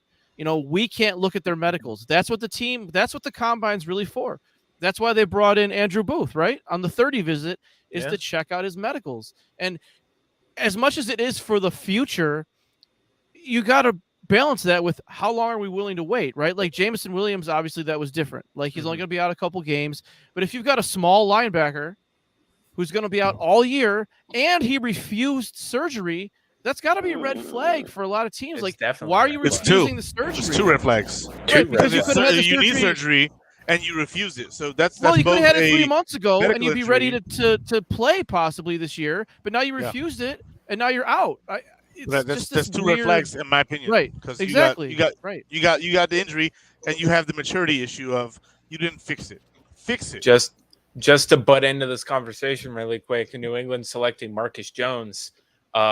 That's finally a pick that I'm not scratching my head at. Yeah, really. That's finally, they needed a corner. They lost J.C. Jackson. You'd be hard pressed to name whoever they had outside of that. I think Marcus Jones. This is the best player that they picked in the draft so far. But by taking those other 2 players first, it pushed Marcus Jones down. That's the big brain move right there. That's that big brain Belichick. All right, so damn it, Charlie. Auntie Robin, let's get Auntie Robin in the conversation. Is there any teams that have shocked you so far in this draft or this off season that you got your eye on? Haven't shocked me, but I am damn impressed with the Jets. Yes. I'm telling you, people should not write the Jets off this year. Their draft, they're hitting it. I think they're hitting it out of the ballpark. And okay, Zach Wilson, 2nd year. What are we going to see? Is he ready? Is the offensive line, going to be able to give him some time? They got Breece Hall. I think they're going to be better than people think. Yeah, that's I agree. Go for it, Jake. Oh, I was just going to agree with you. I 100% agree with you. Again, you heard my standpoint on the Jets earlier in there. I couldn't agree with you more. And I think people are they're overlooking the Jets because of the Jets, and they might be the Jets. For all we know, they could turn into the Jets again at any given moment. But for right now, they're doing a lot of good things. And I don't know what you all think, but I've always liked Robert Saleh. Mm-hmm. And I think he's had a tough go of it because there was front office issues. The owner was an ambassador and then he came back and, he was in the company. He's not, in the company. And the Jets have been kind of flim flam for a while, but Saleh was a solid choice as a head coach. And I don't think people talk about him enough. And I think he's gonna have a good year if they stay healthy, and don't do something crazy. Yeah, and I definitely agree with you. I think Robert Saleh, again, when they brought him in, I was like, okay, defensive-minded coach. He's probably going to put together a good defense. They went and they trade back into Tennessee, trades up with to take quarterback Malik Willis. Yeah. He's off the board. There it is. Finally. Interesting. Oh. And we can talk about that after. Yeah. Just kind of Robert Saleh, you kind of know he's going to put together a good defense, and then look at their defensive line now. They got Quinn Williams. They're getting Carl Lawson back this year at defensive end, which was one of their big acquisitions last year. They draft Jermaine Johnson. They jump back into the first round to get him. They've probably got I don't even know if Futukasi's still on their John Franklin Myers is their other defensive tackle. Again, a guy they extended last year. That defensive line is going to be solid, and they're building up. They drafted Nasruddin last year. Like they get Sauce Gardner this year. They're building that defense up, and I think it's going to be respectable. And everybody kind of talks about Zach Wilson like he's not going to make any improvement as a player. And I after seeing what Josh Allen did, I'll never say that about another quarterback again. Just because my brother, who was sitting next to me on the couch the other day, said Wilson can't hit the broadside of a barn, and I was like, on the deep ball, and I was like, people were saying the same thing about Josh Allen. That's what I'm saying is, I'm like, if he's if he's a real baller and he wants to go and fix that, and he's going to take the initiative to do it, I'm never going to count Zach Wilson out. So I like that. I think the Jets have a bright future, and if they don't screw it up, if they don't find a way to screw it up. Yeah, that's the thing. You just gotta. They don't have a good track record with that. Yeah, exactly. The Jets are always screwing something up. Okay, man, what about you, bro? Any teams that have caught your eye or maybe shocked you a little bit? I mean, of course, the Jets are the obvious answer to that question. I think the Ravens have had a silently pretty solid draft. I mean, they got Kyle Hamilton about half the first round. Hard to find better value for a guy that was being considered the best prospect in the draft. I also do think the Eagles have had one hell of a run here too. Agree with that. They went out and got too, man. They're going Jordan crazy. Davis instead of they got Trevor Penning. I think Trevor Penning went to the Saints. He did. Yes. The Saints. Trevor Penning. They brought him to bring in who's the guy who left for Miami. That was Teron Armstead. Teron Armstead. Yeah. But got it. The Eagles, you go out instead of drafting a wide receiver, you just trade that pick for AJ Brown. I mean, shit, it's not going to get much better than that. So I mean, they've had one. Yeah, I mean, they've had one hell of a run here too. And I think we were kind of speaking on the sentiment earlier with the weakness of the NFC. I mean, it's anybody's conference at this moment. In that division in particular, I mean, after the way the Cowboys ended their season, after the way this offseason has gone for the Cowboys, I mean, they could be on the drop off quick. So it's up for grabs over there. So I think the Eagles. It's gonna be interesting to see what Dayball does, right? I mean, the Giants. The Giants have been killing it. The Giants have been killing it in the draft so far. K-Man, I wanted to ask you though about Malik Willis finally getting taken here in the third round, right? Now I know a lot of people weren't fans of the quarterbacks in this draft, and I believe in our conversations you expressed that you weren't either. What do you? I mean, Tennessee, do you think they got a good deal for Malik Willis in the third round, or do you think he's not really going to pan out into being a quarterback? And there's a reason he dropped so far after being. Some people said he would be the number 2 pick, and that didn't happen. Overall, so. Yeah, he was going to Detroit, is what a lot of people were mocking. Oh, yeah. I mean, it's hard to say. It's hard to argue that it's bad value, right? I mean, a guy that was being considered top, at least first round draft value. I mean, you get him in the third. I thought he'd be going in the second. But I did not think that really. I don't think anybody in this draft class, quarterback wise, is going to be stepping on and taking over the starting position. Even Kenny Pickett, who was taken 20th overall, and I felt the same way about Malik Willis. I can't remember where Desmond Ridder went off the top. He went to the Falcons. I don't think Desmond Ridder stepping on and taking Marcus Mariota, a veteran's job right away. So all these guys, I think they're projects. I think they all sit for the first portion of the season, at the least, if not the entire year. And they're just kind of guys that these teams hope end up panning out for the long haul. I agree with you there, Caveman, too, especially with Malik Willis. They got Ryan Tannehill for what, 1 more year? This is the last year for Ryan Tannehill on the current contract. I think he has no guaranteed money. Yeah. So I don't know. Them taking Malik Willis here kind of tells me that they're willing to bet on some of these traits, that if he sits for a year, they might be able to coach him up. And I think that what's his name? Why am I blanking on the coach? Vrabel? Yeah, just coming from the system. I feel like that he'll be able to take this guy. Plus, he's a running quarterback too. You kind of know they're a run first type team. They might be able to do something. Maybe they're going to do something a little bit akin to what the Ravens kind of do, if they're going to go with that. And they've got Derrick Henry behind him. So this might be writing on the wall, especially with them getting rid of AJ Brown. It's kind of like, all right, maybe they're just rebuilding and retooling. Yeah, retooling. You get a more athletic quarterback back there to run the I am blanking. It's been a while since we've seen a receiver off the board. It's been a while since we've seen a receiver. That run happened, and they took all the good receivers. I think. Wait, I you got Jalen Tolbert out there? Oh, there it is.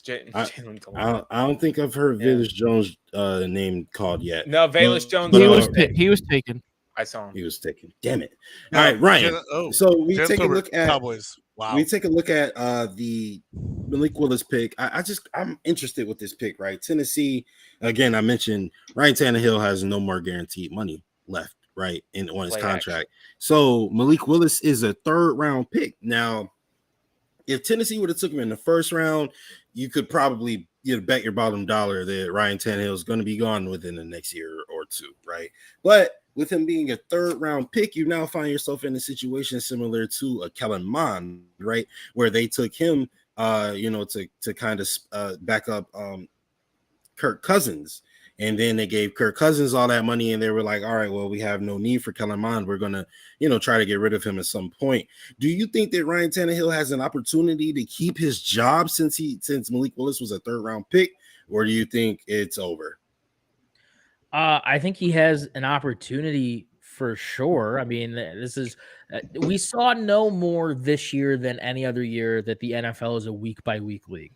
We saw, I mean, in no other year, at least in my very short lifetime, where it's been a week-by-week league in the NFL. But I just want to throw the quote back up that I had before. Tom Pelissero on Malik Willis saying that the consensus in the league is that no quarterback in this class has more upside. So yeah, it seems like people are still high on him. I have no idea. And according to everything I'm reading, really nobody else has an idea as to why he dropped so far. I mean, literally, like you guys were saying, he was being mocked as 2nd overall, and usually quarterbacks go pretty high. We know that the Steelers took Kenny Pickett at 20, which I had them not only mocked doing, but I picked him as going to the Steelers at 20. But for him to drop down as far as he has, I mean, to 86 is absolutely insane. If he turns out to be less of a project than is maybe being hyped up right now, your next franchise quarterback is going to be insanely cheap, because even when you give him that next contract, he has you were taken at 86 in the 3rd round in a very weak quarterback draft class. So it's going to be insanely cheap for the Titans. And obviously you don't know what the Titans are going to do. They could change from a run-first team to a passing team, but they are a run-first team. This is a league where you have that prototype quarterback where they can move and be mobile. And Malik Willis gives them that. Ryan Tannehill does not. So there is, of course, a chance, because really, what do you need Ryan Tannehill for right now? You need him to hand the ball off to Derrick Henry if and when Derrick Henry's healthy. So that's really all he needs to do. And if he can continue to do that, I don't know why, but guess what? This guy's cheaper, and he can not only hand the ball off to Derrick Henry, he can run it himself. Absolutely. He's a lot more athletic than our pick is in. A lot more. Our pick is in. Oh, our pick is in. Oh, okay. Yeah, it's like selected. We know. Oh, guys, it's a linebacker. Linebacker Terrell Bernard with the 89th pick. I'm not gonna lie, I never heard of this guy. Yeah, I'm not gonna lie. I had us taking a linebacker at 168 with Micah McFadden. So this is gonna be interesting. Let me dig into this. And I'm about to pull up the Draft Network, but Malik Willis again, like you said, cheaper, and he's athletic. And if you can teach him the play action, which is all they really have Ryan Tannehill run, is hand the ball off and do play action, then they might have a steal here.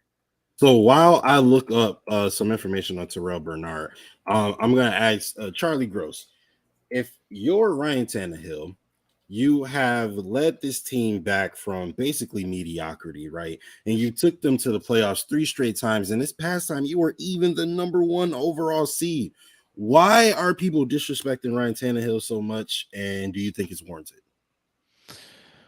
Because he stinks. I think that is they've been masking his averageness for years. And look at it this way. I think John Robinson isn't the best GM, but he's not the worst GM. And look what he's doing if you really think about it. you don't want to pay A.J. Brown, so you trade him, you get his replacement, sort of. Tannehill has a huge cash number this year, and then he's gone. You've got Derrick Henry, who's probably going to age out at some point. He's had so many carries. So what do? You take a chance on Malik Willis. Look, I had trouble getting Liberty film, but I managed to watch 2 games from Malik Willis. Then I'm trying to figure out what people are disrespecting Malik Willis, because I felt a little bit like the way that I and others disrespected Josh Allen. Now, Malik Willis isn't 6'5". When I watched Malik Willis, I was like, I'm watching Kyler Murray with an arm that's closer to Josh Allen, who is having the same issues. Like, he's not that accurate right now. He leaves the pocket too soon, but he's faster than Josh Allen, no doubt. I mean, he explodes. It's incredible. So I don't know, like, what the problem is. Like, to me, he didn't have any more egregious tape than Josh Allen. No. He really didn't. And honestly, I thought that some of his tape was better. His college tape was better than Josh Allen. So I'm not sure what the problem is, unless it's just his height or, the fact that he went to Liberty. But yeah, I mean, Tannehill should be wary, because if Malik Willis can reach his potential, with athleticism the same way Josh Allen did or close to it, Ryan Tannehill is going to go cry himself to sleep at some point, because he's going to be like, I stink and Malik Willis is better and I don't know what to do with my life. I'm Tannehill. Crying. Yeah. So, Justice. Crying Ryan Tannehill. I've got a whole list of what this guy is, this Terrell Bernard that we drafted. This guy seems like he is he can be an AJ Klein replacement at this time, but B, a guy that they can develop into a Tremaine Edmonds replacement.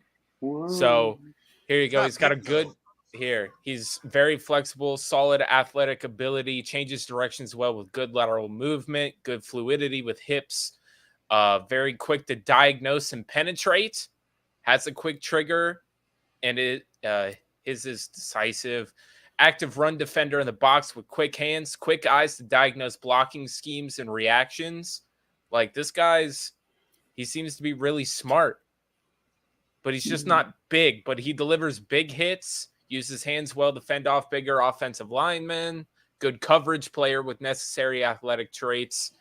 And he's an energetic player who flies around the field, very good blitzer who understands angles, uses his hands well, and has power to punch when his momentum is going forward. I mean, those seem like a bunch of traits that you're looking for. I like this pick. Jake, look at the screen. Caveman, let me ask you this. If Nakobe Dean is still there with this pick, do you think that this guy is Terrell Bernard is the guy taken, or do you think it would be Nakobe Dean? I think you got to go Nakobe Dean. I mean, it's just too much value at this position. And I mean, I'm no draft expert. I never claimed to be. I barely indulge myself in the draft, but I mean, I think I feel like I did enough homework to where if this guy were to have been comparable to Nakobe Dean at Nakobe Dean's value for this pick, I probably would have heard of him to some capacity. But I ain't gonna lie, I never heard this guy's name before. So that's probably more on me. That's obviously more on me than anything else. But if Nakobe Dean's on the board, I think the choice is Nakobe Dean. Apparently, he had a really solid Sugar Bowl, so maybe that's where they saw him. But yeah, I don't know. Still on the board. What's up? Leo Chanel still on the board. Yeah, I don't know about this guy. Seems like he looks like a mix of, like, if you just had a more athletic AJ Klein, honestly. All right, I'm probably gonna hop off. I'm shot, but I do got to wake up early tomorrow. But I've had a blast. It's so been Justice fun to the picks with y'all. Oh yeah, no, Mike, dude. Thank you. No, don't thank me. Absolutely. Thank you guys. Yes, it's been so fun. no, seriously, I learned so much from you guys. Yeah, I learned. Jake just taught me something 30 seconds ago. I learned so much too, guys. You guys, it's been fun to sit here with the draft of you guys, but I definitely, I got to go to bed. I'm tired. All right, Mike. All right, man. It was nice seeing you again. All right, Kay, man. Thanks for coming through, bro. I'll talk to all you guys later. Later. Bye-bye.